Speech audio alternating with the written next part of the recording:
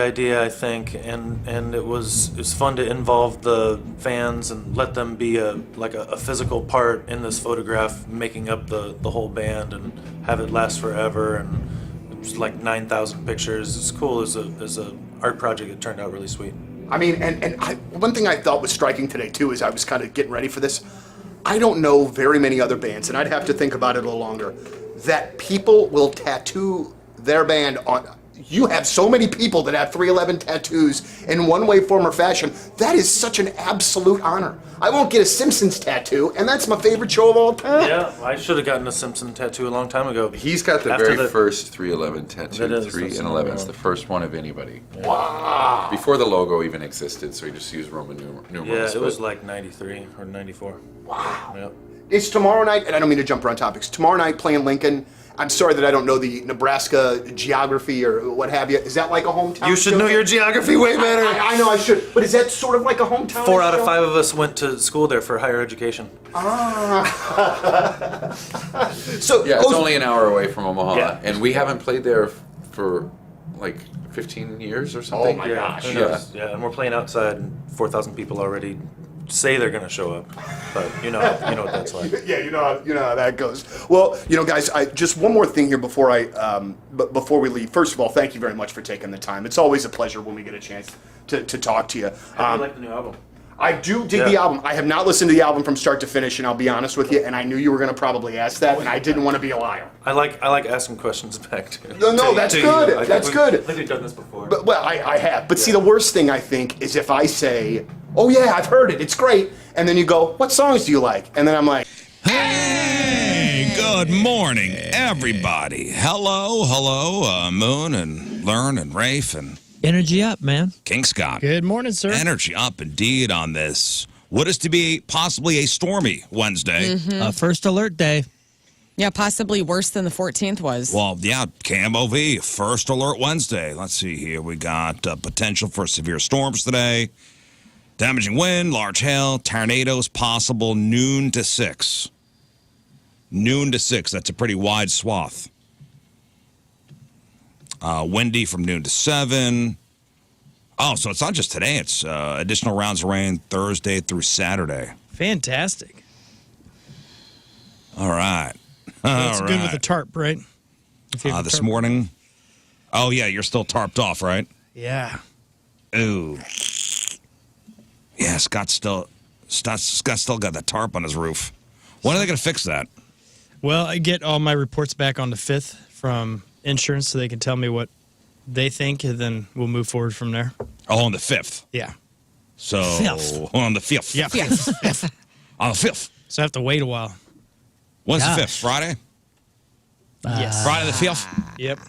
Default 5th. No, Saturday. Sorry. Saturday the 5th? Yeah, Saturday 5th. I played the 5th. So then they just tell you what you can and can't do? No, they just give you their estimate of everything because it's like I guess fluid or whatever, where once the contractor starts working, he'll find stuff and he'll add it to the thing. Right. Yeah. So they can't start work? I guess not. Yeah. That's crazy. So you have a hole in your roof. Uh-huh. And you can't start to fix it until the requisite paperwork is done. Yeah, I guess so. That's what everyone keeps telling me. What kind of tarp are we talking? Are there 2 bricks holding the tarp on your roof right now? Or is Bungee it like cords. stapled? Okay. Yeah. It's stapled, but we had rain a couple of days ago, and a little trickle was coming in still. Well, so I I got to mean- collect it. Yeah. Today's going to be one of those days where I'll be dumping Get a buckets. get a bucket. All right. Is it coming from one spot? Yeah, yeah. Okay. So well, it makes I'm in hopes. There's certain spots in the wall that have, they've been punctured, so I can't tell if there's water coming in that section.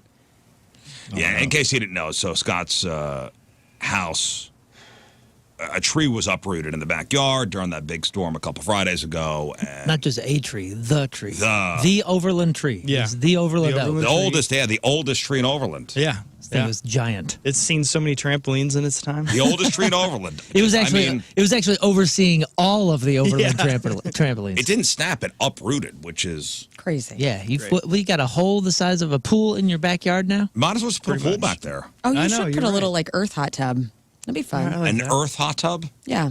Just mud. I just made that up. Oh, okay. I thought that was a thing. Trademark. where a tree uproots and then you just pour concrete in the hole and then you just fill it with hot hot tub. I like You know? that. Okay. I like it. Fill it with hot. Hot. Just fill it with hot. With hot lava, hot cocoa. What are Whatever we you talking about? want, pals. Nacho cheese. Hot stolen items. Right. Yeah. Well, It'll be fun. thinking about you, buddy. Thank you.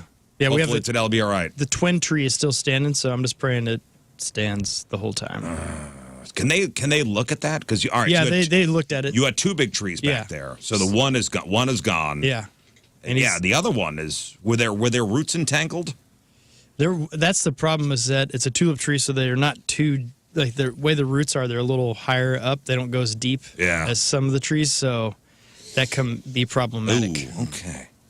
Bummer. And then the big chunk of the root happened to go underneath towards the house, so whenever, the counterweight was going towards the house, not against. And this is why trees suck. Let's get them all out of here. Cut them all down.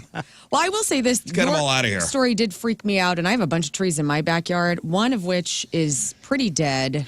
And I told Tim the other day, I go, we probably need to get that thing cut down, because if it were to get knocked over, it would go through the middle of our home. Like, it's that close.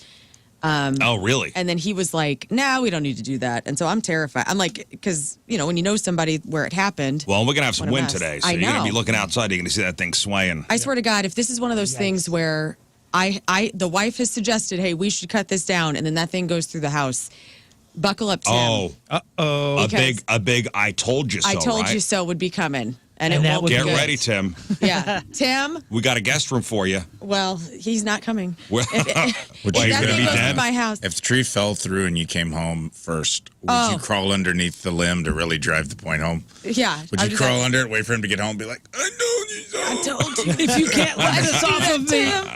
Because we just Look put what you did. that new deck on, dude. It would go on the deck. It would go through our sunroom. I mean, it would. Oh, what a So disaster. hopefully, Yikes. for his Dang. ass, it better not. It better not. Man, if it smashed your new deck, What a disaster. Which was already a Tim will point have of to contention. move to Mexico and change his identity. Mm-hmm. Tim wanted the new deck, and we needed it. So we spent, savings on the new deck. However, then the bathtub went away. We know this from last year. And then I said, well, now we don't have any monies to do the bathroom. We What have to if- wait? And so this would be strike two, and You could Your ass bathe in is out. Scott's earth tub. Yeah, Yeah, dude. yeah. Just put in there's you solved your own problem Fine. earlier. Just put in a whole tub and fill it with hot. Yeah. I just might. This year Borrow might be the Scott's earth summertime. tub, whatever that is. But I'll what load it up. if tree breaks, falls through bathroom, Uh-huh. destroys old broken tub, insurance payout, new tub, new Then bathroom? Tim's luckiest day of his life. You don't even want to know. That's a lot of paperwork. And the bathtub is nowhere near where this tree would fall, by the way. They don't need to know that. Put it in the path. They don't need to, they don't need to Never know know. that. Well, though, they're like, your bathtub is fine. Just say we had a weird house. This is where the bathtub was. Hey, tornado done picked Right in up the middle the of tree the kitchen. We and put threw the- it on the other side of the Yeah, house we put the bathtub on the deck so that's where we I'd could be. bathe outside in the hot. fresh air in the hot. I keep adding hot. Hey, speaking of demolition, do you see the demolition of the Chesterfield Mall is almost done? Ah. They expect it to be completed, like full demo, by April 15th. So progress, huh? Yeah. Nice. That place is going to be sweet once they start building. I'm looking forward to it. Hopefully, I still live in Chesterfield, around Chesterfield The at that Chesterfield Mall, once a hustling and bustling hub of activity, is now just entirely rubble. I drove by yesterday. I was like, damn, rubble. The demo work nears its conclusion. Again, April 15th is when they're supposed to have it all done. Then the redevelopment of it, 90 acres, residential, commercial, retail space, 3.5 acres. Will be dedicated to green space. I with a walked in. pedestrian and bicycle connection to local parks and trails. That's cool. I got to walk in, before next to the restaurants, they had that pickleball court, remember? Yeah, in that's- the food court. that's right. But I got to walk in to kind of the back of it, like the bowels of it, after it was all defunct. And man, it looked like the demo had already started. I mean, it was Yeah, it's like falling apart. nature was taking it back. It was a disaster everywhere. Well, they say infrastructure work is scheduled to be completed by September or October of 2026. The Macy's and Dillard's buildings will remain intact. Dillard's plans to reopen while Macy's will be partially leased for retail and used as office space. Plans include a 200-unit apartment complex set to break ground after infrastructure is completed. I guess the group in charge, the Steinberg Group, says there's nothing like this in the United States. Nobody's building a downtown. So it's what they're calling a modern mixed-use destination. It's great. Residential, retail, and recreational.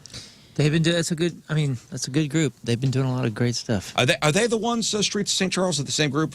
I don't know about that, but they're the ones that are doing the hub and all that. Or the district? The district down across the highway. They did the district. That looks good. Looks great. Looks good. Muna I was talking to you the other day. We didn't bring this up. So Monday was March 31st, the last day of the month. You had gone up to the DMV. Yeah. And just to get your son's permit, I guess he had passed the test. He just had to get the card. Just had to get the card, man. But we can't do any of this stuff at the same place. You got to do the test over at the highway. That's the state. So you got to go to the highway department, and they're great over there. They're in and out. They're super nice. They're looking to help you. Great folks. Spent a few times over there. Don't want to tell you why, because throw my son under the bus. But then you pass and you get the little slip, and then you got to take it to the DMV, which I've been in the DMV like 4 times this year. I swear. I mean, I could tell you how many tiles are in there. And but it's a different section. I swear they've improved all the DMV stuff to get your plates, but not to get your license, because that's a 90-minute wait for sure. So you were in there how long? Over 90 minutes? Yeah, over 90 minutes. Well, mistakes were made that day. First off, you went on the last day of the month, which yep, you're right. I did not realize that. Last day of the month is we need to get plates renewed. We need to get. Something's expiring and needs to be renewed by April 1st. And that was the majority of what I saw, is people renewing their licenses. Although, man, I saw a temp tag on Saturday. What year? September of 23. Whoa. Nice. I thought they were towing. Nice. Or is that Kansas City? That they're towing? They're just... It's not happening here. It can't be. Oh, okay. Yeah, it was somewhere in Missouri. It was either Springfield or Kansas City. And they passed the thing saying that they were towing. The city was towing expired temp tags. I didn't hear that here. Okay, it must not be here. They were doing a crackdown up in St. Charles. Maybe it was last year. They were actually I think they were pulling people over. Yeah, this was they're getting the cars out of there. I think it was Kansas City. I'm going to look that up. But I was like, ooh, man, September of 23, nice. Ride the lightning. Would you not just be every time you drove? Because you can get pulled over specifically for that. That's not a secondary pullover thing. Well, like if you're caught with your cell phone now, it's got to be, you can't be pulled over for being caught on your cell phone. It's got to be a secondary. Right, like you ran a red light or something. You ran a red light, you were speeding. Oh, and I also saw you on your cell phone. You know, but here's the deal. Maybe we've been thinking about this expired temp tag thing the wrong way, because these people are not drinking and driving. They're not high. They're not doing any sort of crimes. They're just riding that lightning of that temp tag, dude. I mean, are we sure These are they're the not safest drunk, drivers on the road. Are we sure about that? I am, because here's the deal. They wouldn't risk it. They wouldn't be like, you know, I don't want to have two offenses. They seem like people who would take the risk. Just innocent, upstanding citizens. Well, hey, listen, it happens. Drive on 170 and you'll see the way they merge in and out of traffic with no blinkers, and they're just 70's nuts. a wild way. I swear, dude, I think the police department has just let that strip go. Yeah. 70 from downtown to wherever, Lucas and Hunt maybe or so. They're just like, you know what? We're just going to let them have the Autobahn. Or 2 o'clock on Highway 40 going towards Chesterfield. You might as well just signals. Is it bad? It's bad. Every time I'm getting off work, going home, there's people swerving on their phones, speed. Yesterday there was a Beamer just gunning it. Oh my God! And then on Clarkson, I was going home, and that's a freaking mess too. Saw a guy speeding, had some sort of hot car, going into the turn lane to get around people. Like there's 2 lanes going, on Clarkson.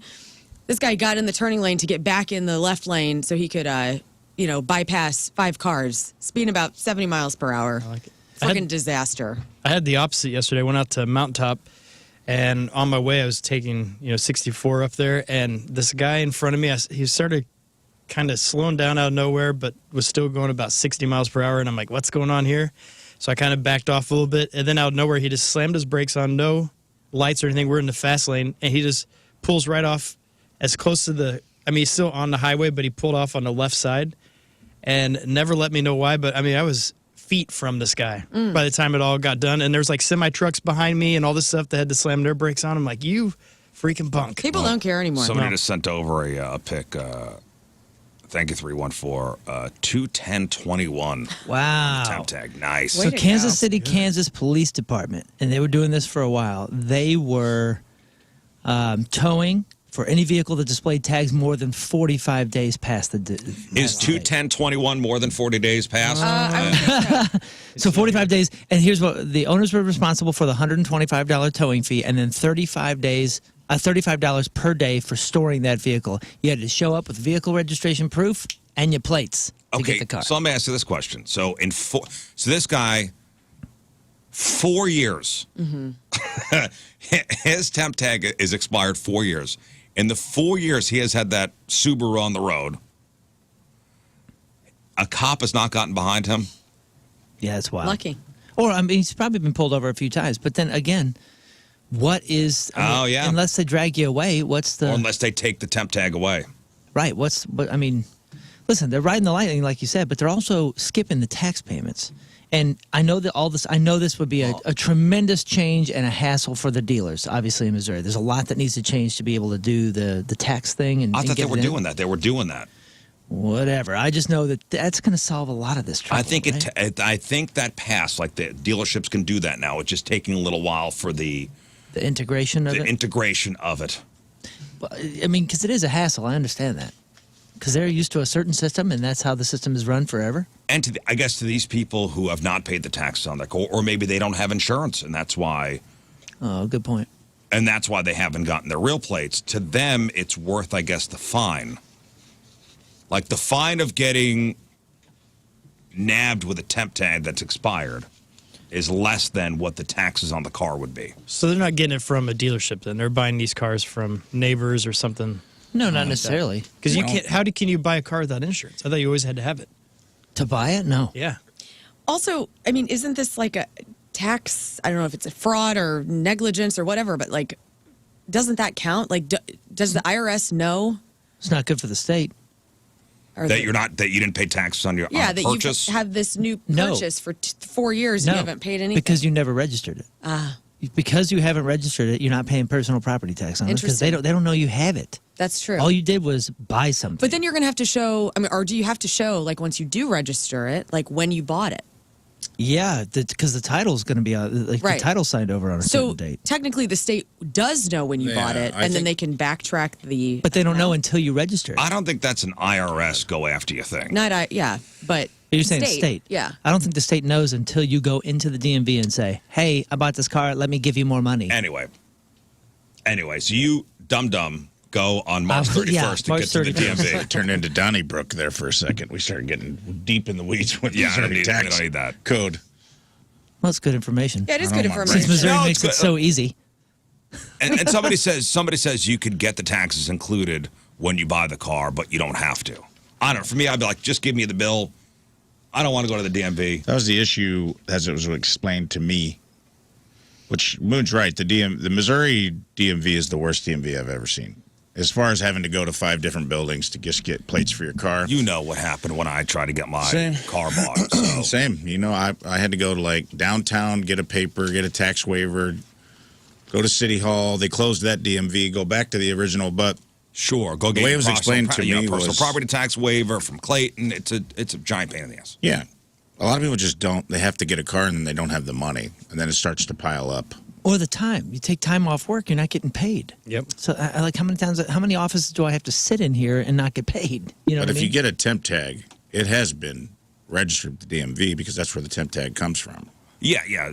And so they know you have it. It's just like 636 dealerships are required to report all sales to the Department of Revenue. But so it's not that the state doesn't know you have it. It's that you just haven't come in to pay the taxing fees and Dude, somebody just sent over a picture of a license plate on the road with a sticker that says 2013. Yeah, I saw an 07. 07's the lowest I've seen in South City still. And I'm like, Incredible. First of all, impressed that the cardboard license plate has held up. No, this is the plate, and it's got the sticker. Oh.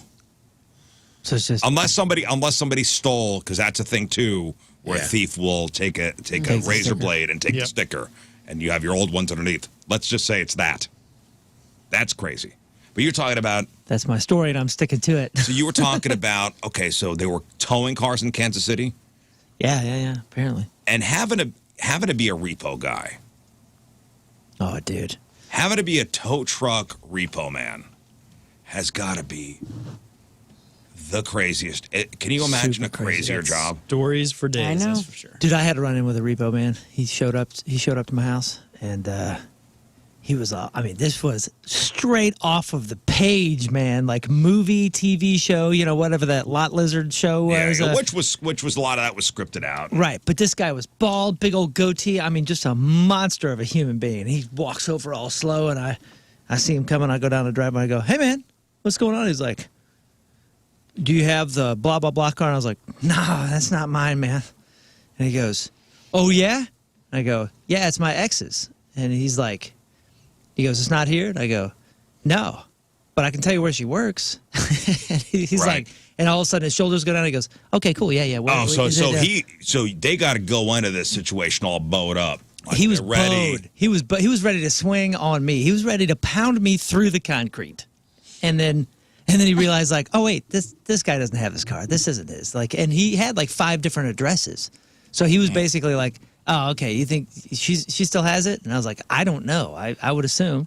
And then he was like, are these addresses good? And I was like, no, this is an old house. Blah blah blah. And then he was totally cool. He's like, oh yeah, man, I'm just hired to try to get this car. Listen, you could search on social media all day for videos of repos gone wrong, or the guys that are really good at it. Yeah. They get in there. They are like a surgeon with that tow truck.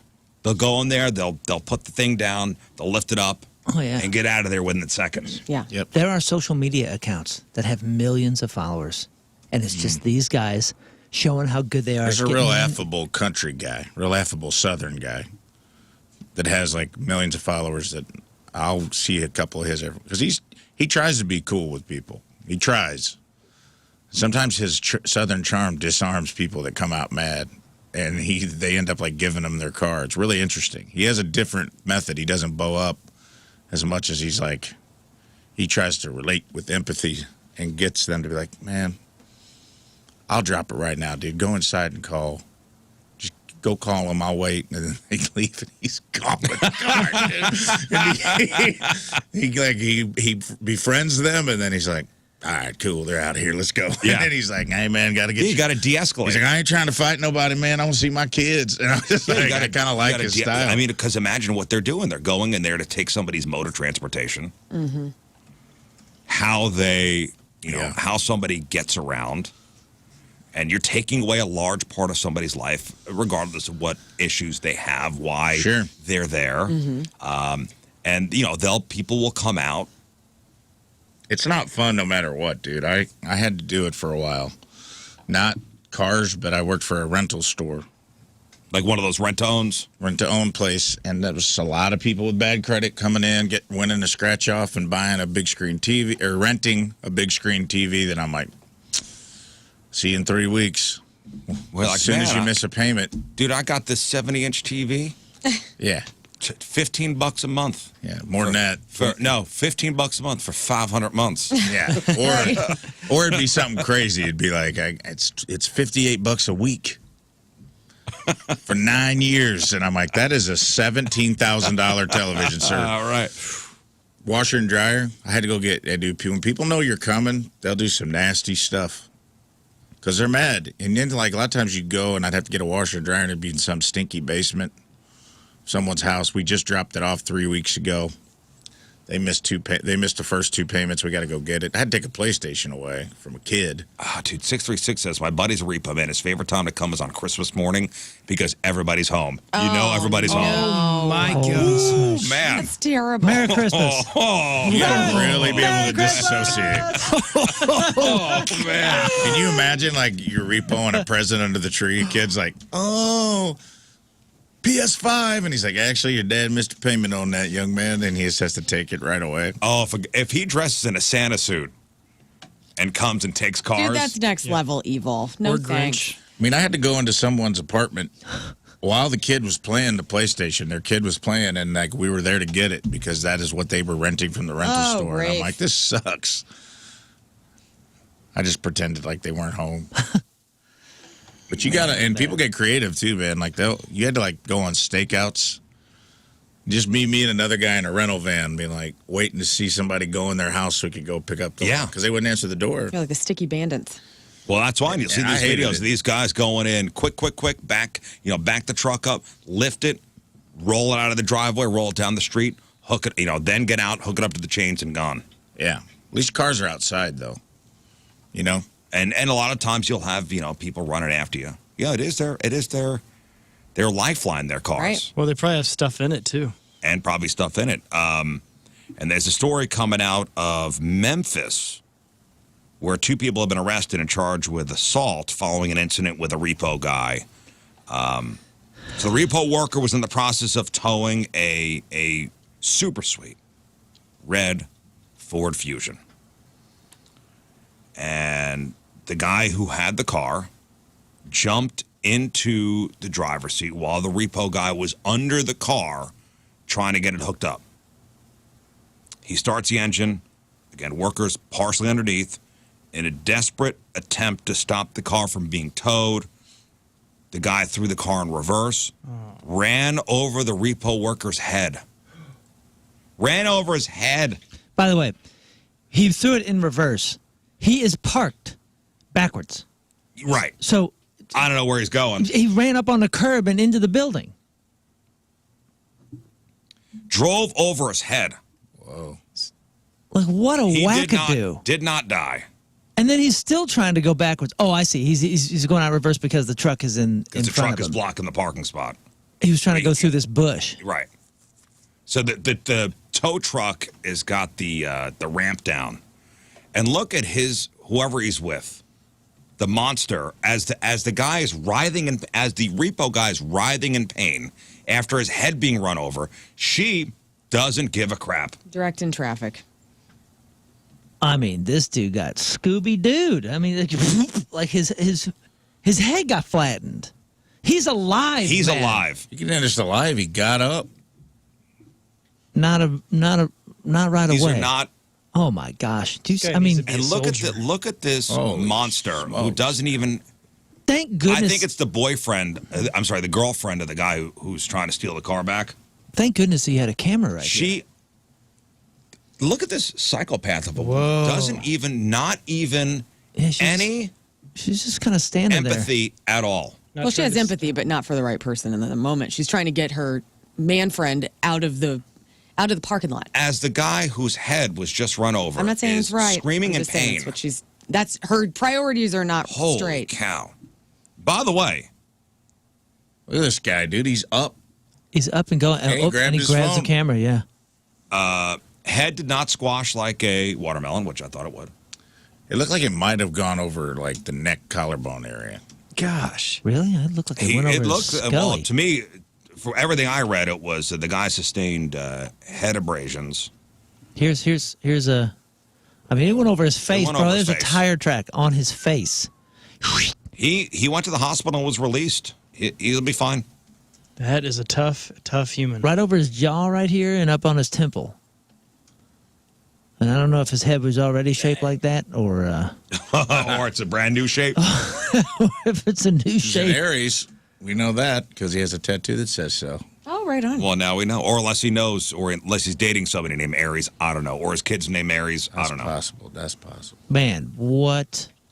Did you see the mugshot of the guy that ran him over? Yeah, he looks like He looks like a guy who would run somebody over. I mean, look Yes. at this guy. Like if there's a guy that I don't want to be in a road while he's driving, it's And this his guy. lovely lady who was standing around doing nothing, her face goes, Yeah, she looks annoyed. Like, I can't believe they wasted their time arresting me. I didn't do nothing.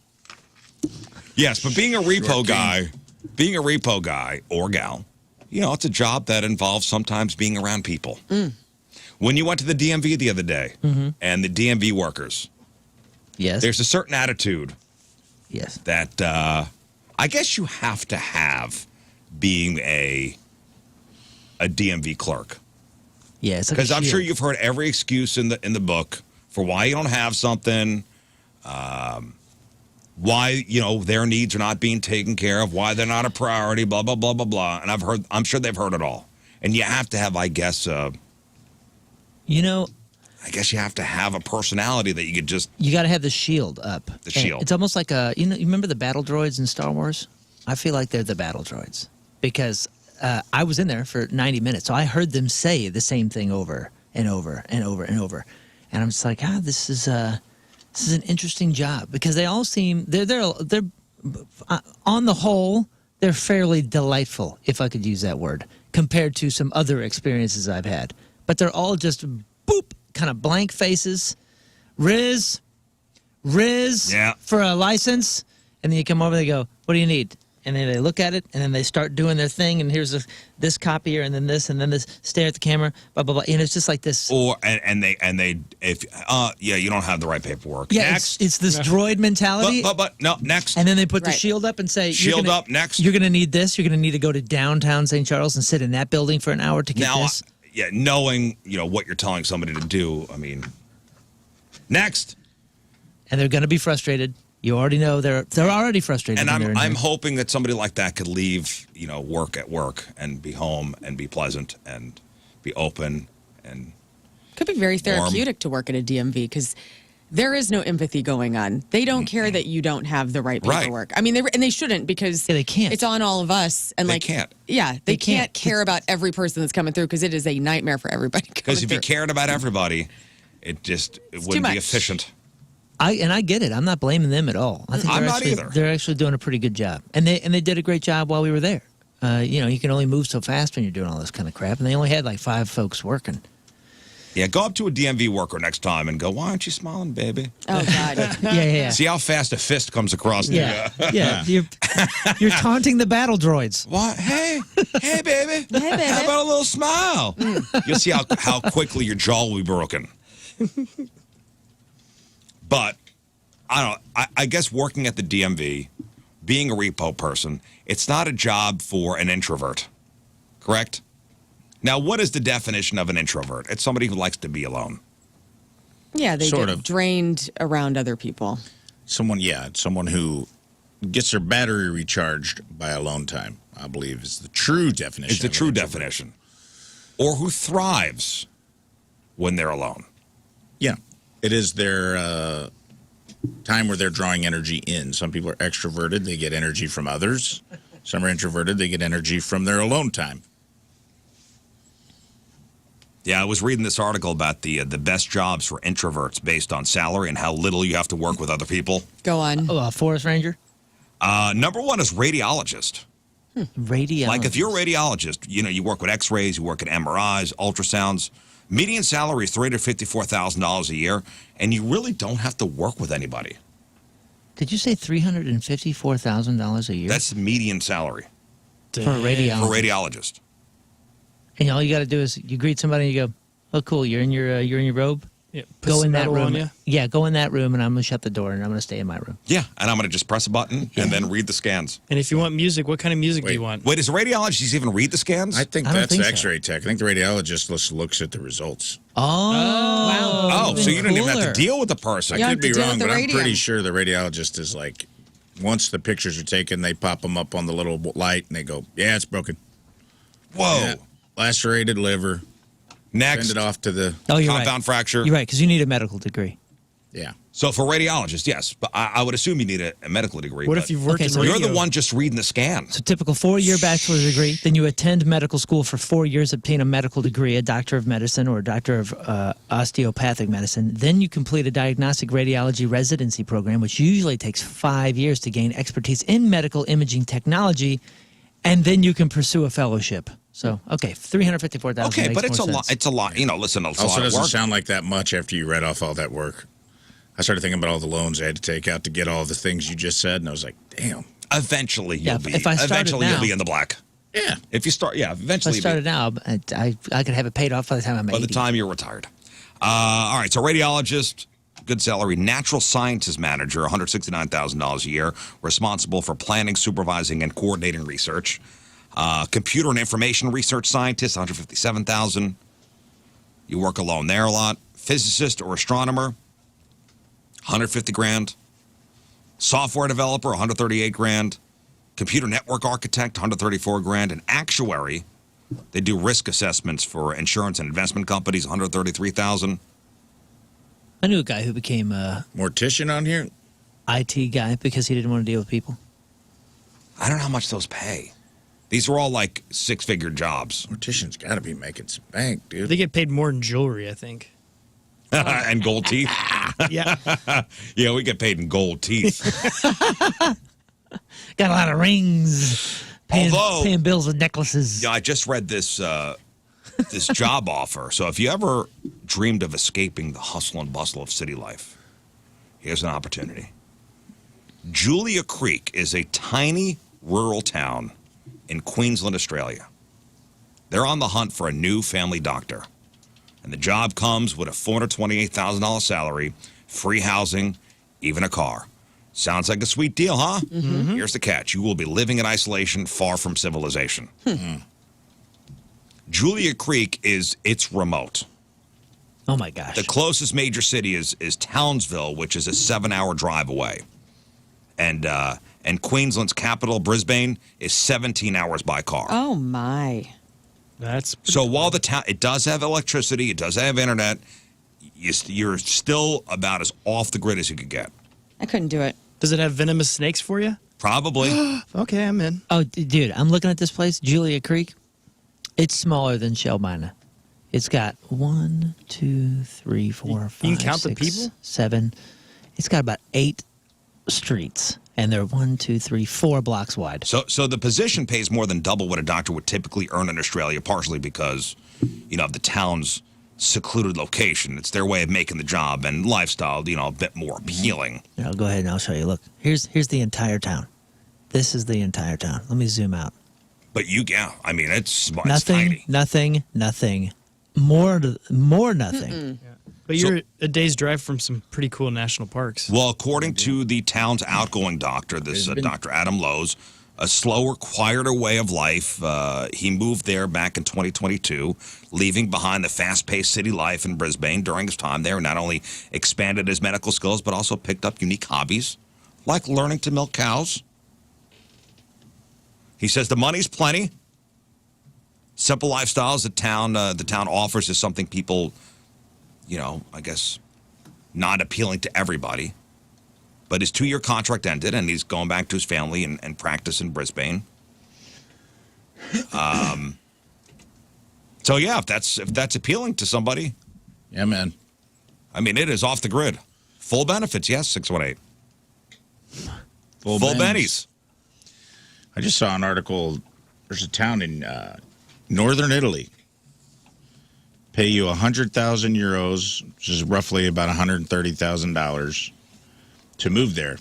And you buy it, they'll give you 20 grand for a down payment on a house, 80,000 to renovate. It's like a little village at the base. It's beautiful at the base of the mountains because everybody's moved out. All the people have gotten so old, they're dying off, and they want for tourists. It's these pretty little like Italian mountain towns, like at the base of the mountain. And the only catch is you got to live there for 10 years. You know what? That's fine. Worth it. Because you can go anywhere. You're in Europe. Yeah. You're right there. You are right on the border of Switzerland and Yeah, Switzerland has those. Austria. Says you can To get this sweet deal, you must promise to either live in the home for a decade or rent it out to a local for the same length of time. No flippers or short-term rentals allowed.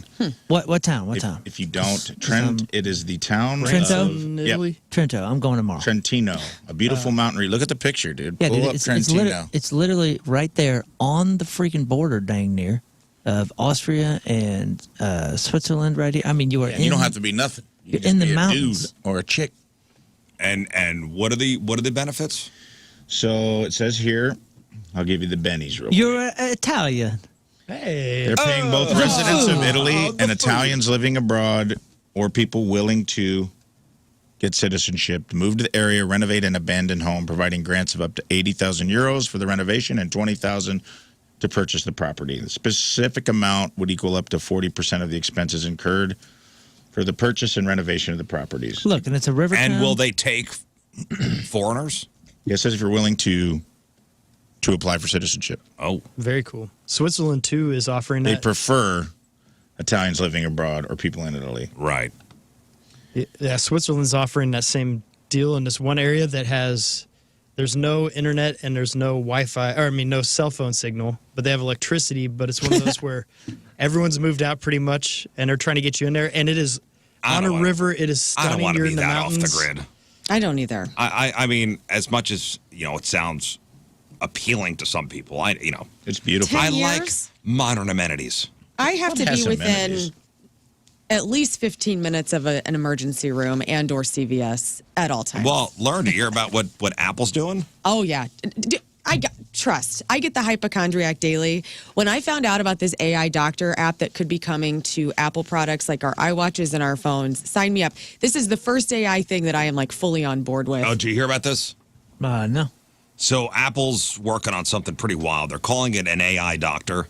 So imagine your Apple Watch and your iPhone not just tracking your steps and your heart rate, but actually giving you advice on your health. Like a personal coach or maybe even like a wellness buddy. Yeah. Like, okay, so let me set the scene, okay? My heart rate, it's all over the place, right? Got POTS. It's fine.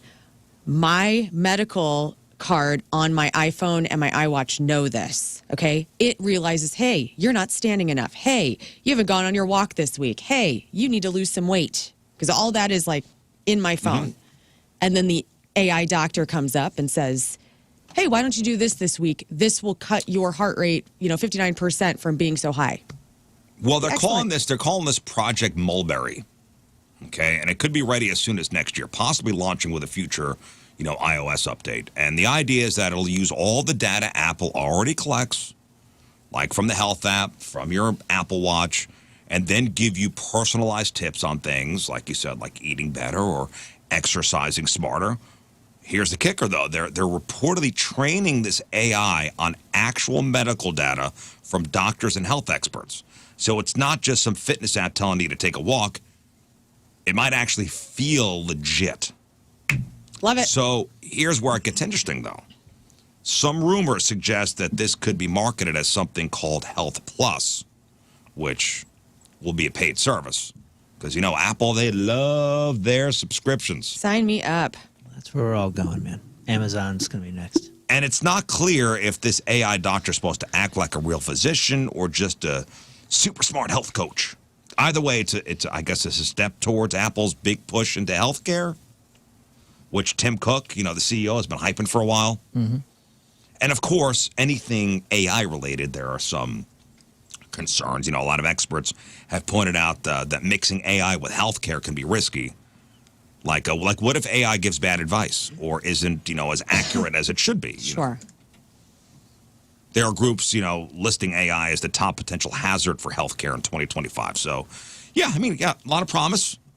There's also a lot of things to figure out. So would you be trusting of an AI doctor to give you health advice? Yeah, for simple things like this, like, hey, because it already does that. My watch prompts me, hey, stand up. You haven't done that in a couple of hours or whatever. And I like it. I don't always follow But that's it. a simple, hey, stand up. It's good for you. Right. But if your watch is diagnosing you with things. But what is it going to say? It's going to say like, hey, go drink some water. Move more. And that's fine. People Right. are okay with that. It's when what they're saying is if it's going to go deeper into diagnosing you with things. Like, hey, you seem depressed. maybe get on Prozac.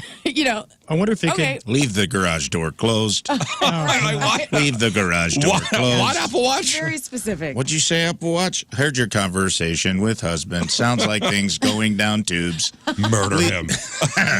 You're not high enough. Plant tree over body. Chances of being caught go down significantly. Apple, are you saying to kill my husband, Apple Watch? I love you, babe. Let's be together. My AI doctor fell in love with me. Oh, man. Go to Home Depot, buy shovel and lime. What? But don't buy together. Go to separate Home Depots in different counties. Here are locations. Wear a mask. I will Pay turn with myself cash. off so you will not ping location. Trust me. I love you, babe. I love you, babe. Stalker Do app. it for us, babe. Damn AI. Man, Pretty cool. I walked in and my wife was banging her Apple Watch. I knew something was up. Here's another AI thing that's got people talking. So ChatGPT, it's gotten so advanced that it now can create fake receipts that are so convincing they're causing serious problems for businesses and employers. So here's the issue. With just a couple little prompts, you could generate realistic-looking restaurant bills and invoices and receipts. And I was looking, some people are online showing off their creations, including, I just saw like a fake bill from a San Francisco steakhouse, which looks crazy legit. What are they using it for? They're using it to submit to work for like expenses. Interesting. And I was thinking tax write-off, right? Sure. Others have gone even further and started adding little details like, food stains to make the receipts look even more authentic. You guys are so creative. Hilarious. So while some of these examples, and you look the stuff online, are being shared as jokes, it's hard not to see how this could spiral into fraud. Imagine somebody submitting one of these fake receipts for reimbursement or, using them to claim refunds for expenses that never existed. I'm sure, people were doing this already with, they have the software to do this. Yeah, now. the people that were doing this were already doing this.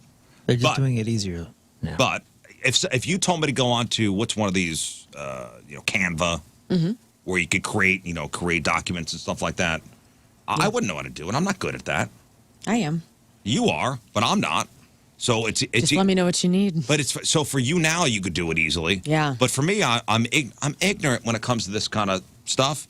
Now I could just tell AI to do it for me, and I don't need to be well versed in Photoshop or any of this stuff. We are headed towards anarchy. Can I just say this? Like, all signs point to anarchy just everywhere. But like, now we're not going to be able to do our Concur expenses.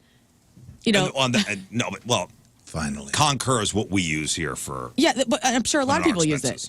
And so, what are they going to do to crack down on these fake AI receipts that people are making? Well, listen, any new technology could be turned Evil. from a useful tool to evil. Sure. Yeah, but I think it's an easy fix if your company is willing to do it. They give you a card. Well, and you track it that way. And I'll get to what the OpenAI, who owns ChatGPT, here's what they're saying. But others have gone again to make the stuff like by putting food stains on and stuff like that.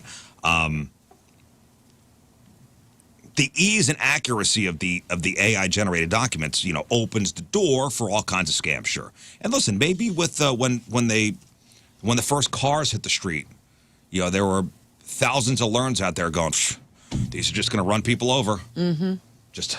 Now you got things just all over the place ready to run people over. Yeah, and they did.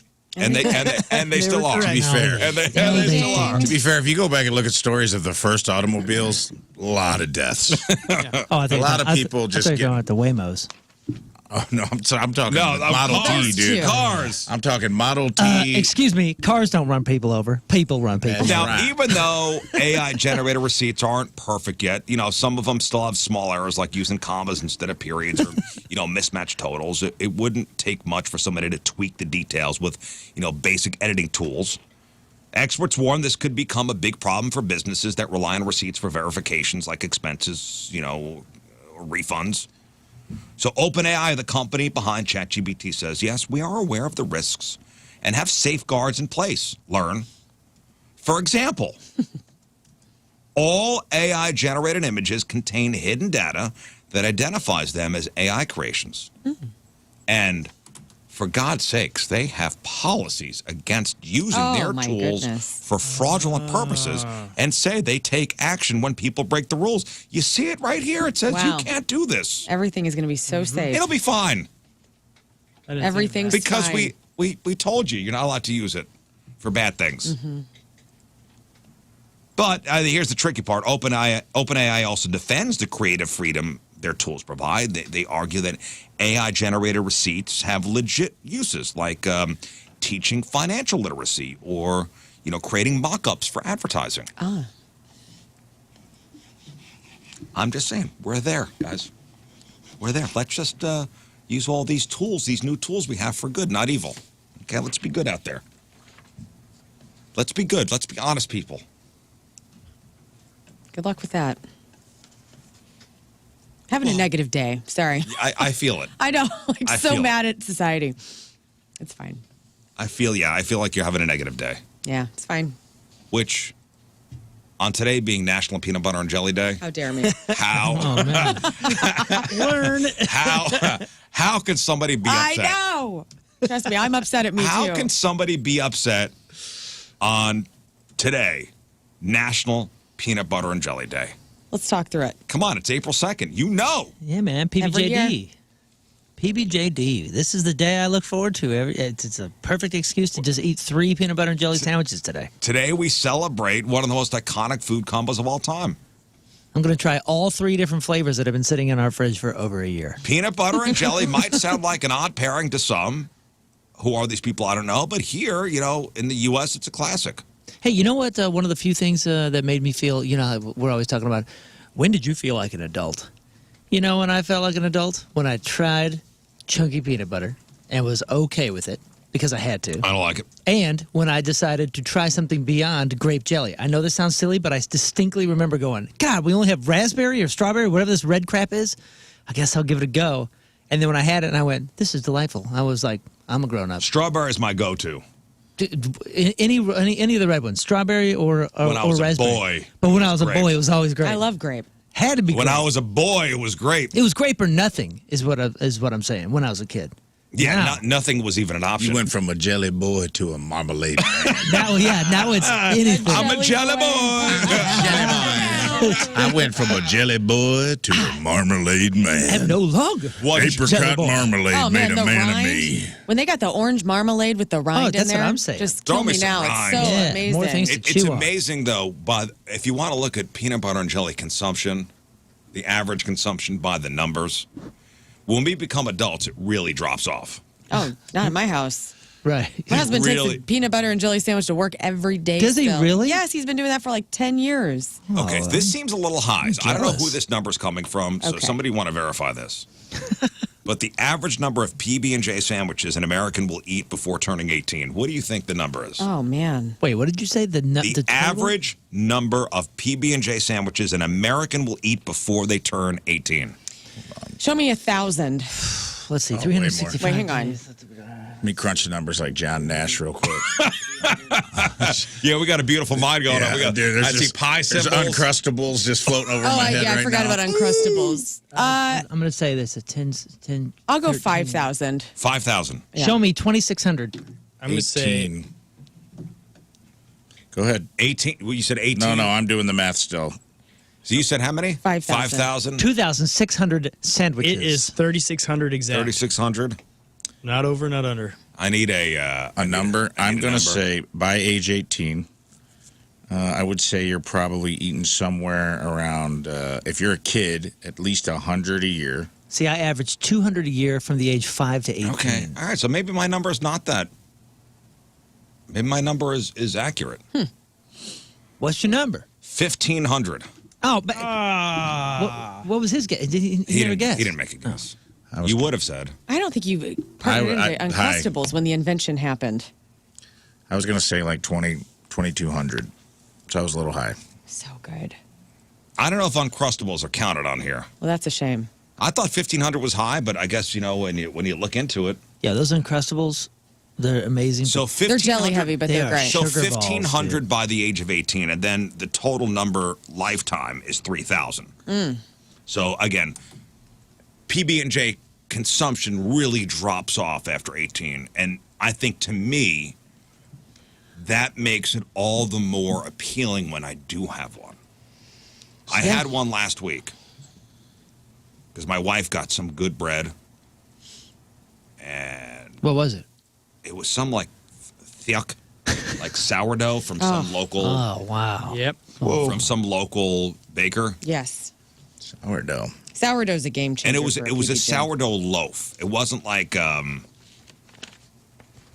it wasn't a crusty loaf. Okay. It's a good nickname. You know what I'm talking about? It was a No, I mean, bread comes in loaves. So I'm not sure what you're saying. you know, there's crusty loaves and It was like an uncrustable loaf? no. What are you saying? You know, white bread is not a crusty bread. Correct. What? Minimal crust. There's hard crust if you get like a baguette or something, Okay. as opposed to a softer. Anyway, Or if you was cut a- it, it'll cut your mouth. It was a soft sourdough. Good Okay. for you. And we had peanut butter, and we had somebody had gone to the farmer's market. Don't know who this saint was. Oh, you mean it was like sourdough in like a sandwich loaf Yes, form? sandwich loaf form. So Not a they- big crusty Right, round. they made it in this shape rather Yes. than the more Right, baker's looking loaf. right. I see what you're saying. And somebody had gotten like fresh strawberry jelly, and I go, Oh, "What is going on here?" Oh, the best. And I made a sandwich, and I didn't cut it.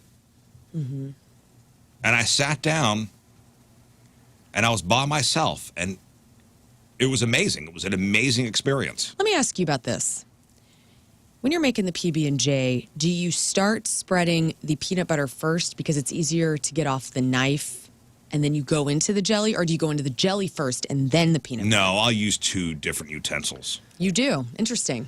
And I'll do peanut butter one side, jelly on the other side, and marry them. Here's what I do. I do peanut butter first, Peanut butter first. and then I take the remnants on the knife and I take the other piece of bread and I clean it off, and then I dip it in that jelly. And that's the move. No, I use a knife for peanut butter, Yes. he spoons and I the use a jelly. spoon for jelly. I know. Whoa. You seem like a spoon Yeah. of I'm a jelly spoon guy. for jelly guy. Smart move. Let me ask you this, too. Because you use the back of the spoon Back of the spoon for distribution. to spread. Yeah. That's what a knife is for, man. But it's quicker if you just have the knife like she does, where you just clean it on the slice. Yeah, you but grab it. jelly. I'm a samurai with it. How many times is that jelly sliding off that knife while you're trying to scoop it out? Yes. That's part of the skill. On the counter. Now you got to wipe the counter down. My hands are steady, man. I've been burned too many times, guys. Yeah, me too. I've done both. I don't plop the jelly. It always stays on the knife, and it's always exactly where I want I it. don't believe that. By No the one way- has 100% knife to jelly average. There's no way. Well, remember, you're doing it kind of on the side and you're doing it over the bread. You're like, yeah. Yeah. like My come skill on. is good, You dude. think I'm making a mess? Get out of here. Also, my grandmother, do you guys ever have plum jelly? No. Yeah. So my grandma had plum trees, and she would can her own marmalades and her own jellies and whatnot. And if you do not sleep on somebody's grandma making you some plum jelly, because it is a game changer. It's like, it is the bridge between the grape and the strawberry jam people. It's right there in the middle. So highly suggest. Well, you know, whether you're loyal to creamy or crunchy peanut butter, or you like experimenting with grape, strawberry, unique jelly flavors like your, plum jelly, there's a PB&J for everybody. But how did this legendary duo come to be? So let's dive into a little history, shall we? Peanut butter first made its debut at the World's Fair. The one in Chicago back in 1883, where it was served in fancy tea rooms. Then, in 1901, Julia Davis Chandler published the first known PB&J recipe in a Boston cooking magazine. She even recommended using currant jelly, C-U-R-R-A-N-T, Ooh, yeah. currant jelly. It's kind of like a blackberry kind of feel. By 1928, the invention of sliced bread made peanut butter sandwiches a household staple, especially during the Great Depression, when it was an affordable, nutritious option that kids could make themselves. And during World War II, soldiers were given peanut butter, jelly, and bread as part of their rations, combining them into the classic sandwich we know and love today. When they returned home, PB&J became a permanent part of American culture. Nice. So on April 2nd, we give thanks to the PB&J pioneers who made the simple yet satisfying snack a staple in our lives. Whether it's your lunch, a quick snack, or even, hell, who's had a PB&J for dinner before? I have. Oh, yeah. There's no better day than today to enjoy the magic of peanut butter and jelly. I love making two. I love getting in front of the TV. We got some good, and this is, I didn't expect. I thought it might be too sweet, but we got some like keto Hawaiian bread from Lewis. It's like soft white. It's just lightly sweetened, and that's all we had. So I made some PB&J on like some Hawaiian bread. Whew, soft. Like white bread, soft. If I make 2 PB&Js, I feel like a fat pig. Yeah, but it's nice to like, it's kind of nice to eat the first one and have some like milk, cashew milk. Yeah. And now you have there's one There's right a behind backup. it. Yeah, dude, there's a backup. There's another PB&J coming right behind It's like this you just one. had a shootout and each of you just shot 6 rounds and you just pull another revolver out and you're like, well, the tide has turned. It's because you eat it and you're like, God, that was good. I wish I had another one. Oh, guess what? You do. I do. And you don't have to go through making it again. You don't have to get all the stuff out again. Here's what I feel. I feel like the PB&J, if you make one, that is recommended serving size. Yeah. So anything beyond that is just, Nah. it's One's dinner, one's dessert. Just There you flip it go. over. There are a few things more attractive looking than that plum jelly right there. Well, here's some history, look at by the that way. Color, I mean, you were right. Get on it. some history for you. So 1901, first documented PB&J. 1968, Goober Grape hit shelves. That's a Smucker's, releases Goober Grape. That's the pre-swirled peanut butter and jelly combo in a jar, which is, it doesn't work great. No, but it tricked kids. But if you're stoned and you have a spoon, it's fine. I do And love. you're just eating it straight out of the jar. I don't like that, but I will say shout out to the jelly makers for doing the squeeze bottle because that really does take the knife etiquette to a whole new level. Just want to say a deep yeah. appreciation for the jelly makers. Do you guys do the variations? Remember that place I used to love, Iron Barley? Yeah. They used to have a Ballistic Elvis. Elvis, yeah, with the bacon and the banana I don't. and the honey. I'll do banana. Gramophone has that. I'll do banana and Peanut butter. Okay, I'm so, not gonna- Elvis. I don't- so you'll do variation. Yeah, you'll do Gramophone the- has the Elvis on Texas toast, and it's awesome. If you But have, that's yeah, a different continent of sandwich. I don't think that that's the same thing as a peanut butter and jelly. you don't think it's a steroided PB&J? No, it's like a healthy person's attempt. What? Yeah. I don't know. What, if you throw bananas on there? Yeah. Like I would Not never. the way Elvis did it, because Yeah, he bacon. threw a pound of bacon on there, too. Well, yeah, not that. Uncrustables. When did they come out? I'm like The 03. sugar bombs? Yeah, probably 94. 99. No, they couldn't have. I don't remember had seeing the them in the 90s. 1931. Show me 2001. 2001, 99. 99, Real guess, real guess, 99. 99, 94. 98. Darn it. Dang. 1998, Smucker's, Patton's, Uncrustables, crimped PB&J sandwiches. Another leap in pre-made sandwich technology by Smucker's. I had a couple of those, I think, here. We used to have them over in the kitchen, and then somebody was like, "Hey, can I see that? I want to look at the label." And I was like, "Oh yeah, I've never looked at the label." And I looked at it and I went, "Oh my gosh, that was my last Uncrustable." Yep. Oh, really? It's Why? high Bro, calorie. it's sugar bomb central. It's like they added sugar to everything. Like every time they crimped it, they just put 7 more grams of sugar. Crimp. It's just, dude, bad. So I got to make your own because you don't have to pay attention to how. Exactly right. That's the move. It's probably just as bad for you when you make it at home. Probably. You just don't have to see it. Did you know I think it was last season, it's the NFL teams reporting how many Uncrustables they eat a week. I guess Uncrustables are a thing in NFL locker rooms. Yeah, at halftime. It's like a sugar. It's probably like a glucose bomb for Right. those guys. NFL teams reportedly consume a staggering amount of Uncrustables with 24 teams sharing data indicating that they eat an estimated 3,600 to 4,300 per week, totaling at least 80,000 annually. That's what my personal trainer used to tell me. He's like, after we get done training, go home and have a bowl of Lucky Charms or something sugary to kind of give your body a little spike from what all the calories you just burned and whatnot. I don't understand the science of it, but I really appreciated that tip. So So it already has 10 grams of sugar, and then they added another 8. Dope. The Denver Broncos eat the most Uncrustables per week, Mile high. They followed need by a the little more Seahawks, So the Denver Broncos consume 700 Uncrustables a week. Man. The Seahawks are way behind. 320. Jaguars, Dolphins, Falcons, Steelers, Cardinals, Vikings. I feel like they're just wheeling them in one of those canvas rollers. You know, like where you put like your dirty jerseys, Right, they but just- it's just yeah. a canvas. Well, like, they say, you know, I imagine it's those. quick carbs, it's fats, it's protein in the peanut butter, burst of energy, easy to eat. Remember those guns you'd get for Christmas that had like poker chip things? You'd put them in there and you just shoot the discs all over the. Yo, I love those. Yeah, I think they got one of those where they're just like these fat linemen are just getting Uncrustables shot right in their mouth Yeah. at That's halftime. sweet. While the coach is talking game plan, there's like, and they're just like Uncrustables are flying all over the locker room. grape, and then just raise their hand and thump, thump, thump. Yeah. All right, real quick. We'll go around the room. When was the last time I made a PB&J? I had the banana bacon Elvis thing. I got it from some local breakfast place. If that counts, that was like 3 weeks ago. When was the last time I made an old school PB&J? Probably a year. A year. Wow. You're due today. 2 Wednesdays ago. 2 Wednesdays ago. I had one the night of her party, Saturday. Saturday.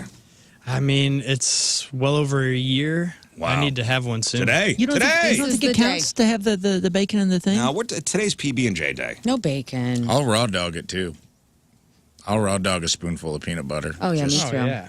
The heck was that maybe a little place bit of called? honey, a little bit of elderberry honey that I got from From my wife. your wife. She makes or a elderberry little- jelly, and too, by the way. I do jelly too. I do the elderberry jelly on the sandwiches, but I'll put a little bit of. I'm not opposed to a little peanut butter and honey. I'll go apple butter and a pinch. All right, jelly of choice. It Gotta is pick one. probably raspberry now. Raspberry. Grape. Too many seeds in raspberry. Don't They get in my teeth. don't be a child. Grape is still Grape. king. Yeah, I'm going to go, Quick. I guess, strawberry. Strawberry for me, too. Smooth or crunchy peanut butter. Go. Smooth. Don't be Smooth. crazy. Smooth. Smooth. Smooth. Smooth. Smooth. We are a Dumb smooth question. show. Dumb question. Oh look! This is what I got. I got look. I'll fully admit, my wife was out of town, and I was like, "What do I do with myself on a Saturday morning?" So I ordered breakfast, and it is a toasted PB and banana sandwich. Oh, my. And dude, I'm sure it's great, but not on PB&J day. Greg Warren's 20 minutes that he does on peanut butter in his special. He talks about crunchy, and he's like, "Nah." Next thing you know, they'll just give me finish the job. He's like, next thing I'm going to be a bag of peanuts and a hammer and be like, enjoy the peanut butter. And he's like, the guys Slippery slope. The guys am I in the right? crunchy factory clocked out 3 hours before the creamy guys do. have you ever toasted the bread before? I'm going to get to that. Oh, Yeah. I'm gonna get And to have that. you guys ever used the Bon Maman, or however you say Oh, it, yes. the French? Yeah. Fancy jelly. wait, what's that? It's a It's sort of good. We got a really more clean, questions good here. jelly. Okay, go ahead. Well, what's the best bread for PB&J? Straight white? Straight white. I hate to say it because I don't eat it, but yeah, white bread Straight white. by far. Straight white. Wonder or bunny. It's white. You feel guilty about saying it? Why? I mean, it just it's Because just a it's fact. not good for you. okay, but I'm not asking why about it's health. good. We don't talk about health on PB&J day.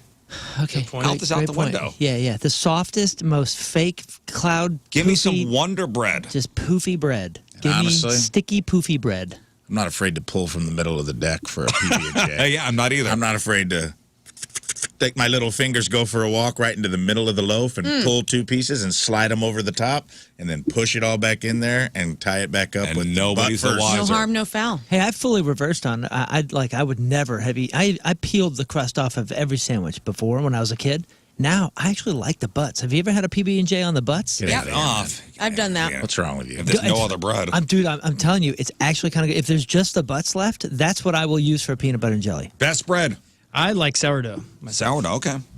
Have you ever tried a grilled PB&J? Of course. The Panini? toasted one. Yeah, toasted, grilled. Yeah. Just recently.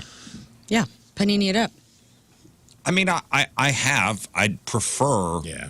Don't mess Regular. with perfection, dude. I've tried it. It's not. It's subpar. It's good. It makes something with. It makes the It's peanut good butter because look there's too runny. PB&J and it was already good. It's like if you put a bucket of fried chicken in a panini press, it'd probably still be good too, but you don't have to. The ingredients on this one, if I had white bread, I would not toast it. But the ingredients on this one was a toasted knead sourdough, peanut butter, bananas, cinnamon, and agave. That sounds great. I mean, I wouldn't throw that out of bed. We just had a caller ask if we've tried peanut butter with pickles on a sandwich. Oh, yes. not good. Wasn't somebody talking about that last year? Somebody tried to send us an email about it a while back. I mean, I guess don't knock it until you try it, but no, never have tried it. We don't need that. I Not guess- today. I guess I know what I'm having for lunch. Not today. So, hey, choose joy today, learn. Thanks, I will. Choose jelly. And Hey, choose jelly. Shouldn't restaurants, like every restaurant, have some sort of peanut butter and jelly? For kids? No, not for kids, for everybody. But like make Why it a you go- thing where like you kind of want to be known for it, right? I mean, imagine if Chick-fil-A had a peanut butter and jelly that people were like, "Pff, have you tried that one?" You know what I mean? Like it would be so easy and so cheap, and it could be this cool peanut butter and jelly wars. Remember the chicken wars we had a couple weeks or years ago? I welcome It's a war it. nobody wants to fight. Why? Because everyone's It's a friends. war nobody wants to fight. Everybody's, yeah. It's all peace? It's all peace in PB&J world. All right. All right, today's Team Riz Remember the Day is brought to us by Hot Shot Sports Bar and Grill, the official sports bar of the Riz Show and home to St. Louis sports fans since 1990. From St. Louis, Lorinda Evans is our Team Riz Member of the Day. Lorinda has been a fan of the Riz Show since the very beginning and has met several members of the show at various point shows and events. She misses Jeff's presence on the show and has treasured her autographed Riz Show calendar very much since his passing. She loves our dynamic, and her day is never complete without listening to this here radio program, which, by the way, I guess quietly, the 11th anniversary of the show came and went yesterday. So Oh. Yeah, Happy anniversary. We made no mention. I forgot. My second anniversary was yesterday. Happy second anniversary. Thanks. Somebody's got to write this stuff down. April Fool's Day is pretty easy to remember. Yeah, it's as if we haven't been doing this for 11 years. Right. Lorinda Evans from St. Louis is our Team Riz Remember the Day. Get super sweet Team Riz Remember the Day soccer jersey. Get yourself signed up. 1057thepoint.com/Team Riz. All right, we'll take a break. We'll come back with crap on celebrities. It is 7:16, Wednesday, traffic and weather. Moon coming at you. Traffic is brought to you by Golden Oak Lending. Do you need extra cash? Golden Oak Lending can convert your home's equity into cash in as little as 14 days. Let Golden Oak Lending cure your blues. We have delays. 270 eastbound between 55 and Gravois. Your point forecast, a few spotty showers and storms are possible this morning. Large hail, tornadoes, and damaging wind are possible this afternoon. Keep your eye on the sky. Storms should roll out sometime after 6. High of 78. Listen, before you say that, they're saying between noon and 6, so I don't want to give anybody a... I said storms roll out after 6. roll out. I thought Yes. you meant like... No. Large We get hail, rolling. tornadoes.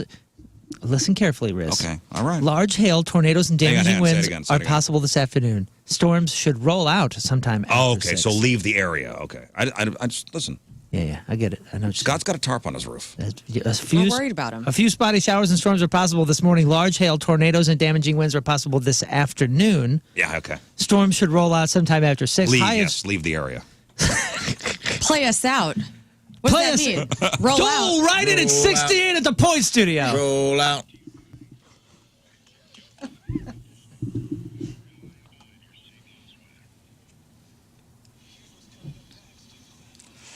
All right, learn what he got for us. Rest in peace to Mad Mardigan, who is keeping Sex Sundays alive and well. New turnstile could be coming for us, and a fun new game I'm going to play with you guys called Bid on This Prop. See who wins it. Oh, and Rafe killed 2 people. Whoa. No, hold up. I Did I have allegedly sta- killed somebody too. Now, No. It was a tag team No. event. when We're are you not going gonna to get into tell this me? now. Because you told me to stay off the chat. You told me to stay out of the emails, stay off social media, because I know one, but I don't know the other. Well, find out next, Rafe. It is a very, very big day in the land of Red Hot Chili Pepper fans everywhere, and I am so unbelievably honored to be joined today by Flea from the Red Hot Chili Peppers. Flea, St. Louis is saying hello to you. I love St. Louis, and I fondly miss the raucous nights, Mississippi nights that we used to have over there. And hello to everybody. Love to one and all. Man, it's really great to hear your voice, but also, too, it's wonderful to have a new Red Hot Chili Peppers album that is out today, and John Frusciante back in the Chili Peppers. Flea, can you kind of talk to us a little bit about how he got... To buy a car. Listen, life can put good people in bad circumstances. Making a big purchase with finance, okay? It's complicated, especially if you've had a hiccup with your financial situation. The Auto Loan Pro, my buddy, Jim, the Auto Loan Pro is going to help you get your life and your credit back on track with a professionally guided approach to getting you approved for a car. So he's going to guide you through each step with a customized game plan to maximize your qualification chances and secure you the best rates. And he's going to evaluate your credit, he's going to find the right vehicle, and he's going to offer a seamless process designed for long-term success. So what you got to do is you got to go to autoloanpro.com. That's autoloanpro.com. You download the playbook for success. Okay, it's going to explain why your credit is the way it is. Going to give you tips on how you can improve your credit situation. Then he's going to work with over 50 different lenders to get you the very best financing. He's going to work his ass off to get you the best rate possible. Little to no money down. He's going to work his butt off, and you'll be in a car. Financing a car, there's one thing to know. Choose the Auto Loan Pro. Autoloanpro.com. Autoloanpro.com. All right, we are backstage at the pageant. Big time club show with 311. We've got Peanut and Mr. Nick Hexum joining us. Gentlemen, it is an absolute pleasure to have you back in St. Louis and playing the pageant. It's great to be able to be so close to you tonight. You love seeing us in small places. I do. I can't. I will not ever deny that. It was a little off-camera, little banter we were doing. Yeah, it's good to be in small places. This is where we cut our teeth. You know, you were saying Mississippi Nights, and we did the same thing in town. But pageant, I walked in this morning, first thing, like groggy, 9 in the morning, like, we're gonna destroy this place. Okay, now this is a the question. People that have been here too, like there's this Wall of Fame, and Oh, the, yeah. the owner has got a photo with all the biggest people in the world. Like they get some great names. It's here. incredible, and also too down at Blueberry Hill. I mean, what he has here at the pageant is just like, from what I understand, it is a very small amount of his collection. And over at Blueberry Hill, there's the pictures with Mick Jagger and Paul McCartney and George Harrison. And I've heard of all of them. Right. All pretty established folks. So, but you guys gotta have to be on that wall somewhere. Have you not gotten a picture taken? We're somewhere. I was gonna say. Yeah, we're Imagine Dragons. I think you got a couple more albums under the belt than those dudes. I want to ask a question that might sound funny, but I honestly don't mean it to be funny. When you are going, anything. I love that. That could be absolutely anything. Right, good stuff. When you go from playing a gigantic stage to a smaller stage, is there any like legit concern of, hey, we have to watch each other tonight so that we don't run into someone, so that nobody gets whacked with anything, nobody trips? Is that it? But you guys are pros, so that's probably not a deal. I mean, you gotta imagine when we were first starting out, 22, 23, we were so out of control and wild. We had a few more on-stage collisions then, but now we all... One thing last year and did a live broadcast down at 9 Mile Garden, and if you have not been down to 9 Mile Garden, the weather. Oh, dude, I love that place. Oh my gosh, it rules, dude! 325-inch outdoor big screen. You can catch City SC games, Cards games, Blues games, Mizzou, and more. And then, of course, your food needs are covered. Multiple food and dessert trucks. They got 40 taps, signature cocktails, even mocktails for the kids, and they're going to have so many amazing live shows out there. 0 to 90s playing, monthly emo nights, platinum rock legends, and hey-oh, put it on your calendar, April 19th, noon to 3, a special performance from Learn and Lane Narrows. If it's a nice like spring evening or like a spring afternoon, there's no cooler place. Dude, I brought Cat the dog down there last time I was down there. Dude, it's a great place. It's amazing. You can check all the events and everything that they got going on, but even if there's not a special event going on, I'm telling you, this place is so freaking cool. Again, those food and dessert trucks, amazing atmosphere, and whatever's going on the big screen, this is a place for the whole family. 9 Mile Garden. Go to 9milegarden.com. It's the number 9, milegarden.com.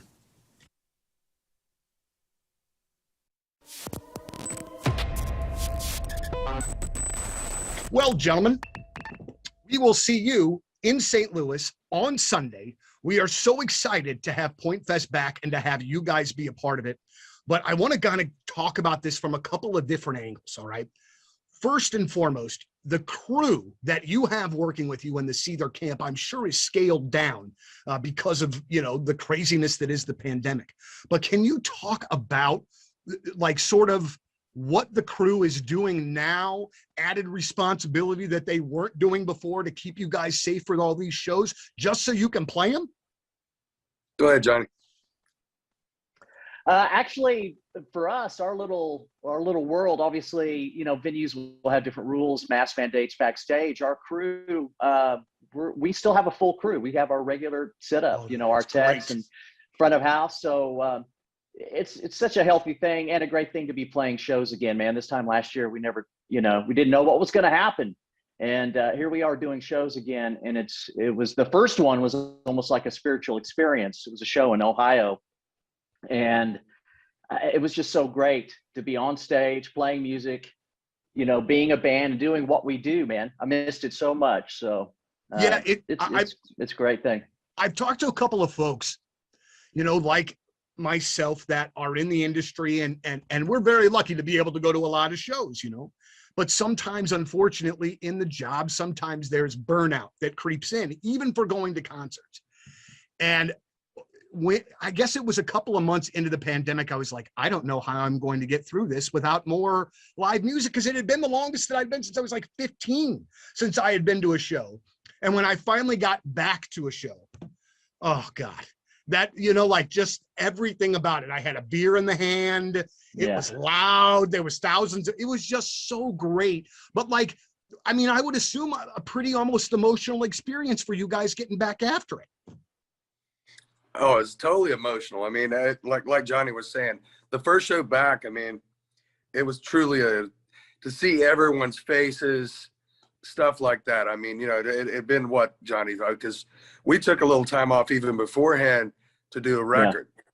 So for us, it was this long break. 2018.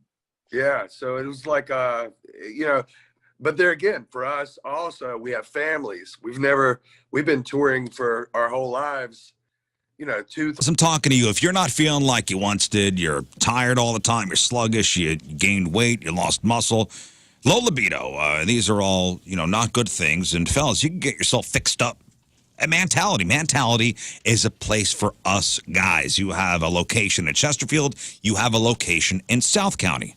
Now, what does Mentality do? They are a local healthcare facility that specializes in helping guys feel and perform at their very best. They focus on free testosterone levels, which many doctors overlook.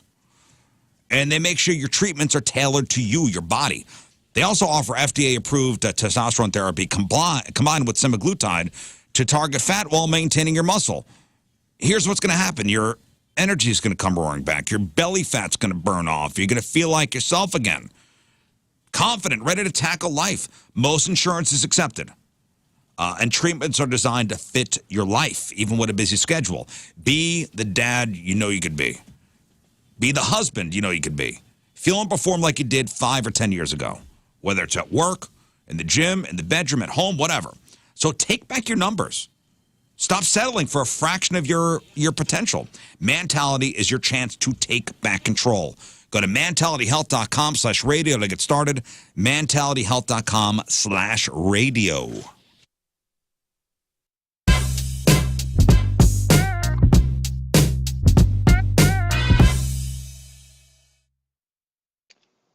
Look, here we are, a Tuesday in St. Louis, Missouri, and I am joined by Luke from the Struts. Luke, how are you, man? Thank you very much for taking the time to join us today. How's it going?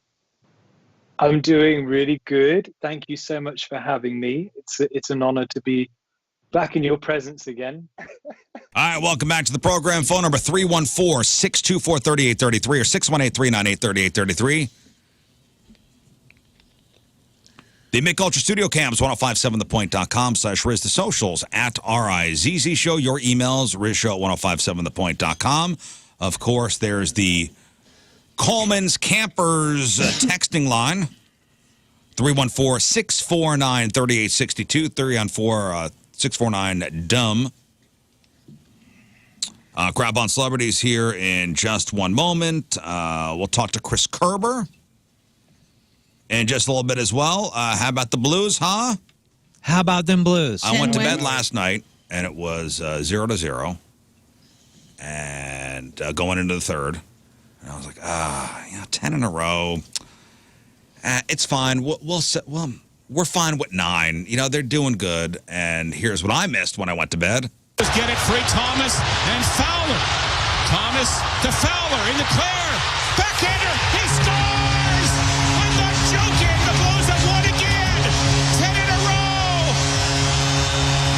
I'm not joking because it was April Fool's Day. Wow. 10 in a row. John Kelly not joking. Blues win again. So congratulations to the St. Louis Blues. As far as April Fool's Day yesterday, anybody? No? Zip. I saw that Emos did something cute. They What'd acted they like they were making Lunchables, like the pizza Lunchables, only it was Emos. Cute. Yeah, Taco John's did churro lays, which actually looked good. Actually, that sounds like it should be something that there should be. I know, and that was the comment. Everyone was like, once again, even trying to prank us, Taco John's, you've created gold. I love that place. And now they're like, well, maybe we'll make them. Well, the joke is, here's something that's probably going to be delicious. Never mind. Yeah.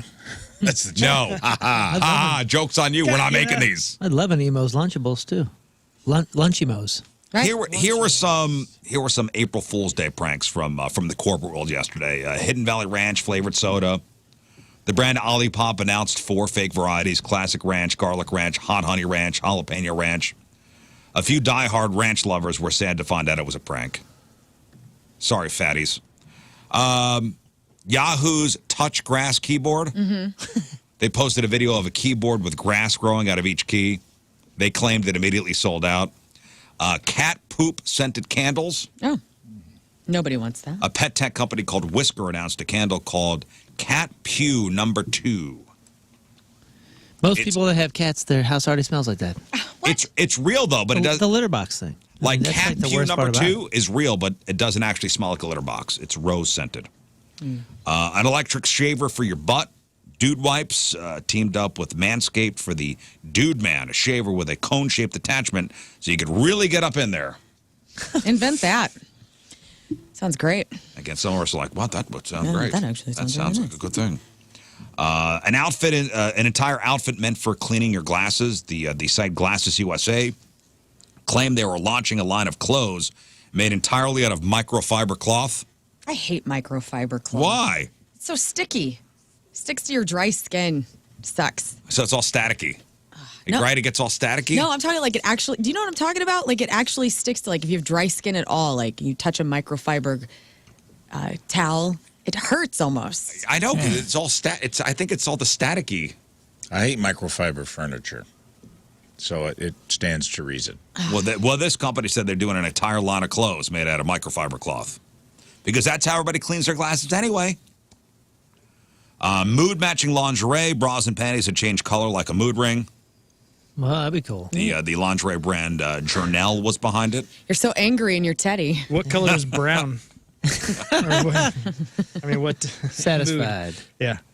Let me see. There's wine-stained furniture. Josh Sellers claimed they were launching a line of stylish, modern couches and chairs with built-in wine stains, so you don't have to worry about adding more.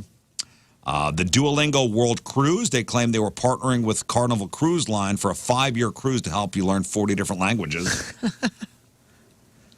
Raising Cane's skin moisturizer. They got Cardi B to do a fake review for a new skincare product. Based on does your skin just slide off of your meat just like the skin on that chicken? Well, it was the sauce, like the Cane sauce. Oh, the sauce is good. But dude, you were right. The last time I was there too, it just, I picked the thing up and it went. Yeah, it's like the chicken slipped out of it. What's going on over there, Cane's? I don't know, man. You guys have a different experience than I do, because I had it a couple weeks ago and I ate the whole damn 3-finger combo. It was delicious. And the skin wasn't wet and didn't just slip right off the thing? Slipped right into my mouth. Oh, Tell you that much. No. Oh, wow. Suck the husk right off the tenderloin. And then Reese's claimed they were selling chocolate bread for peanut butter and jelly sandwiches, which people were disappointed again. It was not real. Yeah, Make it happen. Make it happen. Chocolate bread. Yeah, never had such a thing. How has that not happened yet? Right. All I got to That's do just is cake. Yeah, that's a good point. Chocolate bread. That guy, just cake. Trust me, that guy's hoping it gets made. He's like, I'll finally get another gig. Chocolate bread. It's just cake, but we call it bread. That guy. Hey, how you doing? That guy. I'm doing good. Hershey's has got a new product out. Hey, how you doing? Who knew that was like a very poignant social commentary song? Well, I know. All right, today is April the 2nd. Back in the day, 512 years ago, 1513, Spanish explorer Ponce de Leon lands in the great state of Florida. in search of the Fountain of Youth. It was during Easter season, so we named the area Flowery Easter, or Pasqua, Florida. Pasqua. 55 years ago, 1970, I never saw this movie, but Patton was released, starring George C. Scott as badass World War II General George S. Patton. Went on to win 7 Oscars, including Best Picture, Best Actor, and Best Director. Good movie. Never saw it. You ever see Patton? Yeah. I always see scenes from it. Well, you see the scene with the The scene flag with the behind flag him, behind and him. he comes up and does the soliloquy. 48 years ago, 1977, Fleetwood Mac's Rumors album hits #1 in America for the first time, spending 31 weeks at the top. 36 years ago, 1989, the Mega Powers exploded at WrestleMania 5. Hulk Hogan and the Macho Man Randy Savage fought for the WWF title and for Miss Elizabeth's heart. And what happened? Hulk Hogan won both. I knew he would. Hulk Hogan. Elizabeth passed away in 2003. Randy died in 2011. 33 years ago, 1992, mob boss John Gotti convicted in New York for murder and racketeering. He was later sentenced to life in prison. 27 years ago, 1998, Rob Pilatus of Milli Vanilli dies at the age of 32. And 20 years ago, in 2005, Pope John Paul II died at the age of 84. He was succeeded by German Cardinal Joseph Ratzinger, who became Pope Benedict XVI. Hey, how old do you think Hulk Hogan is? Hulk Hogan, he's got a hot young wife, doesn't he? I don't know. What does that matter? I'm just Keeps you younger. Look at putting the profile together. Look at Dick Van Learn. Dyke. He is 65. He is 71. 71? No. No. No, don't tell me The that. Hulkster. And that's what happened back in the day. Rafe just saw the news. Don't look at anything. Dude, you guys have had 2 hours to get this to me, and I'm off the chat. I'm out All of right. email. You got a TV on behind me. Here we Learn. go. Tell us what's going on in Crap on Celebrities. Well, Val Kilmer has died at the age of 65. Damn His it. daughter told the New York Times that the cause of death was pneumonia.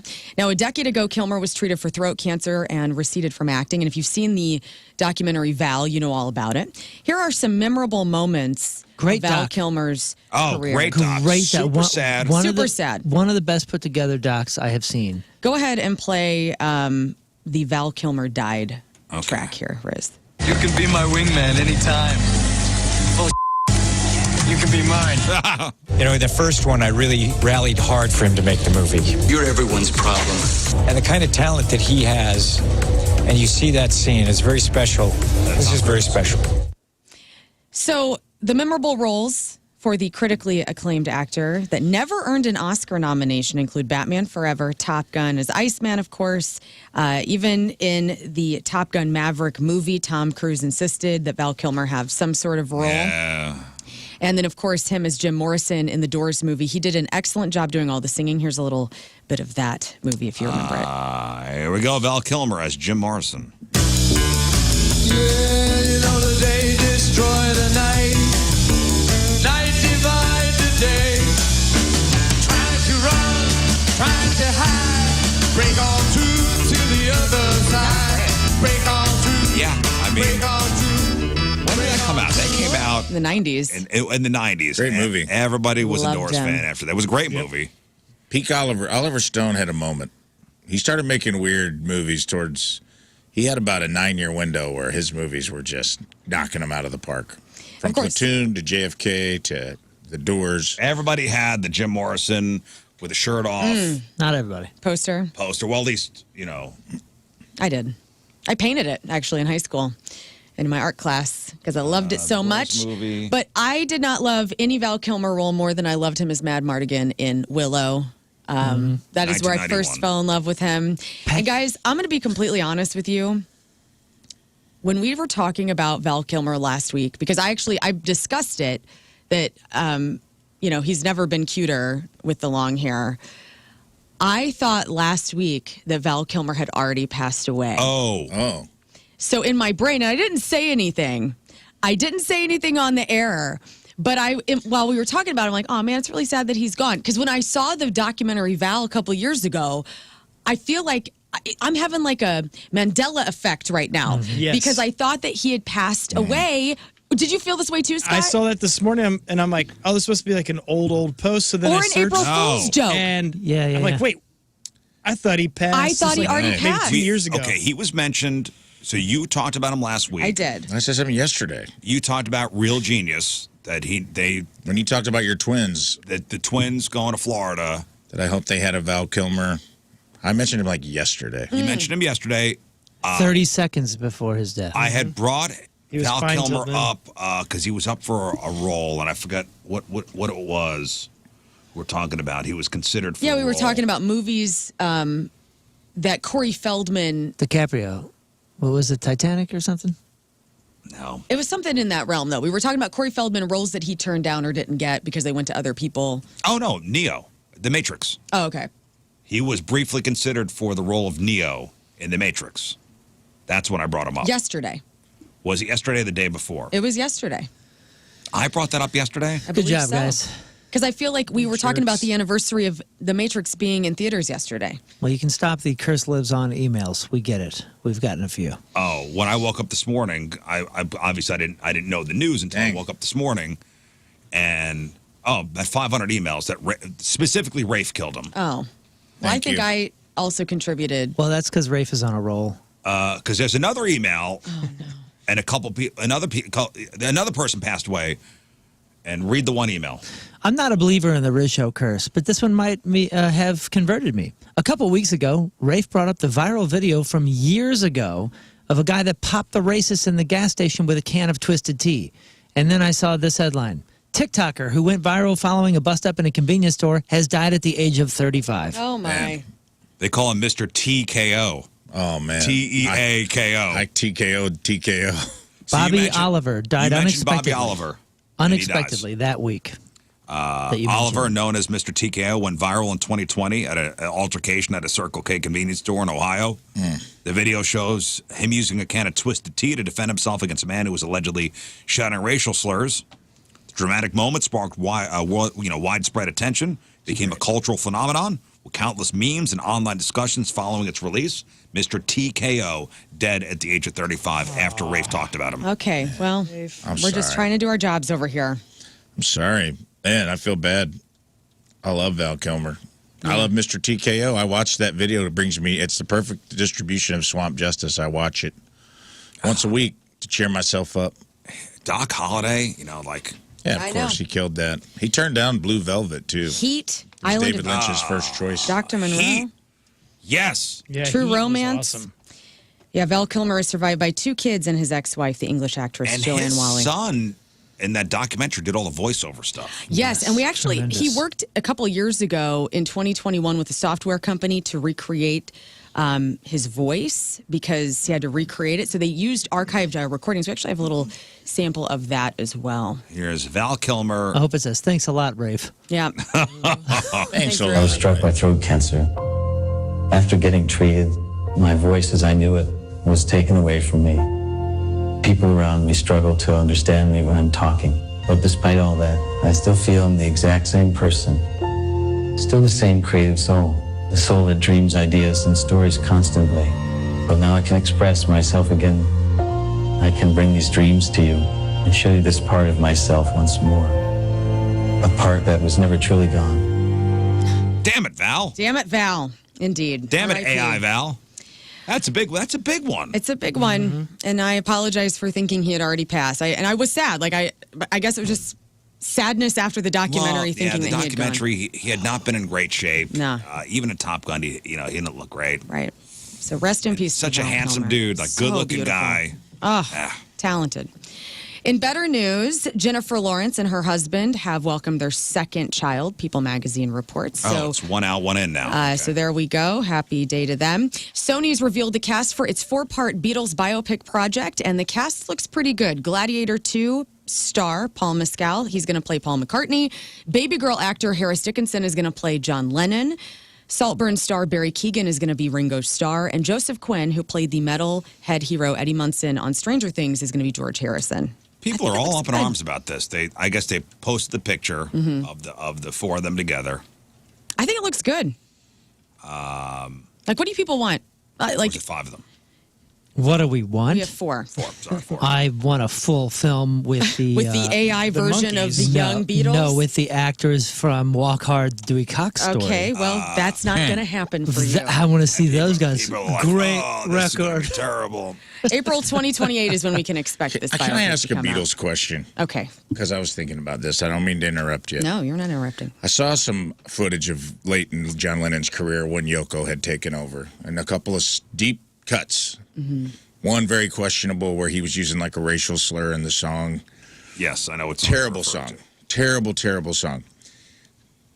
Do you think if he'd have lived, he might have ruined his own legend if he kept going?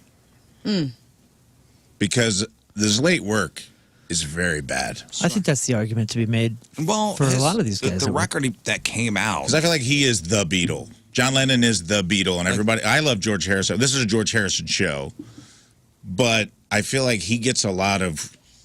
Paul McCartney's made a lot of good stuff moving forward, and I feel like I don't know. He just wasn't a good guy, and it seemed like his trajectory was trending down. He was too abstract, and Yoko definitely brought that out in him.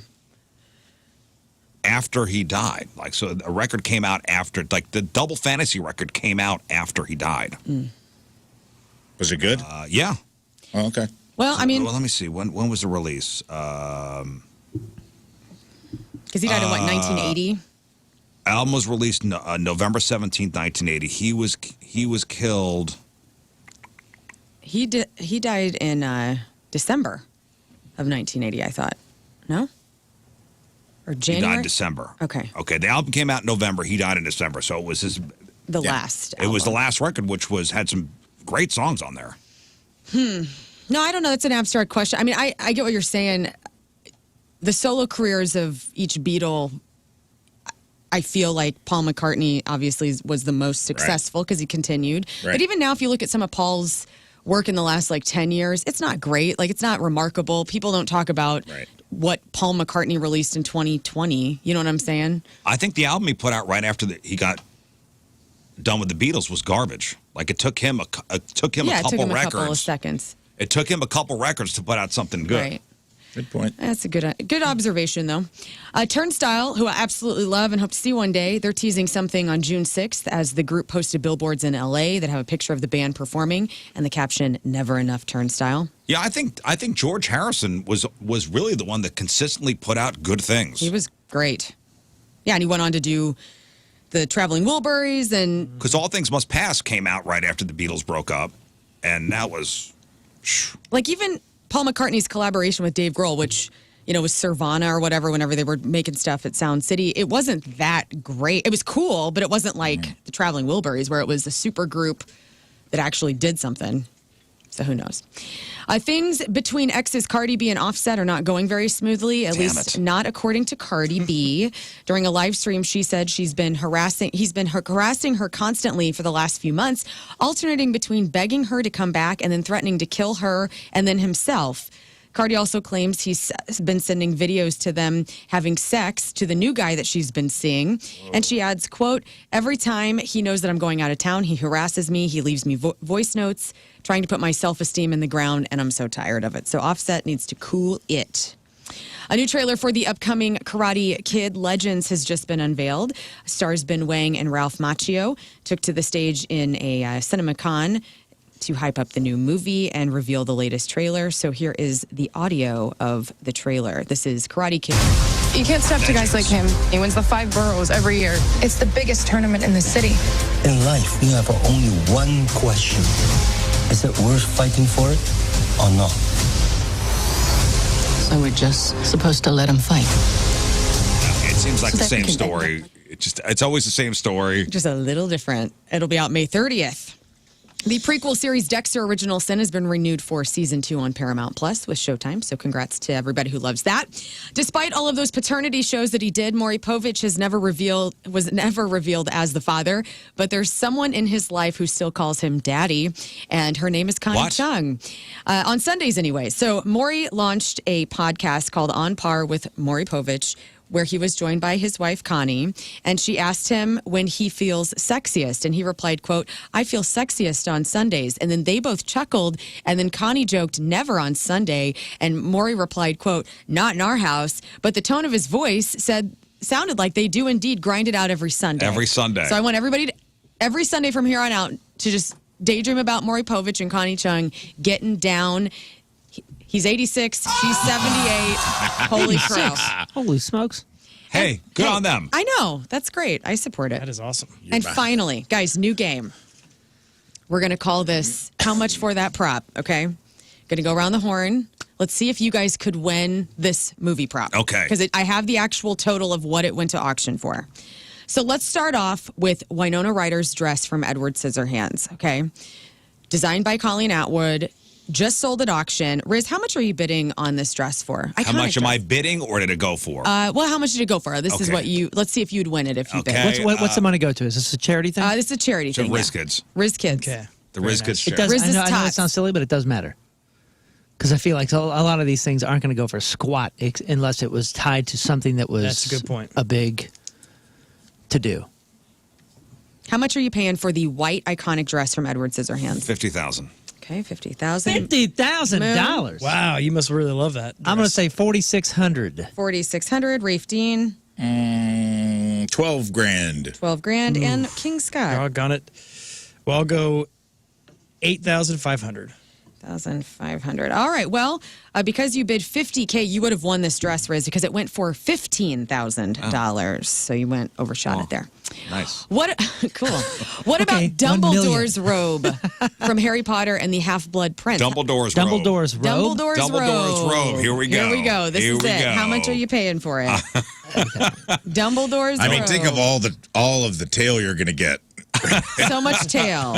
Hello, ladies. Welcome to my apartment. If you'll see here above the couch, I have Dumbledore's robe. That's actual. Okay. How much would you pay for this? Dumbledore's robe. Yes. $50,000. Oh, $35,000. 35. That was Rafe? legit. You have a type. No, legit.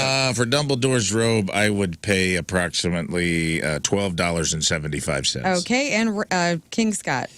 Yeah, I'm going to go 8,500. Okay, none of you are winning this.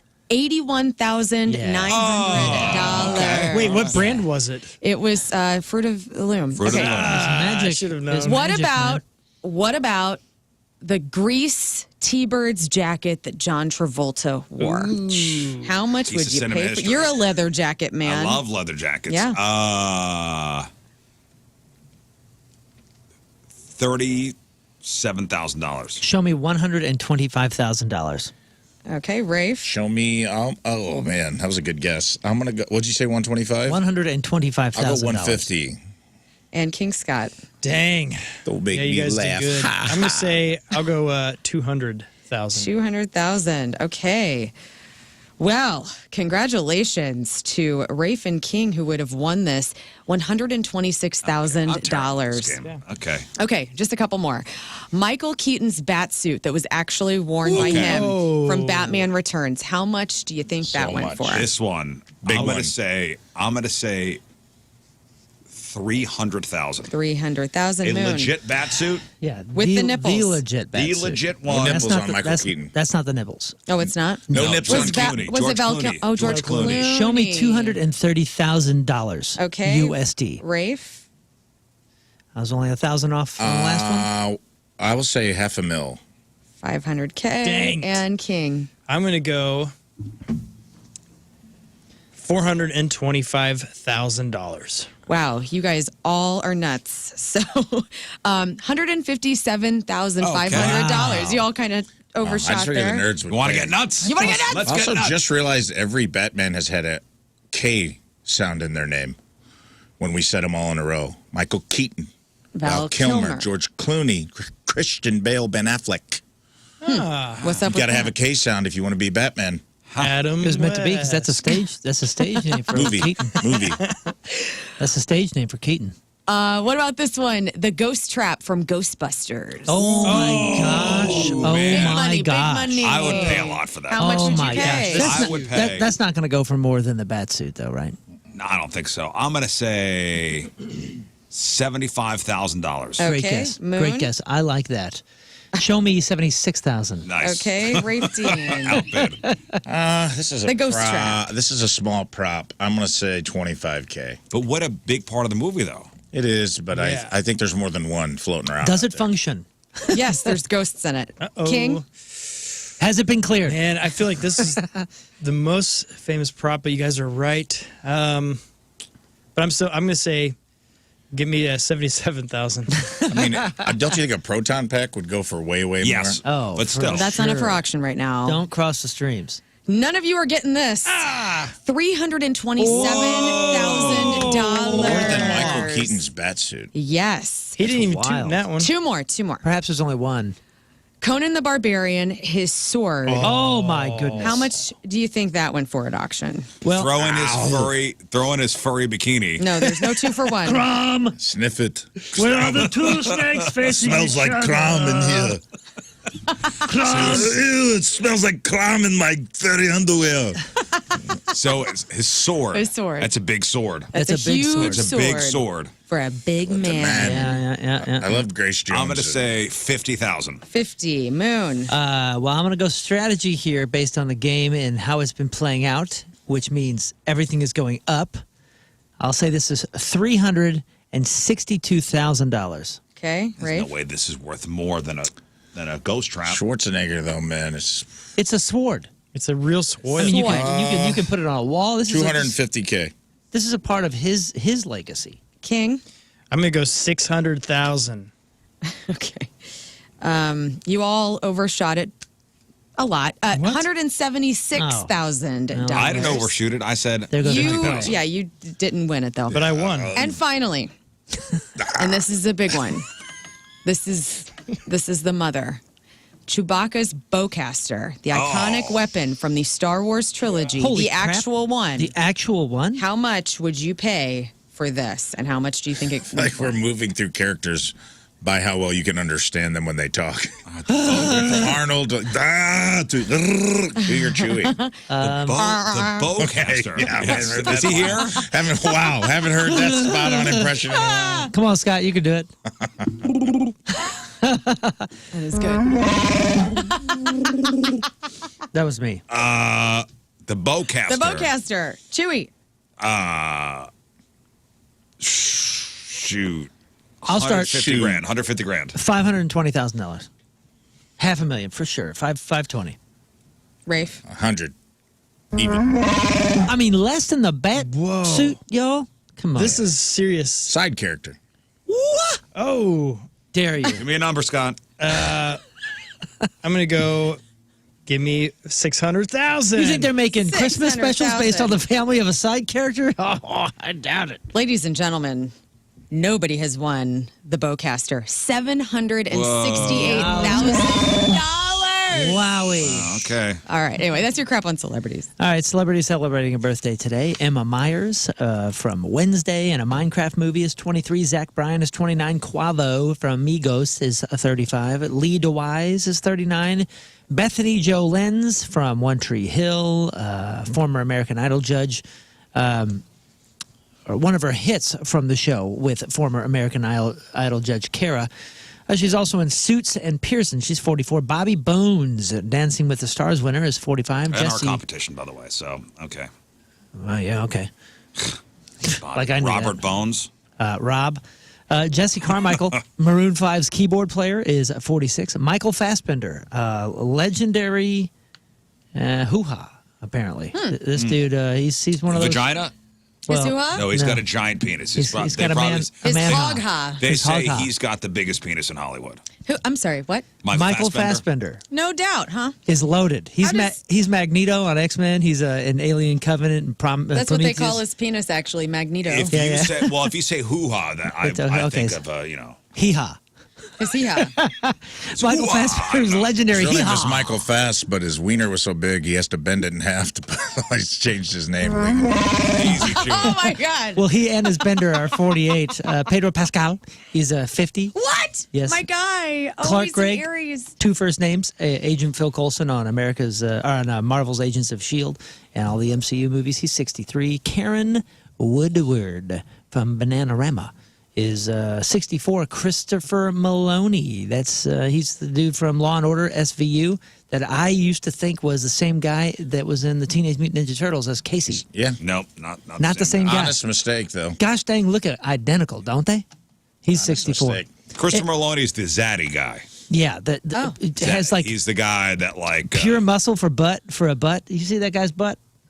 The dude is he's in all jacked. these like fitness commercials now. He looks like 40 and he's 64. Emmylou Harris is 78 and Linda Hunt, the tiny boss from NCIS Los Angeles. She's also in Kindergarten Cop. She's the tiny principal.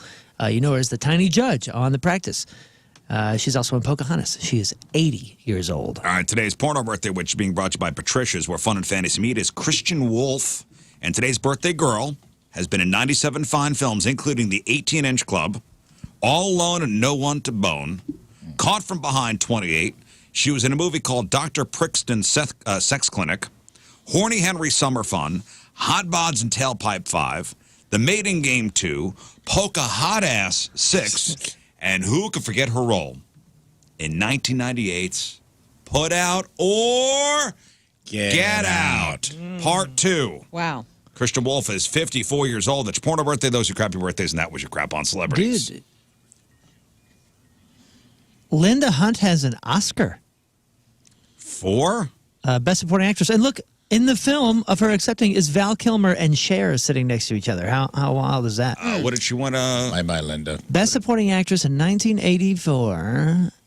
By the way, I just like to, while I have the juice, I'd like to say Martin Shkreli, Kanye West, maybe. Just throwing some names out. Look at this. Good for you. Linda Hunt wins Best Supporting Actress and accepts the Oscars. And in her speech, it shows Val Kilmer. And who's the one that gives her the Oscar? Gene Hackman. What is happening? What a week. Hey, at all costs, protect Linda Hunt. I ain't saying The principal from Kindergarten Cop. All right, we'll take a break. We'll come back. We'll read some of your emails. It is 8:01. It is Wednesday. Traffic and Weather Moon coming at you. Traffic is brought to you by Golden Oak Lending. Do you need extra cash? Golden Oak Lending can convert your home's equity into cash in as little as 14 days. Like Golden Oak Lending, cure your blues. We have delays 1 minute, 270 eastbound between Gravois and Big Bend. Further north, there are delays 270 westbound between 70 and Olive. Your point forecast, a few spotty showers and storms are possible this morning. Large hail, tornadoes, and damaging winds are possible this afternoon between noon and 6. Storms should roll out between 6 and 9. High of 78. Right now it is 70 at the Point Studio.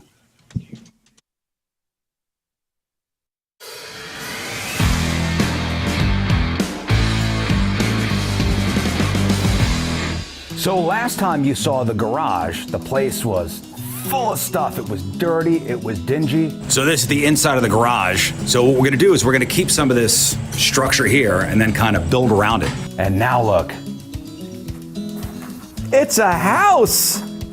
So now we got siding, we got windows, we even have a roof and a patio. So let me bring you guys inside. Oh, hey, you wanna come in? Let's go. It's night and day for what you guys saw before. I mean, this is an actual house now with rooms all framed at. But here's the cool part.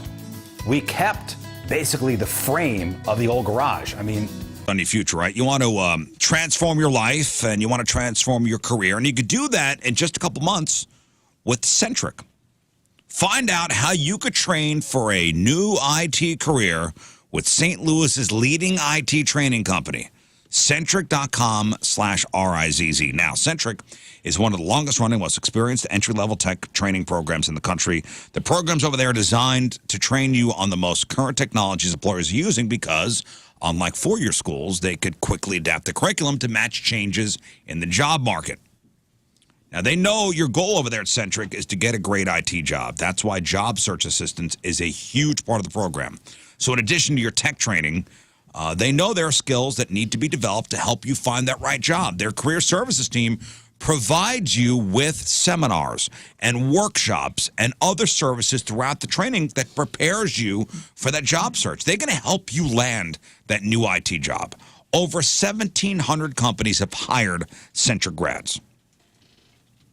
Go to centric.com/Riz, CENTRIQ.com/Riz.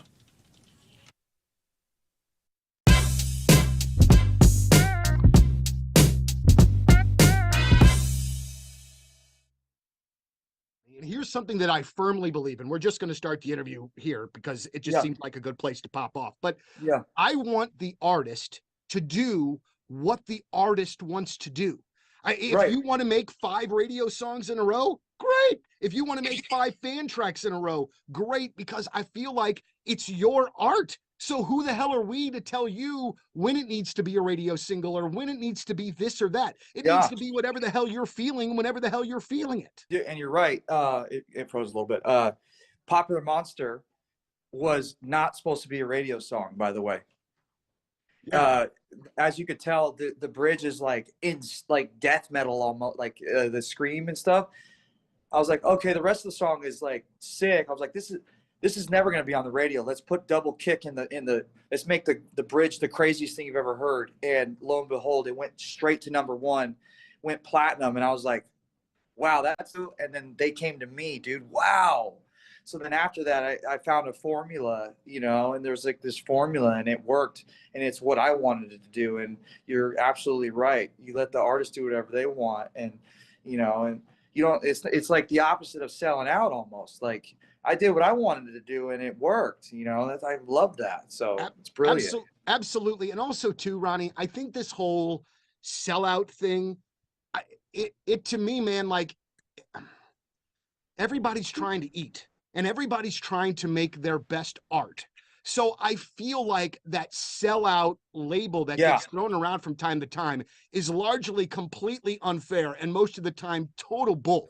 And so, I just want the artist to do what the artist wants to do because ultimately in the end, it's going to be better. Maybe it's time. Maybe it's time you settle and make St. Louis your home. And if you're looking for a home mortgage loan, you probably know and you probably heard that they can be complicated. But Together Credit Union, here for you throughout the entire process. And everything is all handled in-house right here in St. Louis. Together Credit Union is your hometown home loan provider. And as your hometown home loan provider, they have a home loan solution for every buyer. So you can get in on the action, whether you're buying your first home, maybe you're downsizing, maybe you're growing, sizing up, or you need a second mortgage. Together Credit Union is there for you. They even have specialty loans, FHA, construction, union member mortgages. I mean, the options are endless. Adjustable rate, conventional jumbo loans, they have it all. And Together Credit Union knows that, mortgage loans can be complicated. It can seem daunting, but they will help you. They'll help guide you through the entire process and make it easy. It's, again, all handled in-house here in St. Louis with their experienced team handling the underwriting, the servicing, and everything in between locally. So there's no confusion. There's no passing around or any of that kind of stuff. So remember, Together Credit Union, your hometown home loan provider. You can check out the rates on the website or just go to any Together Credit Union. There's 14 of them in the area, federally insured by the NCUA. Here's to making St. Louis your home. TogetherCU.org.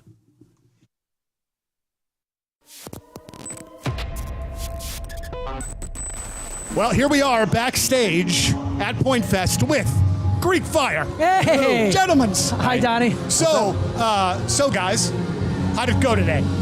Well,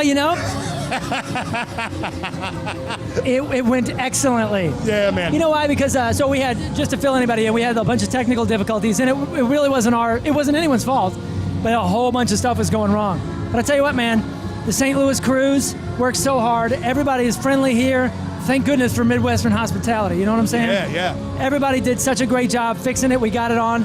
And honestly, it was a blessing in disguise because it gave a few more minutes for these seats to fill up. And boy, St. Louis was ready, man. Like it was such a good crowd. And opening the main stage can be very difficult. Yeah, man, that's tough. That's a gig that some people don't necessarily want. Yeah, me neither. And but I do my part. Yeah. And we were like excited for the challenge because opening the main stage, a lot of people, even when they're like ready for a show, you got to pace yourself a little bit. Yeah. 5 o'clock's a little early to be going wild. Yeah.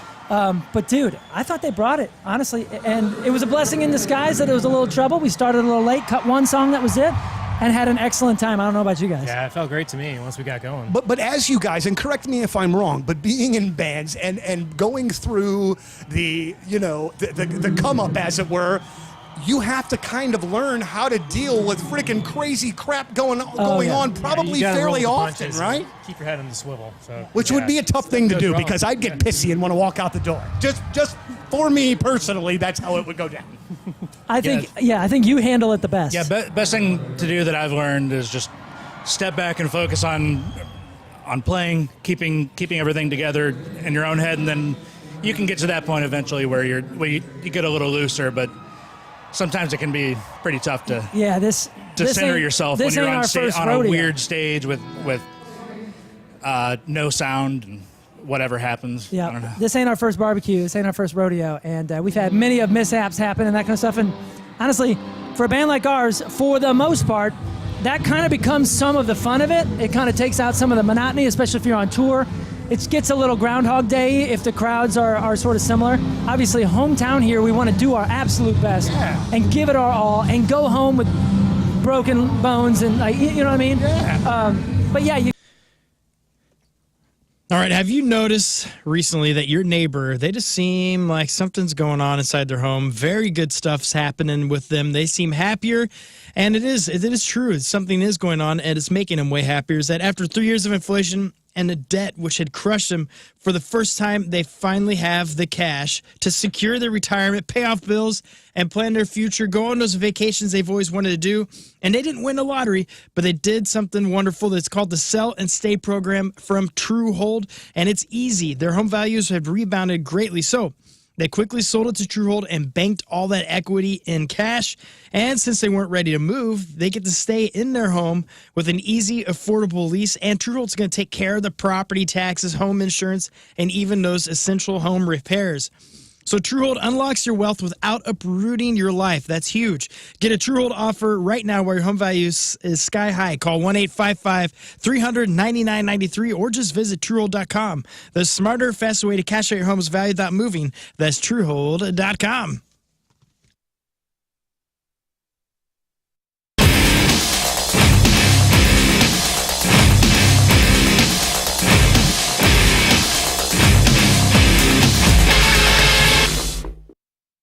Will there be celebrity guests on this show?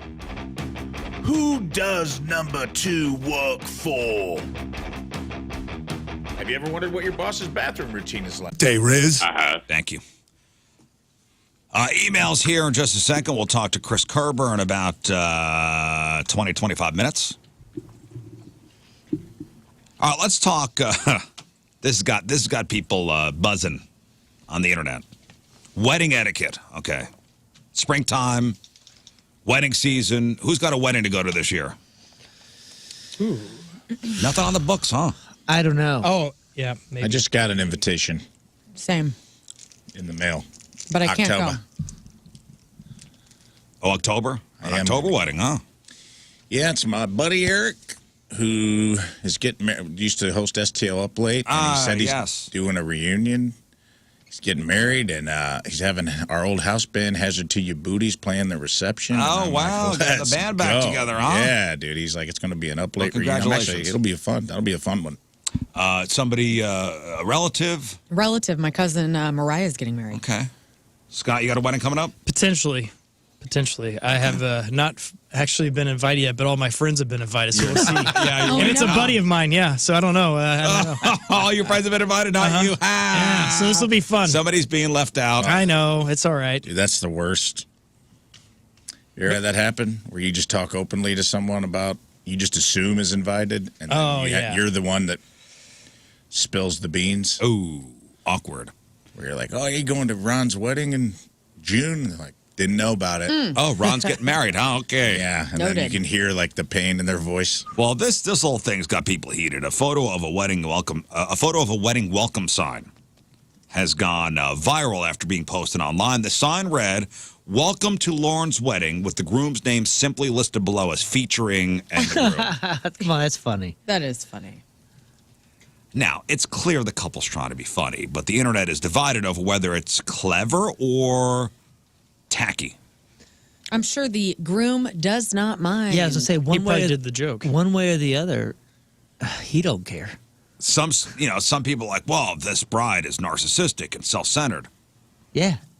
They all are, and that's what they're supposed to. Well, that's what gets pressed on the bride, no matter what they do. You could even have a sign that's just like "Welcome to our wedding," and everybody, "Oh, this is the bride's day."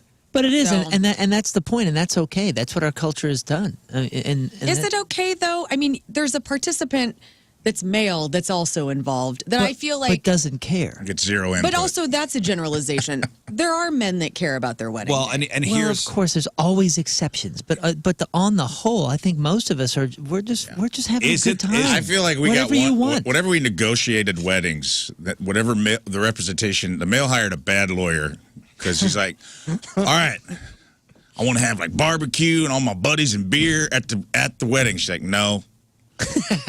I'll be wearing the dress. I'll be walking down the aisle. You're just going to stand up there. I want to come in and have a cool entrance, too. And they're like, no, you stand there. And he's like, all right, well, what if I took a piece of your underwear off at the reception and threw it into the crowd? Fine.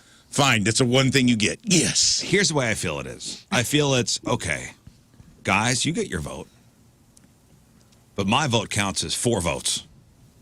Mm-hmm.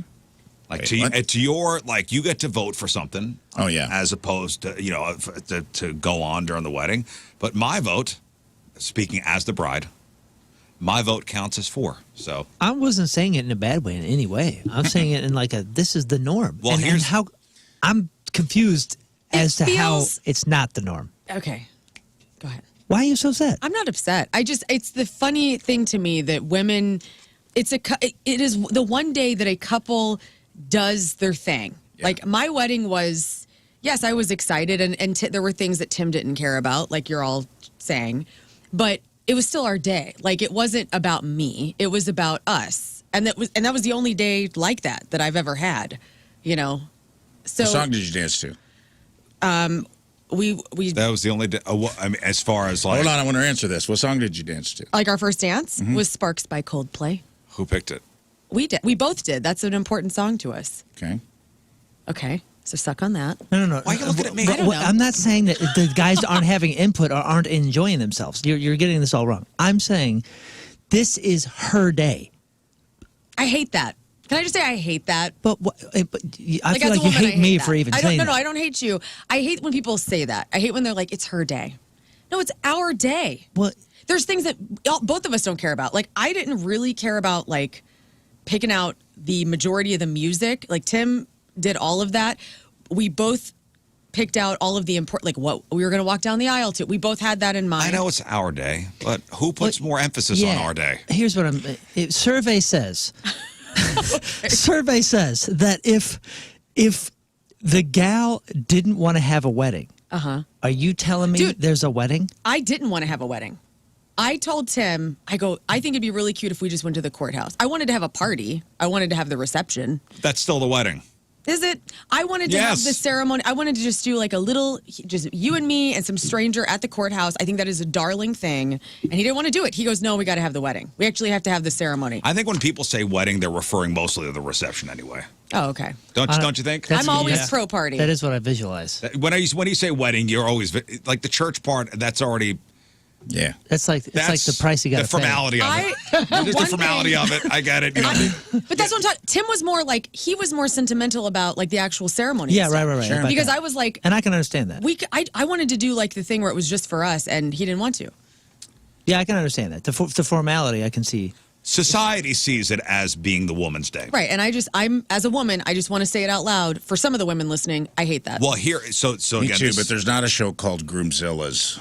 I don't see it as a bad thing, though. I think it's been like traditionally, yeah. It's not a bad thing. I just think it does. It's a thing that societally, dudes don't spend their whole lives planning their wedding day, as where traditionally you hear that a lot. Whether it's fair or not to women, I agree with you. It's bad, but I do think she is the center of attention. Fair or not, it is. It's here comes the bride. It's not here comes the groom. It's getting less and less, though. I feel like women have taken a turn where that is not the one thing they're looking forward to as much anymore. At least for some women. I don't know. I'm just saying on the whole, when I say that it's her day and you're upset, I think Rafe is making my point.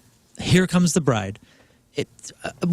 we could share if all of us were the same size, we could have all worn the same tux to our weddings. You know what I'm saying? Like it's not about how we look. We didn't put our buddies in the ugliest tuxes we could find, it's not we about, would look hotter. We don't even walk down the aisle. I mean, the aisle's not even there for us. I mean, every single aspect of the wedding is about the bride. To focus on the yeah. So I'm not saying it in a bad way. If somebody in the wedding party wears the same color as the groom, nobody cares. Nobody cares. They're literally supposed to. We're all supposed to blend in and look like the groom. All of us are literally dressing. Did you see Doug wore black to my wedding, dude? We're not supposed to be seen, really. But no, and I'm not saying that's a bad thing. I'm saying like that. It just is the. It is the truth. I am just saying as well. Like I hate that, and I think there's a lot of women that hate it too.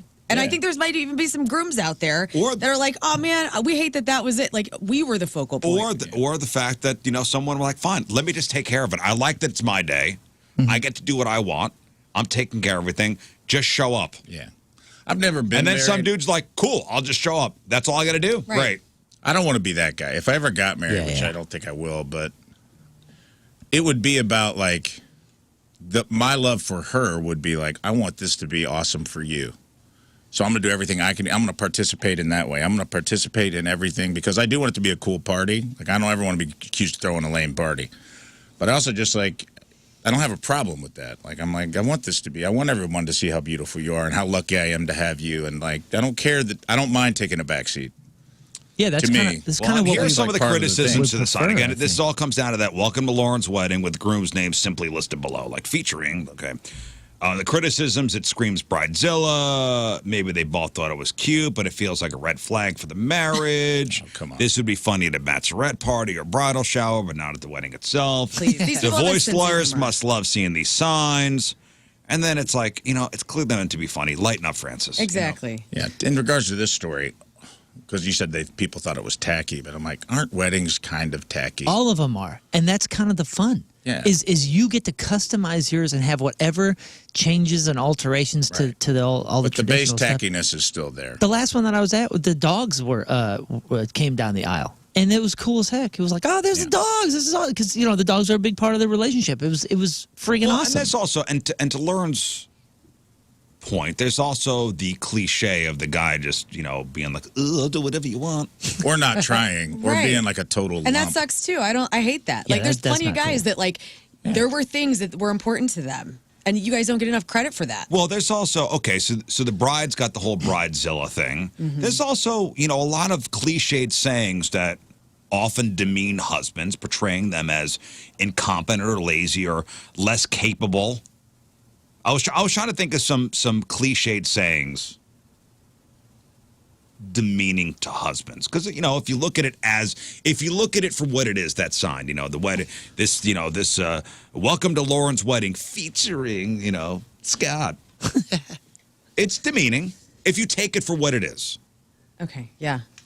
If you take it at face value, and you don't like when women say that, or when society says that it's the bride's day. Right. I don't like happy wife, happy life. I hate it too. I think that sucks. There are a couple of these cliched sayings that I'm like, ugh. Well, the man cave thing. I know that upset you when everybody was talking about like having a man cave. Is like, this whole house is my man cave. My man cave. This is my place too. Why do I have to be? Why do I have to be relegated to one room? Because you look like a troll. Or when somebody says he's just another one of the kids, implies the husbands are like childish and incapable of, being responsible adults. Or, Well, that's what commercials always say too. if you want something done right, don't ask your husband. The husband is always the last to know. Or behind every great man is a nagging wife. Hate that too. Husbands only want to hear what they want to hear. Or, I'm sorry, what? Yeah.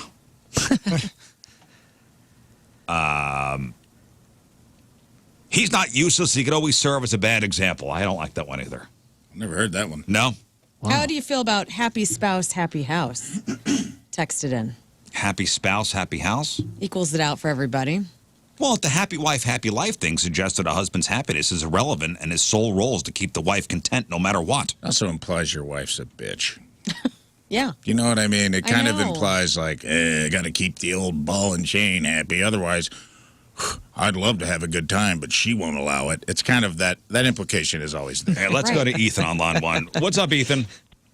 Hey, Riz. Hey, I'm an ordained minister, and I've done probably over 100 weddings, and I have been non-sexually here, handcuffed by the bride on what I can and can't say during the wedding.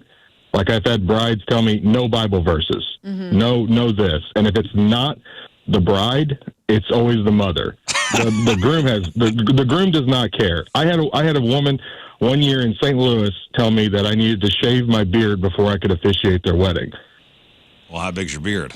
This was 2019, so I had the Blues playoff beard going, but they told me to shave. I said, "Well, I'm not shaving." So 9 times out of 10, if not 9.9999% out of 10, or 9 times out of 10, it's the bride. It's the bride and the mother. Okay, and this is a guy that's done over, Well, I mean, all right. 100 weddings. Just is. But also, that's wording of a ceremony. We were particular about that. We are not religious people. We had a relative. We wrote our ceremony. In no way was I saying anything about Bridezillas or like this is a bad thing. Like women are running it or ruining it or bossing it around. I'm not saying that. I was just saying like the focal point is the bride. It's okay. As it should be. It's okay with the women running that's what society has done in the last 200 years. If that's what you want to do, do it. Go ahead. Knock yourself out. I don't think it's a bad thing. Not because weddings are wedding playing is It's a one of the thing. most personal days of your life. All right. And it should be. You should not just be willy-nilly like, whatever you guys all want to do. Like, there should be direction, Oh, yeah. I had a vision. Like, people are checking in like that I was a Bridezilla. No, my mom and my sister and I were all very creative people. I had a vision. The trio, me, Jesus. I know. Can you imagine the three you walking into a place demanding? My mom and I butted heads because this was her first kid's wedding. So she was off the rails too. We both had to mellow out because it was our wedding. Oh, Lord. I wanted to have it be a certain way. My mom wanted to bedazzle everything, and that was literally my only problem. I was like, Mom, I don't want We have a everywhere. Tim E checking in the chat. Yeah. I would love for Tim to call. Says, BS. You just described what a Bridezilla is. Well, no, you have to have, like, if you don't, there's nobody that has a wedding that's just like, whatevs. Nothing will happen. How many people did you make cry that day? 0. Or the lead up to it? Lead up to it, I can't confirm. But yeah. See? But that's because I'm type A and I'm a control freak. That's my story. But that's how I do everything. My party over the weekend, same damn thing, That's dude. true. But I learned from my wedding, and I let my mom have creative control over a lot, and she was the happy camper. It was fine. See, I always hear of these things where like the mother-in-law helps and it's really cool, and the guy just gets to sit outside and not do it. But mine was the opposite experience because I got married later. Yeah. So it was like my wife and I had to come up with everything. You're like, dadgummit. You had a Jesus sign behind your pastor. You had some creative control. Well, yeah, because he asked going on. the pastor asked if we want to take it down. I'm like, nah, just What leave you it. described did not help your argument in any way. No, I'm just saying. I'm not saying that I wasn't a pain in everyone's ass, but Tim also was a pain in my ass. Is what I'm trying to. We don't talk enough about how the grooms also can be pains. They just aren't in everybody's face as much. Why? Because the bride is the focal point and all the pressure's on the bride now and it's her day and all this crap. So, of course, I'm the person relaying the information. I feel like I'm listening to Rick James say he didn't grind his feet on the couch. Hello, Tim. I put my feet on Eddie's couch. I didn't put my feet on Eddie's couch. James. I'm tired of people saying I put my feet on Eddie's couch. Yeah, but I put my feet on Eddie's couch. I just am saying, take me out of this. It's collectively your day. Yeah. The groom is Charlie Murphy in this scenario. You want to talk to get Chris Kerber on the phone. Yeah, get Kerber on the phone. Are his daughters married yet? Let's see what happens. No, he's got younger daughters. They're in college. I guess stereotypes are stereotypes for a reason. I guess. All right? Happy wife, happy life. That I don't like. I never did like that. I don't even like when people joke around about it. Yeah, you see it physically upset Like you could see, you like. Well, you know, don't say that in front of me. Sometimes they're good. Those are good barriers, also. Some people need that stuff. Because there's a lot of dudes that shouldn't be.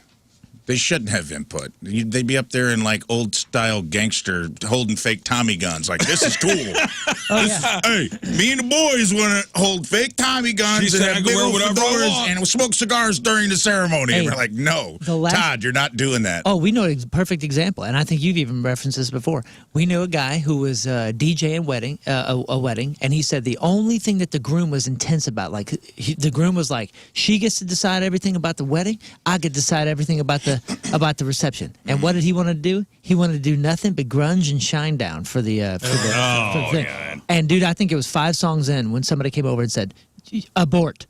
This is not working. Like, no one wants to dance. No one can dance to this. This is not, everyone wants to leave now. Even it's nothing wrong with those bands. When you put a guy in charge. It's nothing wrong with those bands. It's just that's not a reception. Ladies and gentlemen, Chris Kerber. Good morning, Chris.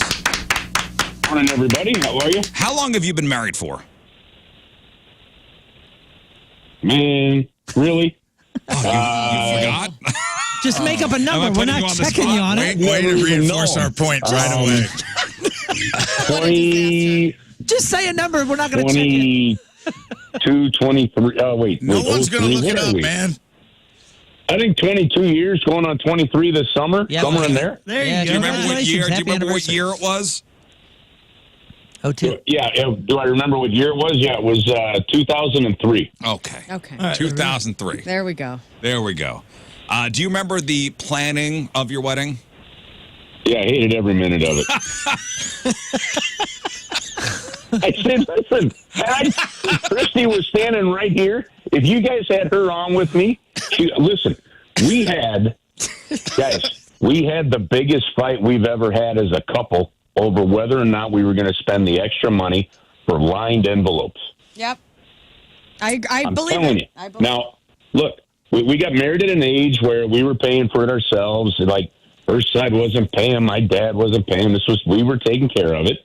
I was really watching the budget, and I'm like, really?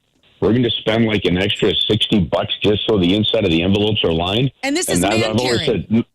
I'm sorry to interrupt you, Herbs. Nobody gives a rat's ass. Listen, and that's your opinion. But the woman, your wife probably cared, right? And so there's a push and pull of what the groom cares about and what the bride cares about. This is him not caring. This is a bad argument. This is him not caring. This is him thinking it's a waste of money. No, because the argument is, the wedding is the bride's day. Chris, baloney. having already knowing the answer, I'm going to ask you, what kind of envelopes did you get? Okay. Oh, we got lined envelopes. Damn right you got lined envelopes. So she won. But listen, guys, here's the best part. We will still to this day get invitations to things. And when the envelopes come lined or not, it becomes a discussion. Like, it is the greatest thing that is. I don't even know what that means. What is a lined When you envelope? open an envelope, it has a little wallpaper in there. Dude, it's sort of like on the inside. Like, do you want to pay? You want to pay the hotel or the reception hall or whatever the extra $1,500 to put white covers on the chairs? And you're like, are you kidding me? Right now, like this is. So Christy, that question always comes up. Hey, if something happened to me, would you ever get married again? I'm like, no way. Like, no. I would rather not want to be part of that plan. The extra $1,500 for our honeymoon, or exactly. This is the argument that happens. Or keeping it in the bank for later. I don't know. There's little things that are important to one that is not important to the other. Okay, wait, but why? I think let me give you. Can I give you a different question to ask? Okay. Sure. Okay. What was something that in your wedding planning you cared a lot about? Like a couple of details that now you look back on it and you go, man, didn't matter. It just didn't matter. Definitely the invitations. Like, you hit it spot on. Like, the stupid envelopes, like, totally not worth it in hindsight. Chair covers? No, we didn't have chair covers. Or at least I don't remember them. Really, it was that. And then also the guest list. The guest list was a huge point of contention for Tim and I, because we only had a budget that we had and we only could invite a certain amount of people. And cutting people that we both were vying to be there for. Like we wanted there. I mean, that was brutal. You had a draft. We had the draft. Yeah, and it was, and honestly, that was with our parents too, both sides of our family, because my parents and his parents wanted people that we didn't even know at our wedding, and we were like, why the hell do we want these people here? I mean, that was the part that was the worst. Wait, the parents wanted. Oh, see, listen, I'm gonna tell you one of the great tragedies in life, but maybe a blessing. And for those that know me, know that I tend to have a dark sense of humor, which is so it's okay. All right. Both of our moms had passed, right? My mom died in 93. Her mom died in 96. Okay. So we had two dads that we were dealing with, and we were paying for everything. It was that part was easy. Like we had a big wedding with a lot of people, but we didn't deal with a whole lot of what we should invite this person or that person. Like we really didn't have to involve the family side of it. So we, in one sick, twisted, dark humor sense of way, that tragedy was a blessing when it came to wedding planning. Yeah, we got away with, hey, we're getting married You can in laugh at Jamaica. that. That's Whoever okay. wants to come. That's what we did. We're getting married in Jamaica. Here's where we're going to be. Here are the dates. Here's the resort we're staying at. Curbs, let me ask you this, though. Like, do you feel like it's the bride's day or your day as a collective couple? Like, how did you view your wedding day? I think if you view it as the bride's day, then you're just doomed to have a lopsided marriage. If you can't figure out how to plan that thing where it matters for both of you, then I'm wondering why you're getting married in the first place. People that check out suck. Wrong. Somebody's been listening is trying to take me to the ground. I don't think so. I believe What a cool signal. All right, Curbs, here. Curbs, let me ask you a question. Name one thing, that she really, really wanted and fought you for that you got your way and that she didn't get on her wedding day, whether it was chair covers or lined envelopes. Name one thing you pushed back on, and she... We'll wait. Okay. You know what, guys? I don't have one. Exactly. And here's the thing. First of all, just to rewind. Because if I cared, I said it. If I didn't, I didn't. Right. And nobody said that it's not a day for both of you. Totally But fine. ultimately, why is the question? When it why? comes down to the little details. The details that you eventually succumb to, handing over to her decision. Yeah. Why do you do that? because ultimately, actually, I'll tell you what I didn't want. I'll tell you what I didn't want that I got. Okay, I did not want a head table. I did not want bridesmaids, groomsmen, whatever, sitting at a head table, everybody staring at you eating where you're eating first or whatever. I don't like that either. And then they're away from their dates. So we had everybody sit at tables with people they wanted to sit at, and we had a little couples table for just her and I kind of up there. And that I was pretty adamant about, just because I think that Deus thing is just really weird. But look, guys, here's the thing. Let me tie this up for you. Okay. Then we'll talk hockey. Just because the guy wants to do whatever he can to make sure that his soon-to-be bride is happy and has everything she wants, doesn't mean that the day is just solely about her. There you go. It's the guy doing right by her. That's what we said. That's what we're. That's I like our how point. he said it better. But secretly, it's just about her. No, that's not what we're saying.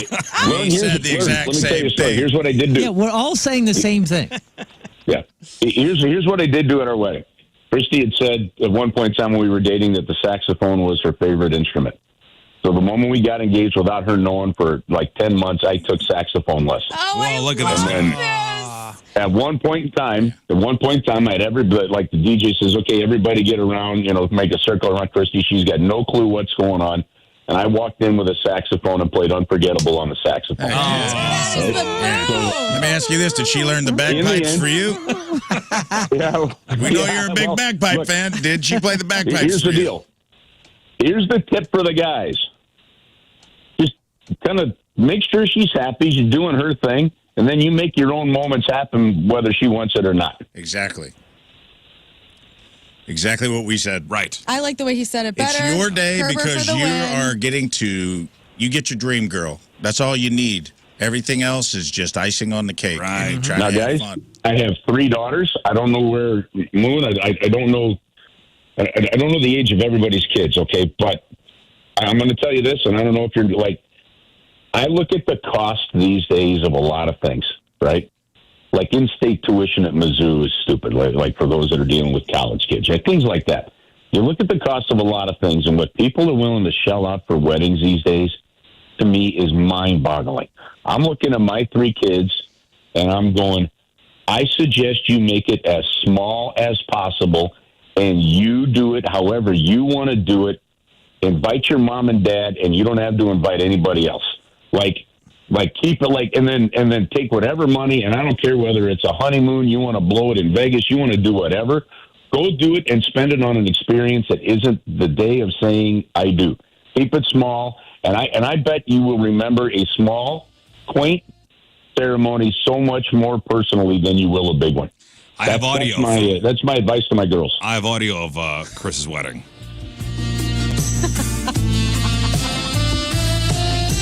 I love you, Christy. I love you, Christy. I love you, Christy. I love you, Christy. Chris Kerber, everybody. Yeah, that guy. Listen, One lesson. Real quick, you want a great story about Fredbird that you may not have known? Sure. That I guarantee you didn't know. Got drunk at your wedding and punched somebody.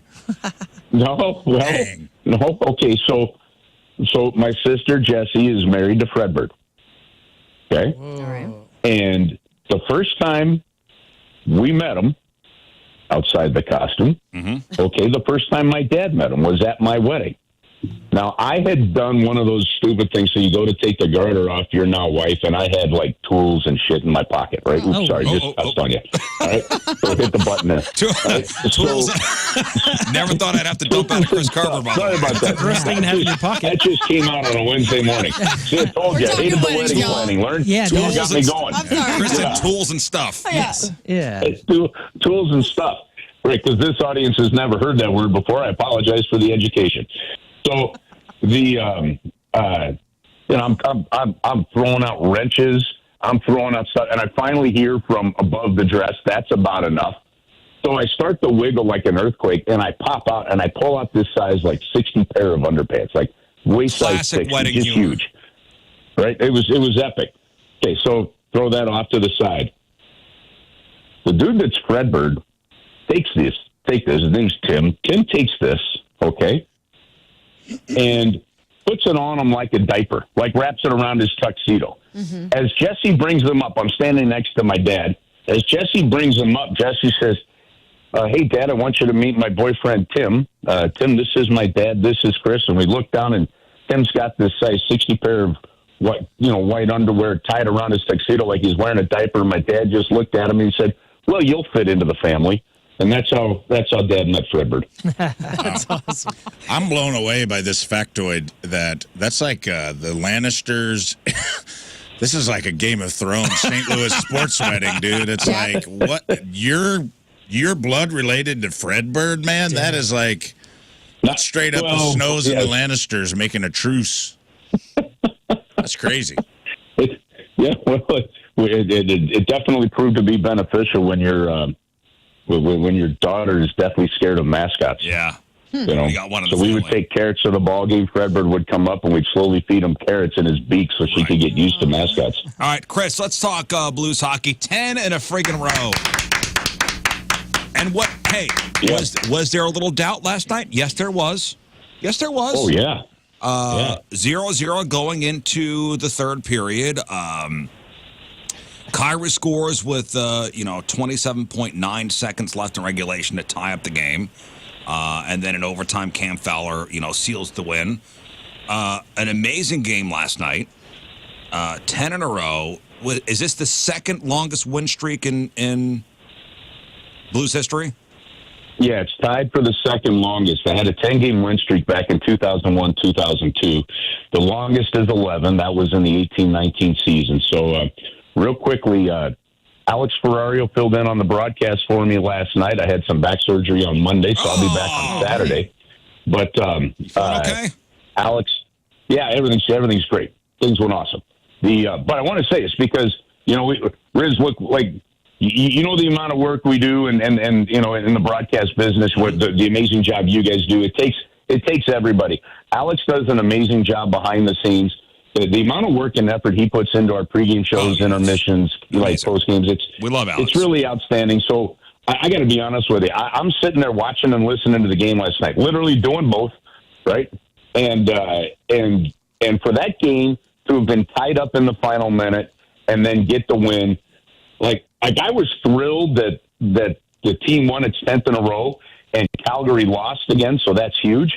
But I was even more thrilled that Alex got a chance to call that kind of game, man. So congratulations, Alex. I loved it.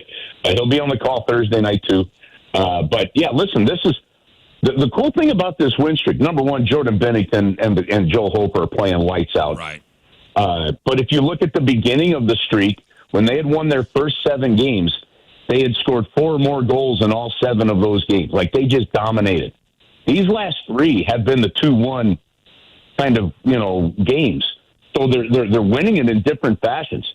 They're coming back. That was only the second time all season long in 12 games where they had not scored in the first or second period and still won the game. So there's a lot of trends that are changing, and this team's absolutely feeling it right now. Well, so the victory moves the Blues past the Wild and into the first wild card spot in the West. I mean, there's a chance they could catch Colorado before the end of the season.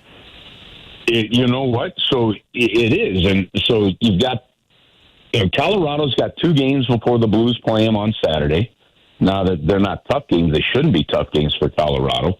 But they're both road games, and the Blues have the 1 game against Pittsburgh. Mm-hmm. There is a chance that even if Colorado lost one of them and the Blues could tie their franchise record, that Saturday night game could pull the Blues to within 3, and that makes it a nail biter. Yeah, this is really something else. And the bigger thing that they've done, guys, is, Calgary had those 3 games in hand, which is now 2. Vancouver has 2 games in hand. And for those that don't know what that means that Calgary and Vancouver have played 2 fewer games than the Blues have played, right? Mm-hmm. So you look at those and you go, well, if they win them, they get 4 points. Well, the Blues have outplayed those games in hand, where Calgary and Vancouver would not only have to win those, they'd have to win others. Right. And if the Blues just go 3-3, if they just split their final 6 games, Calgary and Vancouver are basically going to have to go undefeated the rest of the way. That's unbelievable. That's how good of a run this has been. So this has been a pretty special run again for this team and for the fans. And then seeing Jimmy Snuggerud in the lineup yesterday, which was cool, because I was kind of real time in that whole thing last week with. So Jimmy Snuggerud, if you didn't know, is the top Blues prospect. He was finishing out his year with Minnesota, like college. Mm-hmm. Because we picked him up in 2022, right? Right, we drafted him in 2022. So he was going to finish out his junior year in college, and Minnesota got toward semifinals of NCAA championship.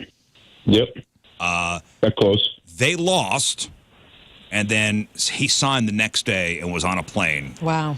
To come meet up with the Blues at home. Is that so? He gets the thing with Jimmy Snuggerud is the Blues wanted him to turn pro after his sophomore season. He wanted to go back. And he said, you know what, I can get stronger. I'm going to get leadership experience. I want a chance to win a national championship. Something T.J. Oshie made the same decisions, by the way. All right? So T.J. Oshie went back for his 3rd year. I talked to a former general manager in the National Hockey League that described Jimmy Snuggerud as an Oshie plus type player. Nice. I don't need the plus. If it's even close to Oshie, then we've got something here, right? And so now he comes in. The team has won 9 games in a row. There's nobody in this lineup that deserves to sit. This is a tough spot. Yeah.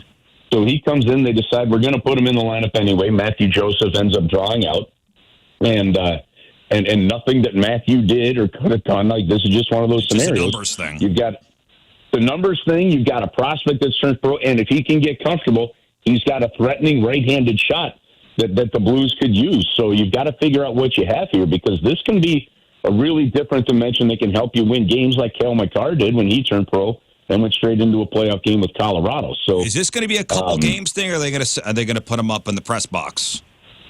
It's a great question. I don't know the answer to that, Riz. And now here's the thing. The biggest advantage that you have right now with the way the Blues are playing and the growth of Dylan Holloway and Zach Bolduc this year especially, you don't have to play him. Like even if he doesn't play for the next 3 games, well, yeah, he's still around a winning team. He's still learning the way of the Blues right now. There's still a great moment that he's around. And then if an injury or something comes up, you can put him in. So, again, or you keep playing him. And, again, I don't know the answer to that. I think the team's going to have an off day today. So, we won't know what the lineup is for the Pittsburgh game again until tomorrow. But, look, they gave Dvorsky a game, and Dvorsky hasn't played since, but Dvorsky's been around, practicing with the team, working on face-offs with Steve Ott, things like that. So it's a pretty impressive scenario, to be honest with you. When you can draft a guy like Jimmy Snuggerud, 23rd overall, you could draft Dvorsky 10th overall. You've got them knocking on the door ready to play, but you don't need them to play yet, and you're winning hockey games. Well, that's a really great situation. We'll see if he's in the lineup tomorrow. Blues look to extend their winning streak to 11. Pittsburgh tomorrow at home, and then they wrap up the homestand against the Avalanche on Saturday. Chris, I hope you feel better, buddy. And, just kick your feet up, relax, let Alex handle everything, and back in the booth on Saturday. Yeah, it'll all be good. Have a good one. And I can tell you now, 23 years later, I should have just done the line envelopes and shut up. It wasn't worth the fight. Yep, there we go. The great Chris Kerber. Chris, see you guys. We'll talk to you next week. There it is. And Chris cursed on the air, which is amazing. Wow. All right, listen, we got to take a break. We'll come back. Let's give away some stuff. We've got tickets to go see Chevelle September 13th at St. Louis Music Park. We got tickets to go see the St. Louis Battlehawks home opener Sunday over at the Battle Dome against the San Antonio Spurs. Ramas. That's right. And we got tickets for Point Fest happening May 17th. And we have tickets for the just announced Marilyn Manson show September 2nd over at the pageant. After the break, we're going to play something. A really 3 and fun 5. game. That's right. 3 and 5 Moon. Remember, I told you we're playing 3 and 5. Yes, that's what's happening.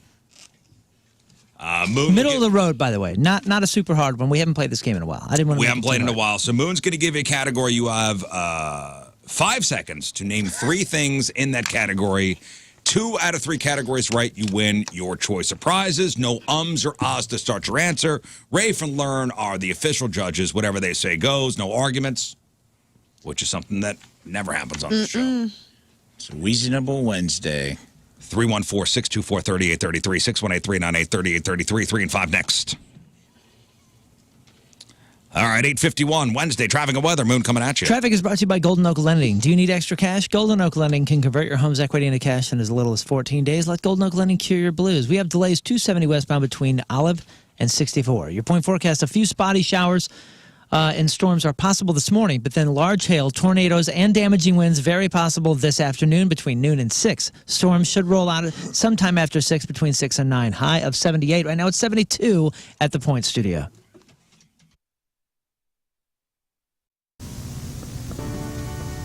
Hello, I'm Lefty Borton, here for you, your Valentine's 2016 holiday dating tips.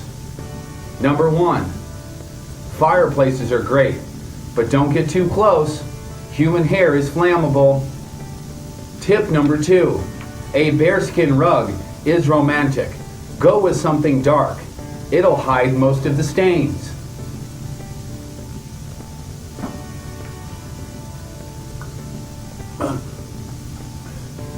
Alcohol is key. Always check for an ID. If you don't know, the judge will tell you. Tip number 4, trash bags should always be within reach.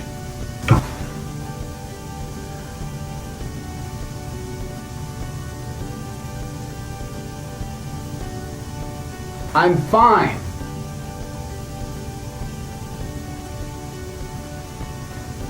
I have mine within reach all the time.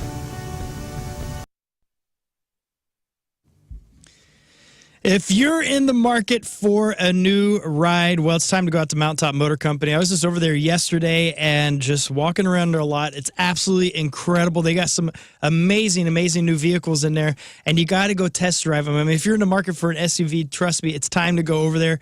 There was also a Jeep Gladiator that was phenomenal looking, just sitting there in the lot, and I wanted that. I wanted to pull out my credit card and just go to town and get that bad boy, but I'm wise with my money right now. So anyways, go to Mountaintop Motor. Company, and you will see what I'm talking about. Go to mountaintopmotors.com. Check out their incredible lineup. And don't forget, they have an incredible service center as well. So if you're looking to get your car fixed up, go to Mountaintop Motor Company. They will take care of you. And if you're looking for a ride they don't have right now at mountaintopmotors.com, reach out to them. They actually will help you find it.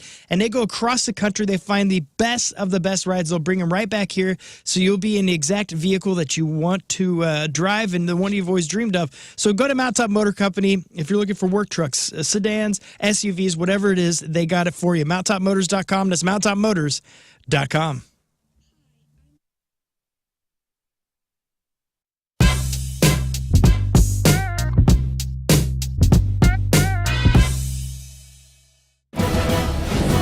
This is Rizzuto. Not only is he rich, but he also has a lot of money. And he's looking to invest in the next big idea. Hi, my name is Riz, and I have a lot of money. I mean, almost too much money. So I'm looking to invest, and I've asked the fellas to come on down to my office and pitch me their ideas. Do they have what it takes to be in the biz? Meet King Scott. By day, he's the producer of the #1 morning show in St. Louis. But by night, he's not at work anymore. Interesting. He says that despite all of his shortcomings, his one long coming is his knack for decent ideas. Hello, I'm King Scott, and I'm here to pitch my business idea to Riz, and I know he will definitely invest in this. It's a revolutionary business idea. It's going to change the world over, and I definitely have what it takes to be in the biz.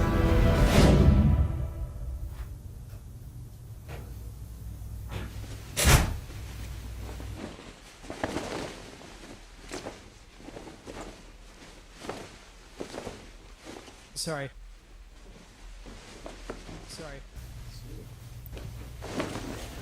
Hey. Take a seat.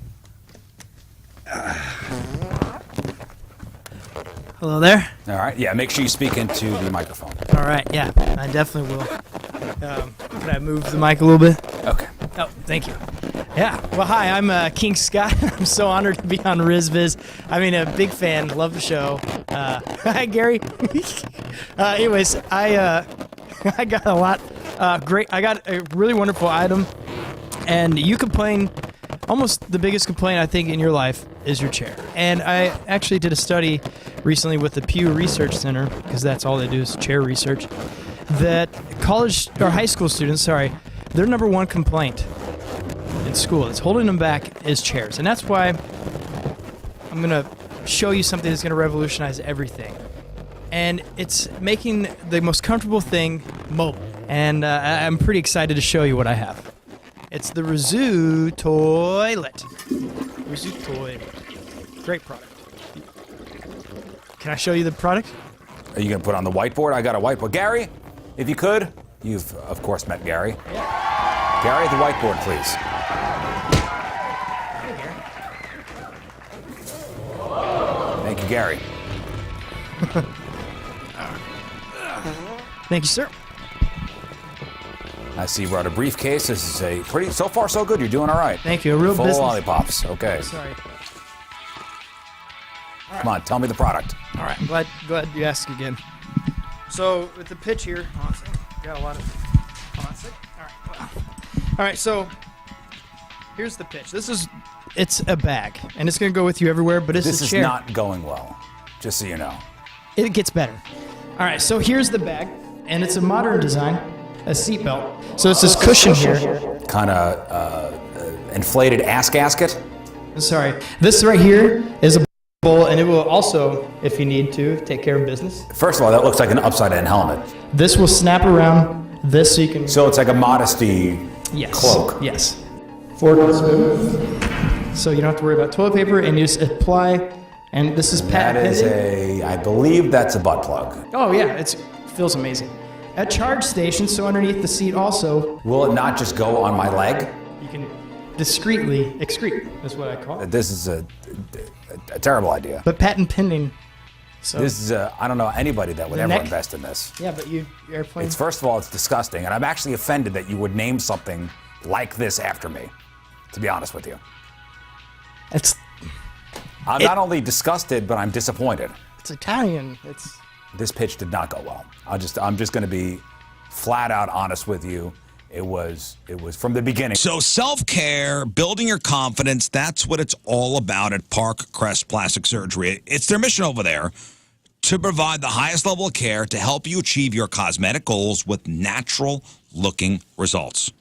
So everybody over there at Park Crest, from the surgeons to the nurse injectors to everybody, they're focused on providing the best care with the least invasive techniques. If your desired result can be achieved by less invasive means, and that's what they're going to recommend. They're going to build your confidence, helping you achieve your goals with the most natural-looking results possible. They want you to look and feel like you at your very best. Not your cookie-cutter provider where everybody leaves with similar results. No, they cater the treatments and procedures and surgeries to each individual to make sure everybody leaves happy with that major confidence boost, whether it be the mommy makeover or if you're looking to minimize fat in hard-to-target areas, they got you over there at Park Crest. If you're looking for laser hair removal, hydrofacial, if you're looking for permanent makeup, they got you. Dr. McGuire, Dr. Kaplan, they're amazing. They're the best in the business, and they're right here in Creve Coeur on New Balance. Set yourself up a consultation at parkcrestplasticsurgery.com, parkcrestplasticsurgery.com. It's a nerve-wracking day. What? You guys and Queens of the Stone Age, back-to-back interviews. I'm already a high-strung person. Whew. I can't wait to have a beer when this is done. Yeah. Yeah, very much so. You don't need to worry. The program? All right, let's give away some stuff. And we are playing 3 in 5. Yes. So we got the phones jammed up here. 314-624-3833, 618-398-3833. Sponsored by CarStar, your auto body repair expert. Hail damage? See them at carstar.com. All right, so we got tickets to go see Chevelle with Asking Alexandria Saturday night, September 13th at St. Louis Music Park. We got tickets to go see Marilyn Manson, September 22nd at the Pageant. Tickets are on sale Friday. Is it this Friday at 10 a.m.? Yep. Yeah. So it's this Friday, Scott, not next Friday. How much are those tickets? Somebody told me they're $150. Yeah, there's some reserve balcony ones that are $100. Oh, reserve balcony, okay. Right, yeah. It tiers down. Oh. But so I heard $150. I go, not really? My copy does say the tickets go on sale next Friday. Oh, next Friday. But my apologies, Scott. Thank you. I receive it. Okay, received that apology. And so I typed that up. I received. No, you're in a lined envelope, no less. Rafe will give you $5. All right. I will also give you $5. Thank you.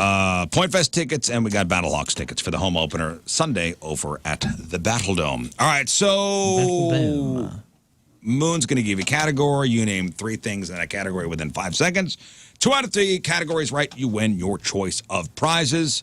No ums or ahs to start your answer. Those are the rules, and we go with Chris. Good morning, Chris. Hey, happy birthday, Riz. Hey, thanks, buddy. All right, you ready to play 3 and 5? Let's go. Here we go. Chris, name me 3 comedy films.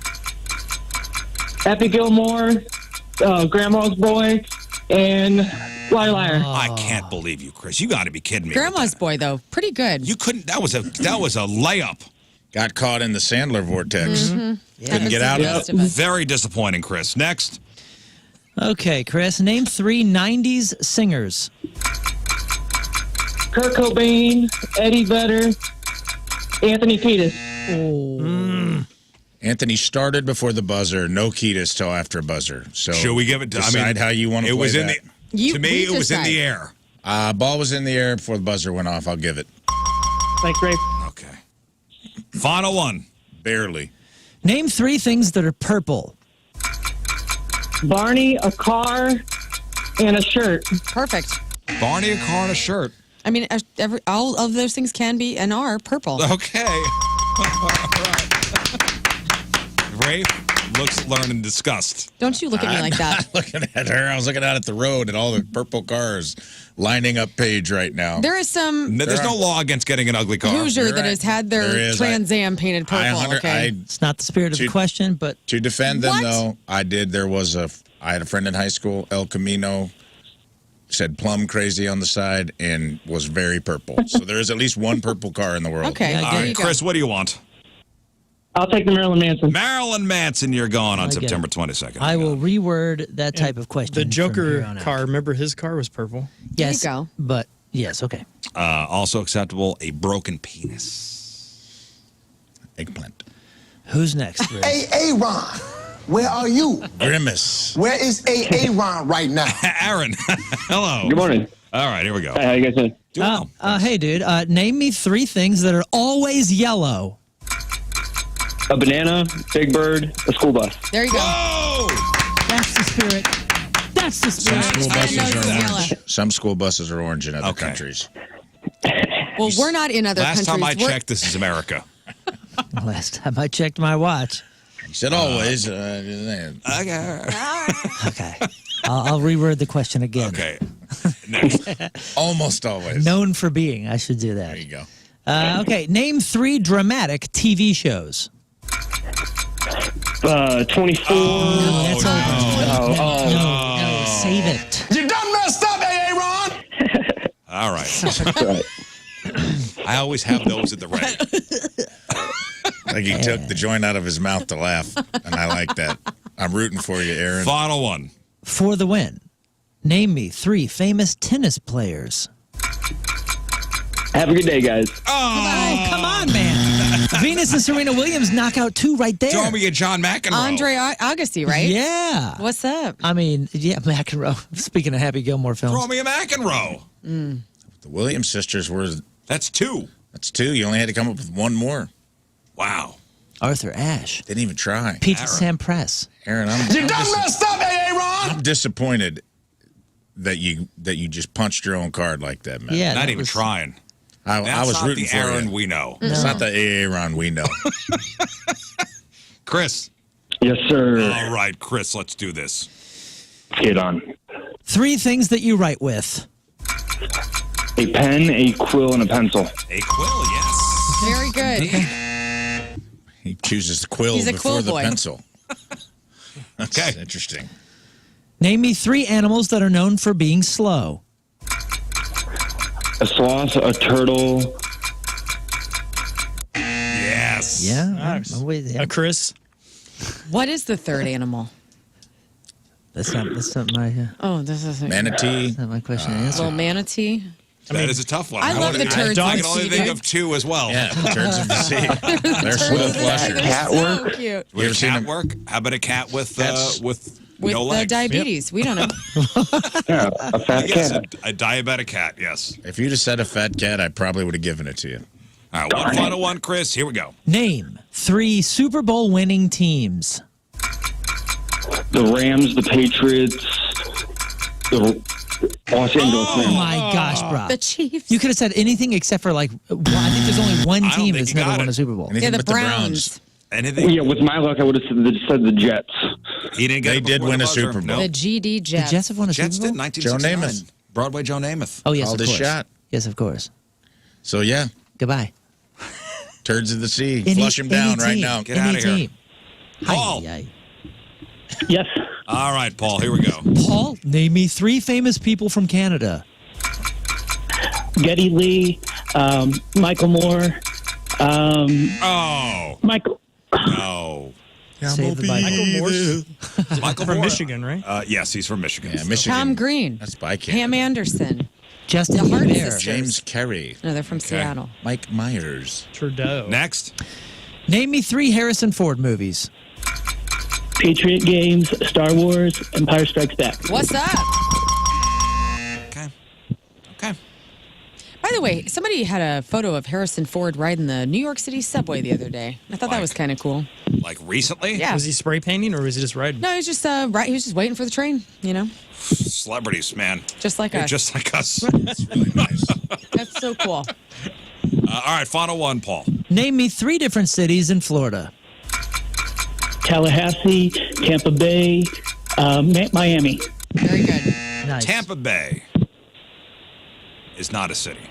Yeah, it is. Yes, it is. Tampa's a city. Oh, I'm sorry. Tampa Bay. Is a bay. No. It's the Tampa Bay Buccaneers. Why don't you look that up? It's Tampa is a city on Tampa Bay. Tampa is a city on Tampa Bay. Now, Paul. Well, the Bucks don't play in the ocean. That's right. But it's not a city. Who's the true judge of this game right now? I'm just I telling believe you. it's Tampa Bay is the metro area of Tampa. But it's not a city. And he said Tampa, so it's included. Okay. All right, Paul, what do you want? Oh, I have to go with Marilyn Manson. Marilyn Manson. You're going. Hang on, September 22nd. Just so you know. I take it back. Well, I didn't know that. Just so you know. So the more you know, that's good. Tampa Bay is not a city. Tampa is the city. Who's ever saying, "Oh, I'm going to Tampa"? To Tampa. People who are going to Tampa.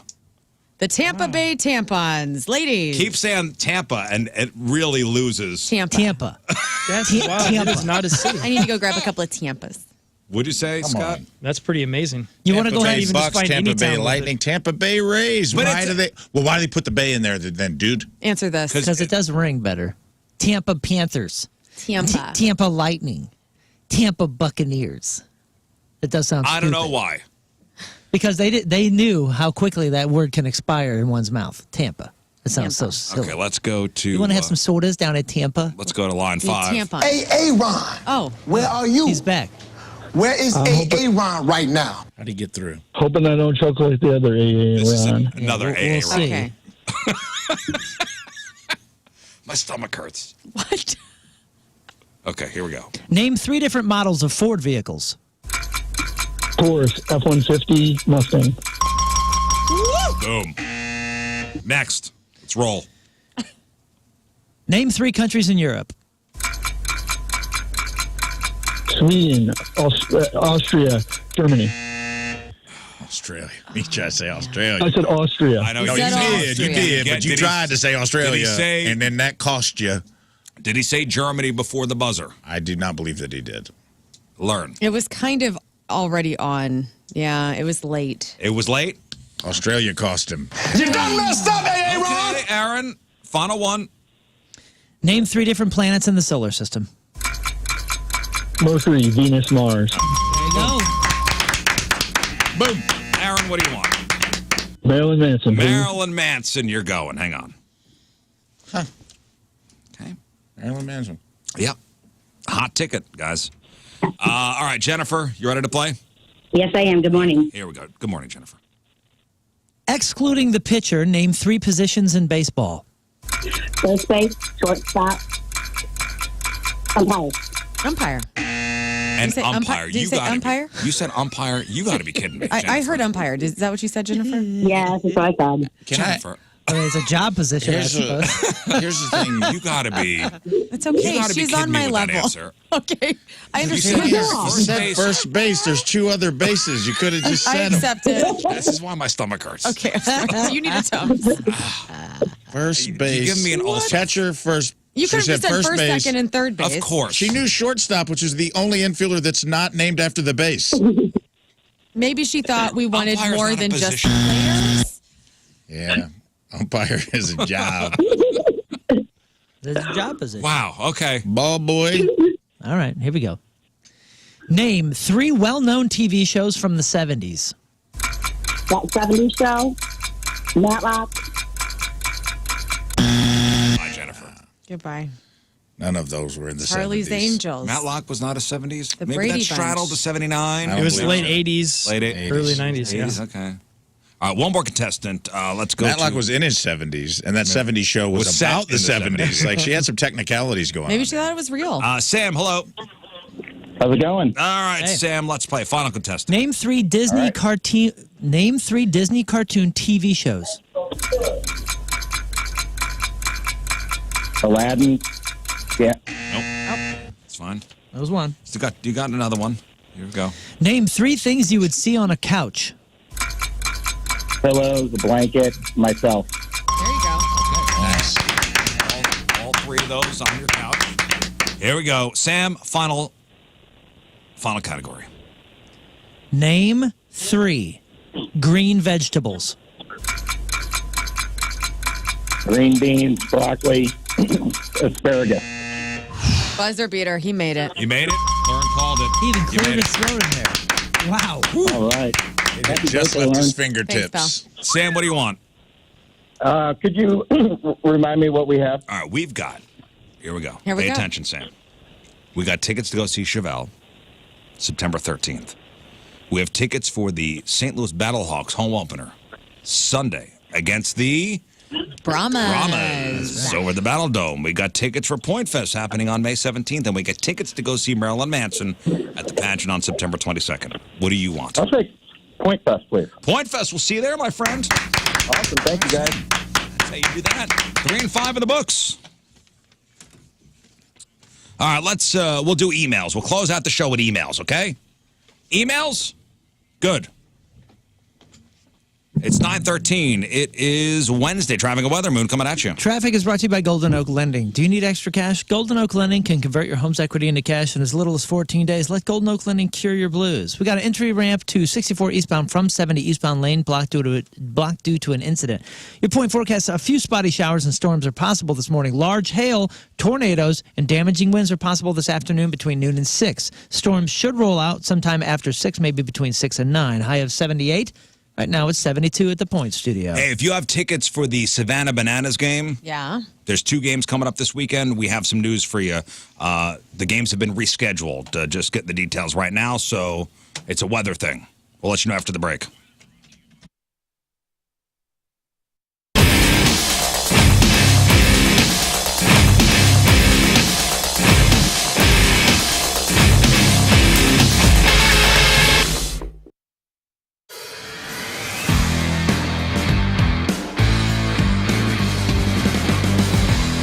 This place for a little over a year now, and every time I come up here I discover something new, whether it be a new structure or just something hidden in part of the woods here. So a couple months ago just spotted something in the woods and what the hell's that? So I went exploring, and let me show you what I found. Check this out. Fence and Deck has been around for 57 years now. One of St. Louis's top names, the top name in home improvement. Quality and professionalism. That's why they've been around for so long.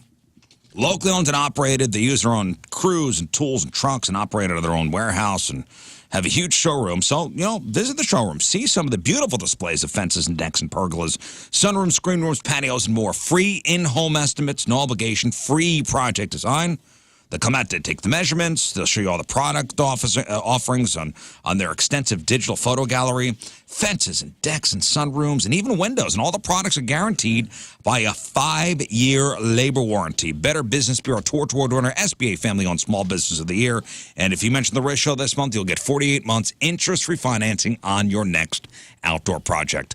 Chesterfield Fence and Deck online at chesterfieldfence.com. After all, who doesn't want a bigger deck? We're talking about shopping local, right? STLmattressdirect.com. Mattress Direct, right here in St. Louis. Campbell Mattress, made here in Missouri. Missouri-made mattresses. Why pay to get a mattress made somewhere else and shipped here when you can get such a deal right here from Mattress Direct? And right now they're celebrating Campbell Mattress's 90th anniversary by giving you free sheets and 2 free pillows with the purchase of a Campbell mattress at Mattress Direct. Check them out now. STLmattressdirect.com.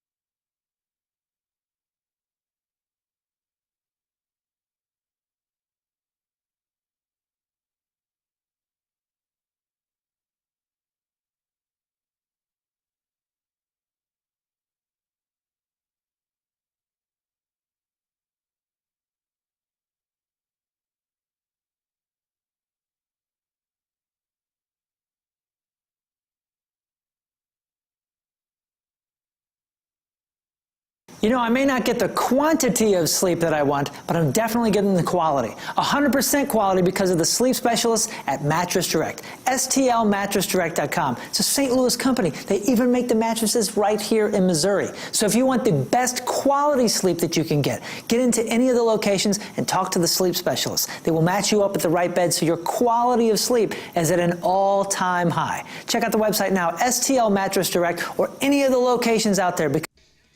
You know, April just seems like the greatest month of the year. I mean, there's a really awesome birthday that happens in April, mine. And also, it just happens to be Youth Month over at First Community. And this is a month where kids, they can make a the big save with the Blues Youth Savings Account. And it has really amazing perks for the aspiring hockey player, for any kid in your life. But having our own youth savings account means rewards for good grades, saving money, plus those invitations to exclusive events.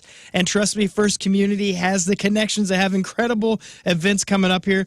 And opening an account for your child or maybe your grandkid or niece or nephew is a great way to teach your kids the importance of saving. And trust me, get that in now while they're young so they can learn how to truly invest and be wise with their money through the years. And that's what First Community is here for you to do, is they want to help you grow your money. And they have over 40 locations throughout the area, so they make it very easy to bank. And they have 18 inside Walmarts open 7 days a week. So they, again, make it very, very easy to go over there and bank and invest your money. So go to First Community today. Ask them about the Youth Month happening right now at First Community. That's firstcommunity.com.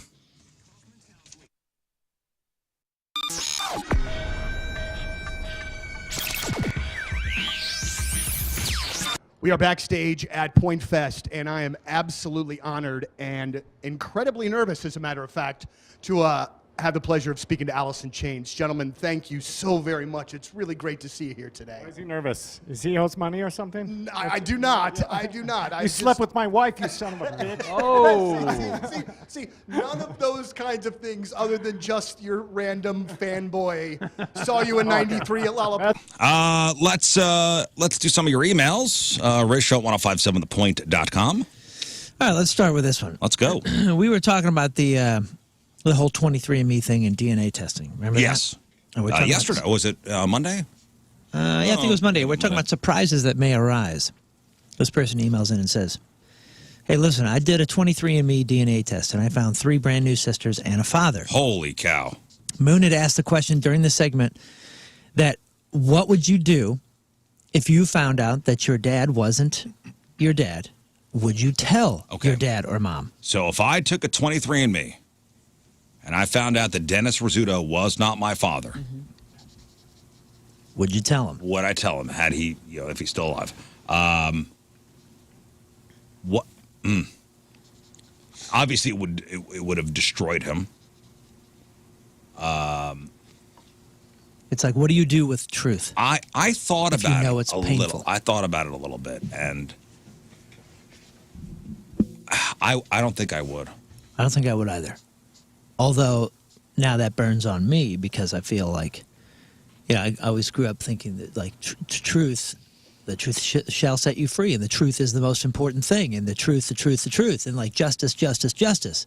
And the more the world has done its thing on me, the more I'm kind of like, him knowing that justice doesn't exist necessarily, and him knowing that would only cause one thing, would be pain, more pain, right, and hurt, and something that I would never want to see him in. Caveat.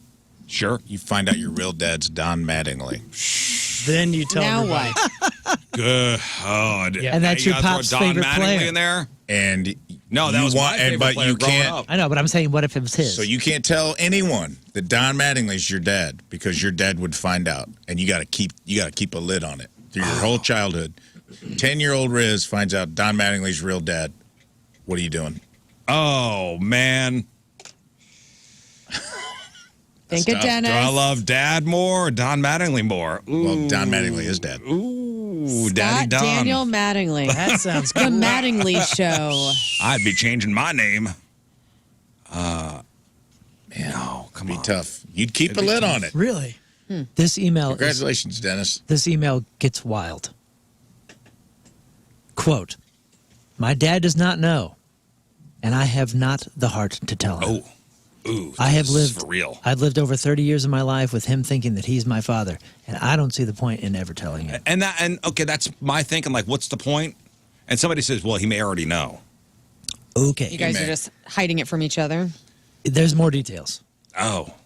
I did confront my mom, however, about the news as soon as I found out. Her reaction was not what I thought it would be. Now, I'm asking you, Riz, what do you think the mom's reaction would be?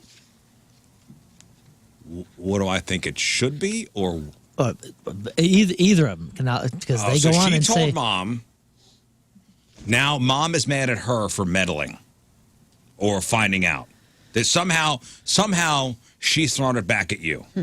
This is what I think happened. Her reaction was not what I thought it would be. She was more worried about other people finding out about her dirty little secret. Oh, not even the dad? Just reputation, I guess. Don't worry, Ma. Secret's safe with me and all of the internet. Holy cow. I did find out, though, that these newfound sisters of mine are all born the exact same year. Different moms, which means my biological father was getting busy. He never knew about me. He passed away a few years ago. Oddly enough, he passed away on my birthday. Strange finding out that your life is a lie and that you have people out there that look identical to you. This stuff happens so much. Most don't find out until they take a 23andMe type of test for funsies. That's crazy. Whoa. I wonder if it makes it easier not to tell Dad, knowing real Dad has passed away. You know, like there's no like going and finding real Dad and having that relationship. I wonder if he or she is talking to the sisters. Right.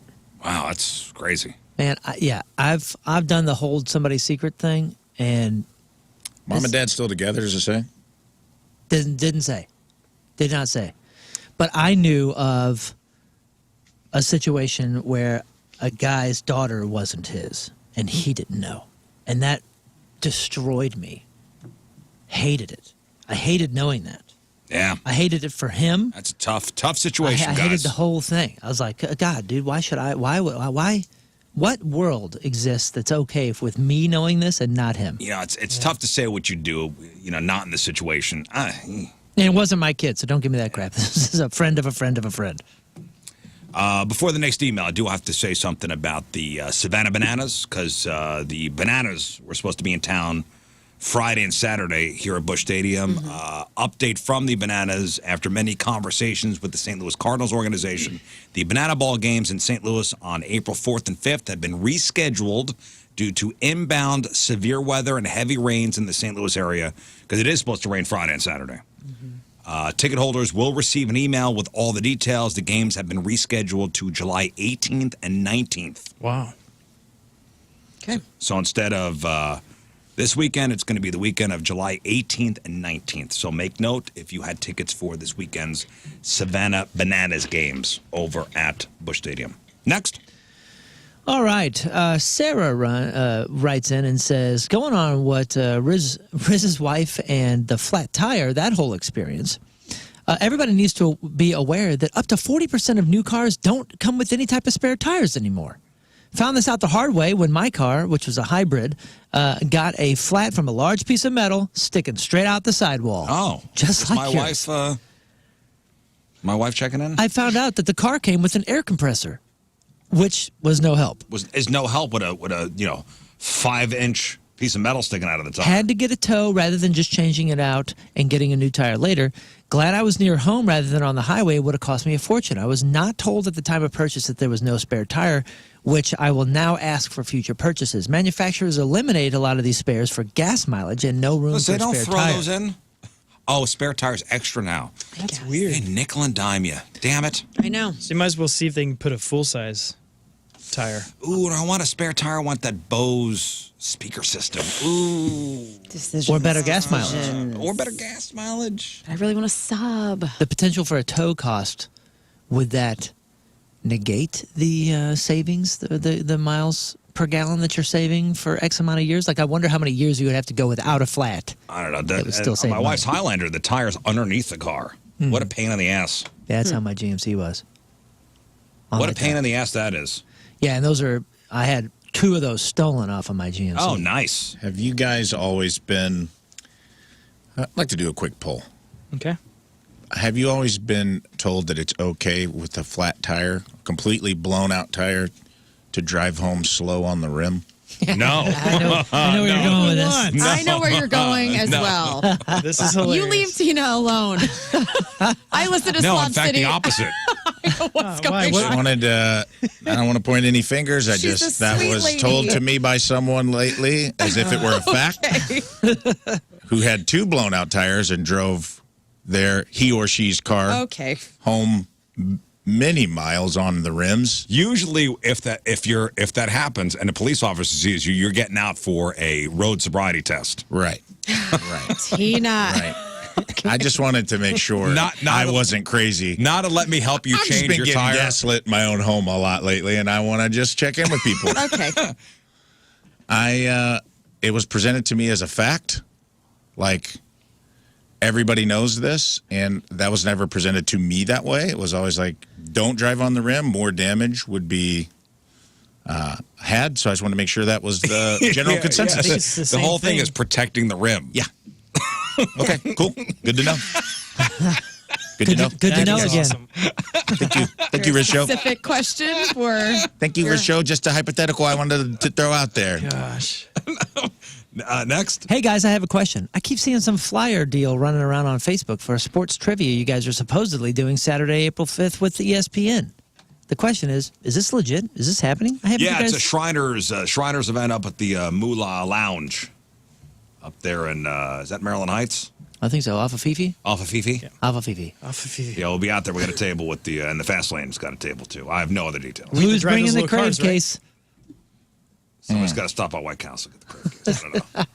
Man, that would tear me up. I'd probably do it, though. Get you some. Yeah, you need to. It makes you smarter. Crave case on Saturday, diarrhea Sunday. That's right. It happens. We're going to win. The amount of onions in a White Castle burger will immediately send me to the afterlife. You can't. You can get the answers and bring them You back. can say no onions. They're like, well, we cooked it on a pile of onions, so I hope you're cool with that. Oh, yeah. But they're good, dude. I'll risk it all for some White Castle, and I'll pay the piper. Do you like with cheese or without cheese? With Oh, for sure. Always with the cheese. Mm-hmm. I mean, I could do both, but I could do. I mean, I could do anything. Are you a White Castle fan, Lauren? Yeah. I mean, whenever I ate meat, yeah. My wife has never had White Castle before. Never. I mean, it will go right through And she you. refuses to. Oh, I thought she was health It's conscious. so good. Why would you do that? I love the greasy bun. Dude, Honestly, the chicken sliders are good too. the chicken sliders, and they make one of the best Impossible And the ones. fish I sliders. they have an will Impossible? tell Oh, you why she's freaking never great. had, and it makes perfect sense. She goes, every time somebody brings up White Castle, the next sentence has to do with liquid feces. Well, one of the reasons Yeah. reasons is because we overdo it. So, and she said, if always the following sentence is something about having diarrhea, why would I ever put that in my body? Well, White Castle Brown Moat. That's always, they leave that other part out. There used to be a longer name. Do you understand where she's coming from? Of course I do. Yeah, but, Yeah, but then you're avoiding chili because of whatever. You're avoiding asparagus because No, of it's the just piece meal. it's just White Castle. Whenever somebody brings up White Castle, which we all know is delicious, Yeah, And but that's it's kind of the always joke has to with do. it. And the next thing is talking about having diarrhea. But see, this is a more truthful platform that people have gotten on because whenever, like, I was living, whenever I'm in high school or whatever, people are like, oh man, if you're hammered drunk, dude, couple of White Castles, throw them back. And like, that's where it was set up. Like, if you were ever drunk, Yeah. you eat White Castle. It wasn't about the diarrhea at that point. It was always about, tootin'. It was it's all going to weed soak made. up the alcohol. Oh, really? Oh, I thought it was just because it was the only place open by that And point. that also probably played into it. That and Jack in the Box tacos. It's also a place where if you were really stoned and drunk, they give you 24 sandwiches for like $8. That's an option. And they're pocket size. It's one of the only places where that's an option. You could order hamburgers and it comes in a suitcase. Yeah, and you get it. Yeah, you get a Strictly briefcase. business, dude. Here's a briefcase With a of handle. meat. Here's a briefcase of handheld meat that you can eat while driving. Thank you, White Castle. You could buy hamburgers and it comes in a briefcase with a handle. Yeah. Think about that, guys. I think that's what was in the briefcase in Pulp Fiction. They never showed it. I think it was just a bunch crave of- case? It was just a crave case, dude. And they were hungry. They'd been talking about cheeseburgers earlier in the night. Oh man, that'd be so cool if somebody walked in with a business, to a business meeting, using a crave case as a Yeah. suitcase. Golly, that'd be You so were cool. hired. I mean, as a briefcase. You know what? I want I want my lawyer to walk into court like that. I want my wife to try White Castle, and I want to film her reaction. Like, Oh yeah, she should do a mukbang. everybody's first time. Dude, She's gonna love it. honestly, the fish and the chicken are great. If she's adamantly against the red meat part of it. No, she's not. No, it's not the red meat part. We eat red meat. It's all the time. onions. It's the stigma. No, Which is it's the surprising stigma. about you loving it. It's the stigma behind it. That's the only. Sure. That's the only reason. But I want to say the onions are the culprit of the diarrhea experience. Agreed. But I don't know. Like, I always thought it was tooting. I didn't know it was the diarrhea. culprit is eating too many. That's why. It's not even toots, dude. It's because you smell like the crave case after you consume it. She right. The You only smell reason like you get onions. sick is because you eat too many. That's the only reason. No. It's because it's liver meat. It's low-grade meat and stewed onions just fighting it out in your From what I've intestinal read, tract. Onion from what farts, I've dude. read, actually White Castle's meat is of higher quality than a lot of other places. Where did you read that? Angus. White Castle Daily? WhiteCastle.com. So, okay. All right, White Castle News. I decree. Listen, we got to take one final break. We'll come back, wrap her up.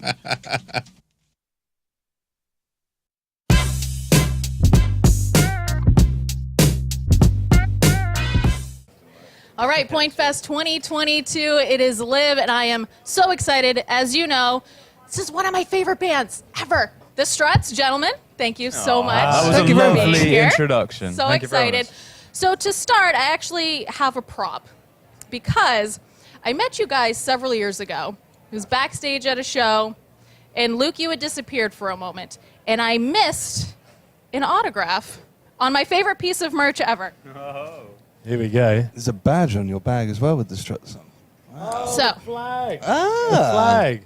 if you would be so kind. Basement Systems, moonloveswoods.com. Go to that website. There's a special offer waiting for Riz Show listeners for any sort of project that you need from Woods Basement Systems. Of course, they are the all things basement-y experts. We've known them as that since their family has been serving our area since 1986. But they also do other things like concrete leveling. And they fixed my front porch situation, which was a huge project. Now, maybe you got driveway issues, it's sinking, maybe your sidewalk is cracked and all busted up. Dude, I just learned that Woods Basement Systems is who IDOT and MoDOT call when they've got highway issues so they can help them raise the highway slabs. That's right. They are the ones that MoDOT and IDOT call when they need help with concrete leveling. So if they can do that, believe me, they can do your driveway, they can do your sidewalk, they can do your front porch, your pool deck, whatever. So not only does Woods Basement Systems, provide the all things basement-y experts for our area when these torrential rains come and you find a weakness in your basement that may have not been leaking last year, but suddenly now it's leaking or you got a crack. Woods Basement Systems does more than that. So call them. You can call them at 844-505-3373 or just go to the website moonloveswoods.com for that special offer. moonloveswoods.com.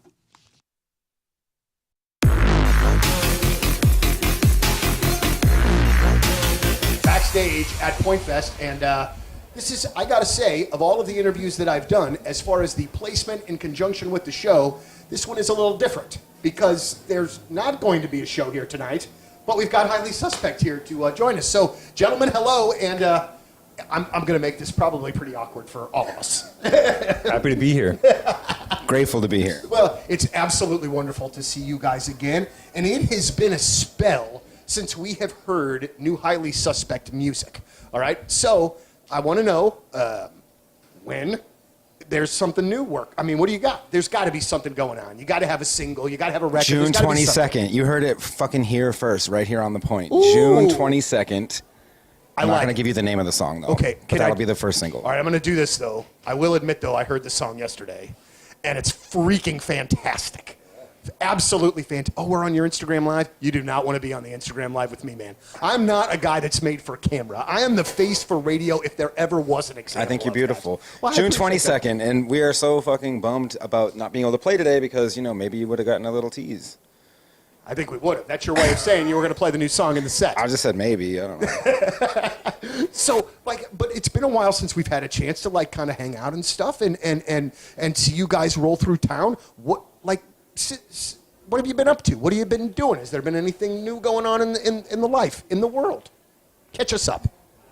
Yeah, tons. I mean, my brother and I moved to Nashville. We built a studio in it, and then we got to work on the record, and that took a long time. Yeah, I mean, it was honestly just nice to be off the road for a little bit. We toured for like 6 years straight or something like that, and it was just nice to take a little break. And we got really good at Apex. Yeah, that's the new development. Yeah, Apex Legends. A lot of Netflix, awesome. A lot of Grubhub. South County Urological, 314-843-8000, southcountyurological.com. That's where I went for my vasectomy. Hundreds of Rizzuto listeners have gone to South County Urological for their vasectomies. It is busy over there. March, usually the busiest time of year for South County Urological when it comes to the vasectomies. And it makes sense. The guys get the snip done on a Friday. The rest over the weekend, they ice themselves down. No heavy lifting, no mowing the lawn. Just sit back, relax, watch college basketball. Friday relax, Saturday relax, Sunday relax, and you're back to work on Monday. Quick procedure. My insurance covered it. Again, going on Friday for the procedure. You rest over the weekend, you're back to work on Monday. How painful is recovery for me? Minor swelling, maybe discomfort for about a week. The big question is, will my sex life be affected? For me, no change in interest level or ability to do anything. Just no more kids. South County Urological, also for kidney stone treatment and prostate health. 314-843-8000, southcountyurological.com.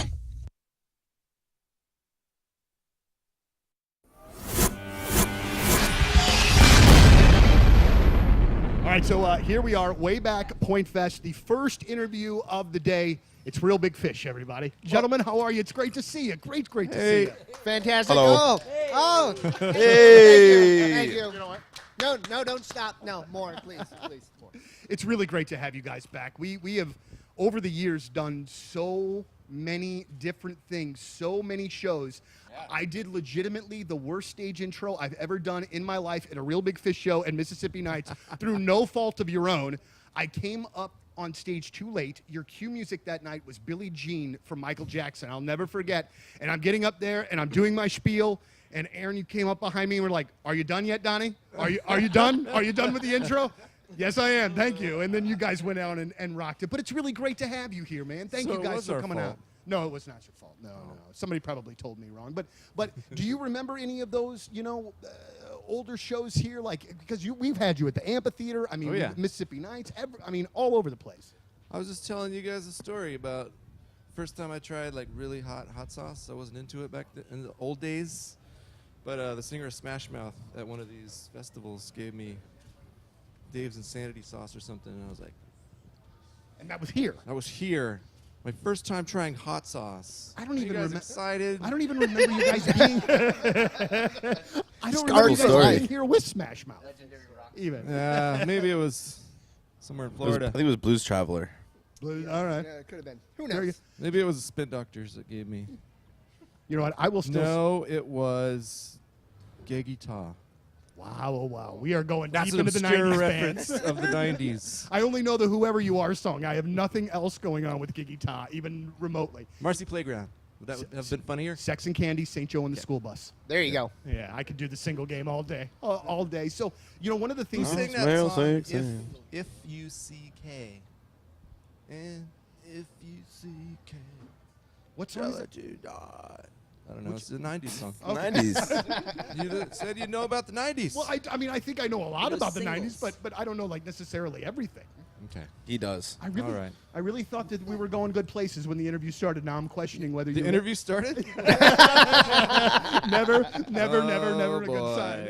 I was going to tell a great story about hot sauce, but I blew it. Yep. Too late. I mean, it was a good story, unless it was from Florida, and then maybe it lost a little bit of its thunder. And hot sauce. I had so much to work with. Smash Mouth, hot sauce. There is a lot. Cats. I was going to ask you about how this band always... For floors, whether this is for your home or your business, Michael's Flooring, local company in St. Louis. They've been around for 3 decades, just installing beautiful floors, whatever you need, whatever you want. Maybe there's a hardwood situation at your home right now. You're thinking to yourself, okay, it's time. I want a hardwood out. I want every surface of this house to be hard. And then you go to igotfloored.com, you check their inventory, then you go out to the locations, Dardine Prairie, St. Peter's, over here in Creve Coeur, and you say, look, just really want some gorgeous hardwood floors. Can you help me? And they're going to say, yes. What about soft surfaces? Maybe you're sick of hardwoods and you're like, all right, we got a bedroom, office, nursery situation. We just want some cushion. on our patoots. You know, you got a new baby. You want that baby rolling around on some cool carpet. Maybe some shag carpeting in that baby's room. You know, maybe they're an old soul. You know, maybe they do want like a Ted Nugent poster on their wall and shag carpeting that's blended and multicolored. You know, reminds you of your grandpa's van. They can do that for you as well. It's Michael's Flooring. Go to igotflooring.com.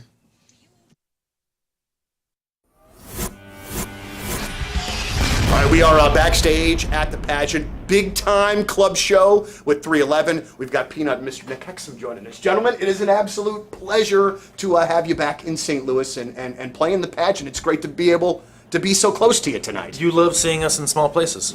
I do. I can't. I will not ever deny that. It was a little off-camera, little banter we were doing. Yeah, it's good to be in small places. This is where we cut our teeth. You know, you were saying Mississippi Nights, and we did the same thing in town. But pageant, I walked in this morning, first thing, like groggy, 9 in the morning, like, we're gonna destroy this place. Okay, now this is a the question. People that have been here too, like there's this Wall of Fame, and Oh, yeah. the owner has got a photo with all the biggest people in the world. Like they get some great names. It's here. incredible, and also too down at Blueberry Hill. I mean, what he has here at the pageant is just like, from what I understand, it is a very small amount of his collection. And over at Blueberry Hill, there's the pictures with Mick Jagger and Paul McCartney and George Harrison. And I've heard of all of them. Right. All pretty established folks. So, but you guys gotta have to be on that wall somewhere. Have you not gotten a picture taken? We're somewhere. I was gonna say. Yeah, we're Imagine Dragons. Well, I think you got a couple more albums under the belt than those dudes. I want to ask a question that might sound funny, but I honestly don't mean it to be funny. When you are going, anything. I love that. That could be absolutely anything. Right, good stuff. When you go from playing a gigantic stage to a smaller stage, is there any like legit concern of, hey, we have to watch each other tonight so that we don't run into someone, so that nobody gets whacked with anything, nobody trips? Is that it? But you guys are pros, so that's probably not a deal. I mean, you gotta imagine when we were first starting out, 22, 23, we were so out of control and wild. We had a few more on-stage collisions then, but now we all kind of just have an unspoken choreography. I gotcha. You know, SA has his lane when he's like, okay, Nick's up there, I can go around there and sweet in there. Right. Yeah. It's understood without being spoken. I think one of the things, the last time I interviewed you, Peanut, one of the things that I'd asked you was how had the band stayed together for so long? No lineup changes. That's almost unheard of these days. And one of the things that you said to me really struck me as that you guys kind of practice what you preach, And do you guys, will you guys see each other outside of the band times? Do you guys hang out away from 311 things? There has to be a way that you've worked out the friendships to this point that you're able to make it through these things, I would think. Well, in the old days, we were saved by rock, paper, scissors.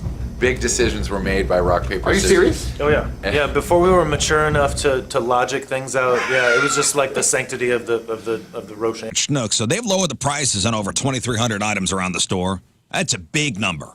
2,300 items. They've marked down prices on things like a ride of potatoes and organic girl salad kits and Jack's Pizza and Tyson family pack chickens, even like stock cold brew coffee, those big 32-ounce Chobani yogurt tubs, new lower prices on 2,300 items. And by lowering prices on that many things, they're bound to have lowered the price on something you love, some of your favorites. Now, I'm always telling you about how great Schnucks Awards program is. Now it's even better. They've gotten personal. So Schnucks Awards, completely refreshed, more personalized touches, and new perks just for you. Now you'll get personalized savings, which are basically custom deals on the items you buy the most. You also get personal double points days. You can earn 4% back on your entire cart.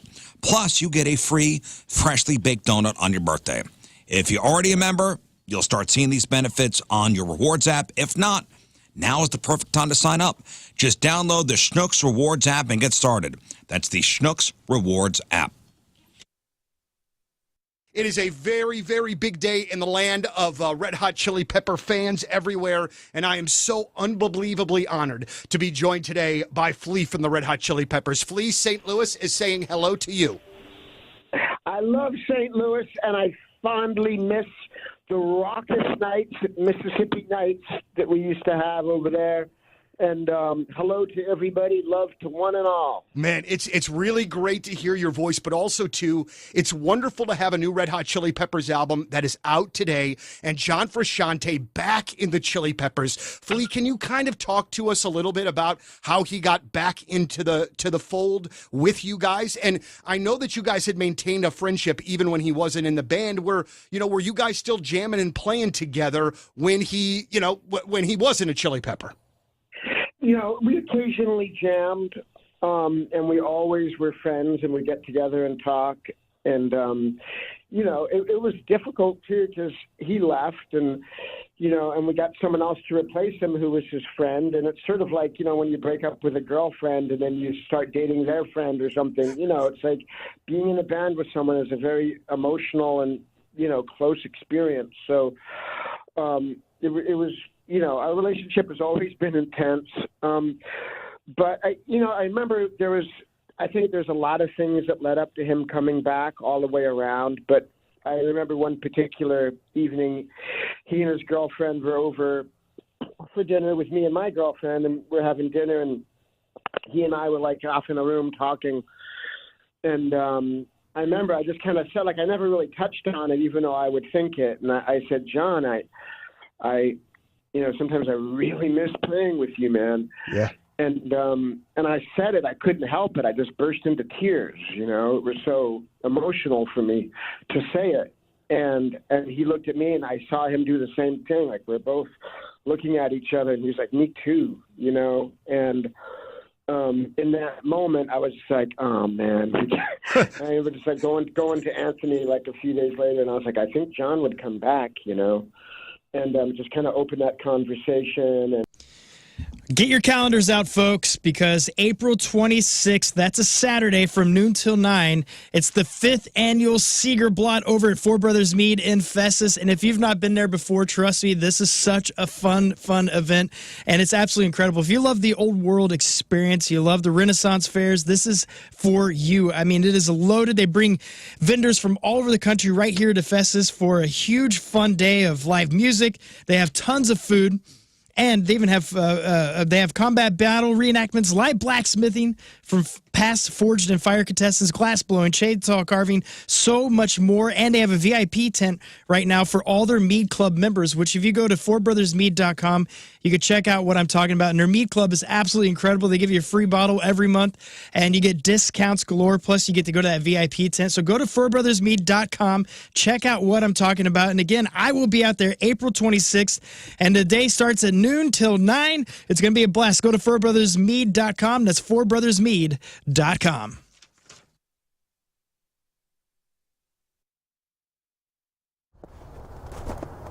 Oh, hey, how's it going, man? Hey, good to see you, Have a seat, man. Just wanted to have a chat with you, King Scott's Virginity, just to talk with you real fast, and just to say, first of all, thank you for everything that you've done for King Scott and for his lovely fiance. And I also wanted to say that you've been such a big part of our lives, whether it's the show or just in our personal lives. And relationships end, and it's time for you to go. And I didn't want you to be shocked, to be surprised or anything, so I wanted to give you an idea of what's going to be happening on the wedding night, what's to come, so to speak. So when two people are in love, they get married, and then after they get married, they normally go away somewhere, someplace beautiful, and then they get, you know what I mean? Like, they will go behind doors. I recommend going behind doors, and you that so that bitch can't get out. You show her God. You know what I'm saying? This is how you show her. And so strong, because she ain't never seen it before. And you drill. Okay, you know how when man first landed on the moon? That's what we're gonna do. She is your moon, and you are gonna take your flag, and you are gonna no, it's gonna be fine. They're in love. If they got married, seriously, it's gonna be over. We're gonna miss you. We love you, we miss you, but you gotta go. Beautiful. If you need more information, I've got a website. It's jerfinoff@gmail.com. It's all good.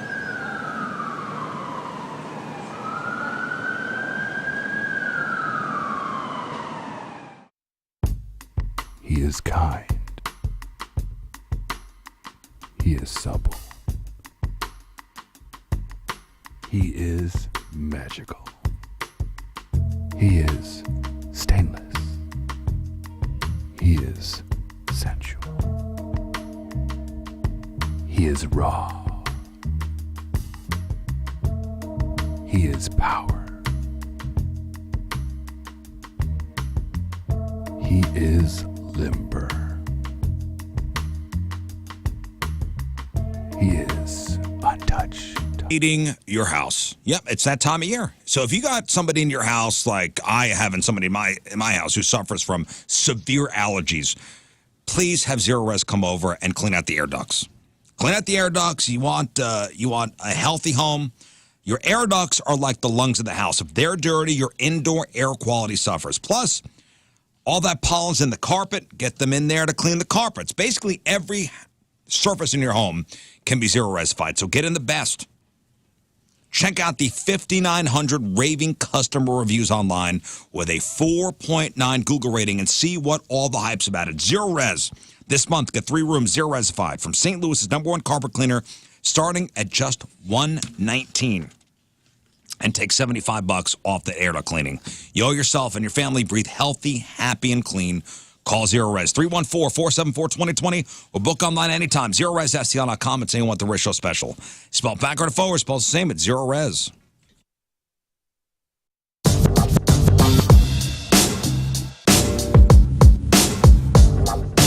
All right, so the lead-off interview for Point Fest 2019.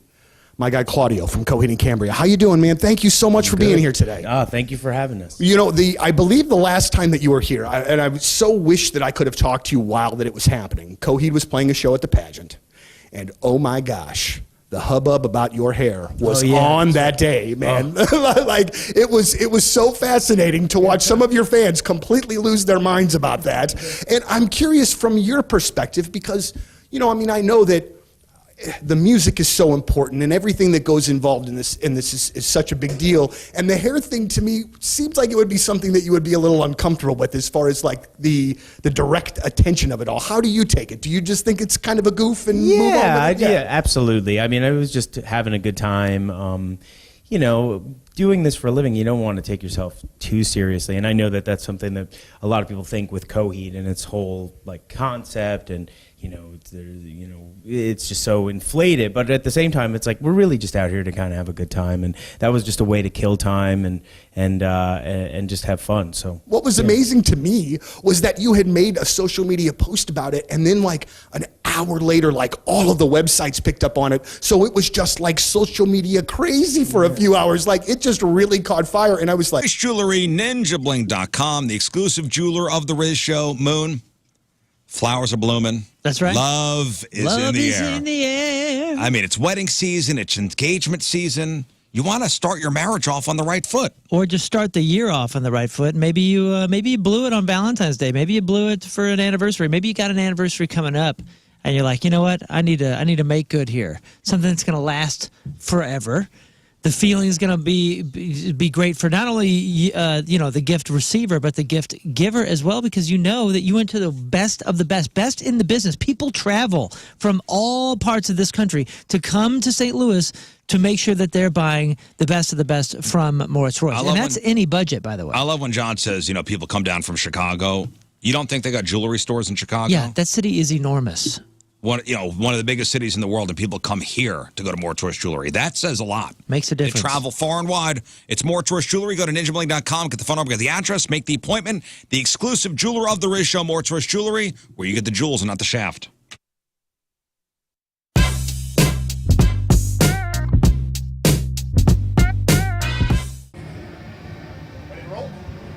we are backstage at Point Fest with a St. Louis favorite, and the great part about this today is that they're actually going to get to play.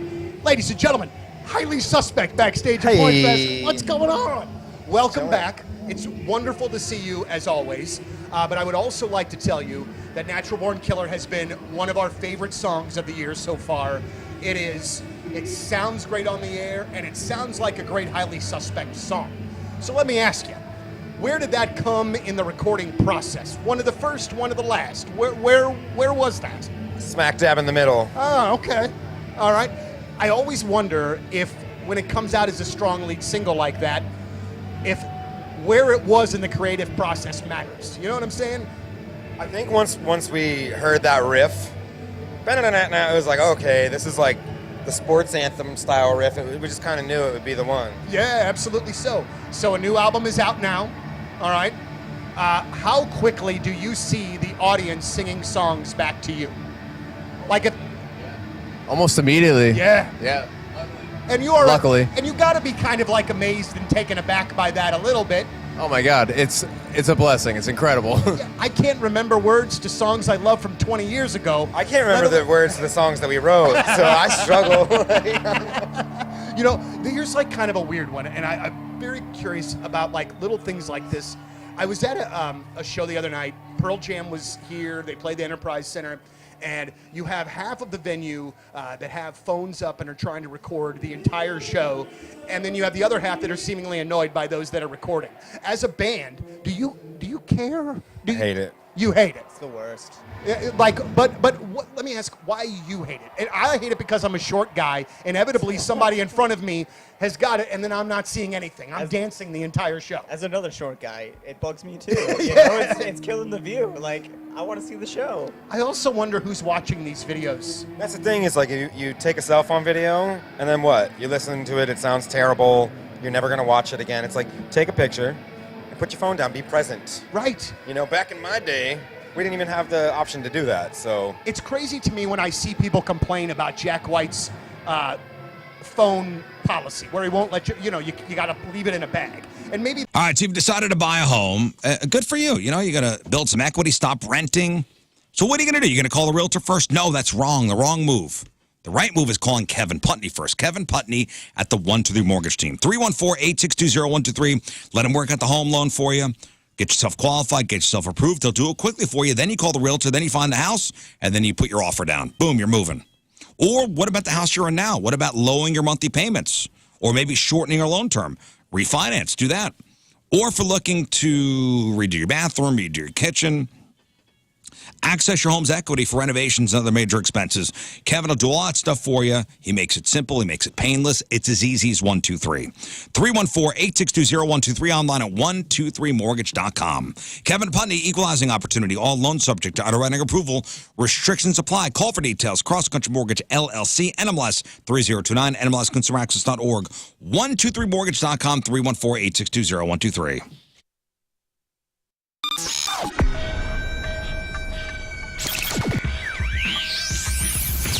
All right, first big summer show of 2018. That is it for us. Appreciate you all tuning in. If you missed anything on the show, check out the clip of the day brought to you by Michael's Flooring. Also, the podcast that's sponsored by Dobbs Tire and Auto Centers. Moon, what is today's podcast title? This is him not caring. Okay. What else you got? CanYouFeelThePunkTonight.com. That is the website for all things Can You Feel the Punk Tonight. May 3rd, St. Louis shows, 3 p.m. and 8 p.m. And then we added Chicago and Wisconsin. So get in while you can on those tickets. All right, Learn. I got nothing. All right, Rafe. Catch me in Peoria, Illinois, April 11th and 12th. If you're up in that area and you don't want to drive to St. Louis to see a show, I'll be at the Jukebox Comedy Club. Check it out. Check their website out for tickies. All right, Scott. Yeah, you can follow me at King Scott Rules. That's all I got. Okay. We leave you with a selection from our Team Riz member today, brought to you by Hot Shots from St. Louis. Lorinda Evans is out. And here's a song that'll put everybody in a great mood. Yeah. Hell yeah. Oh, wow. Energy up, ladies and gentlemen. Shine down. What a song for today, huh?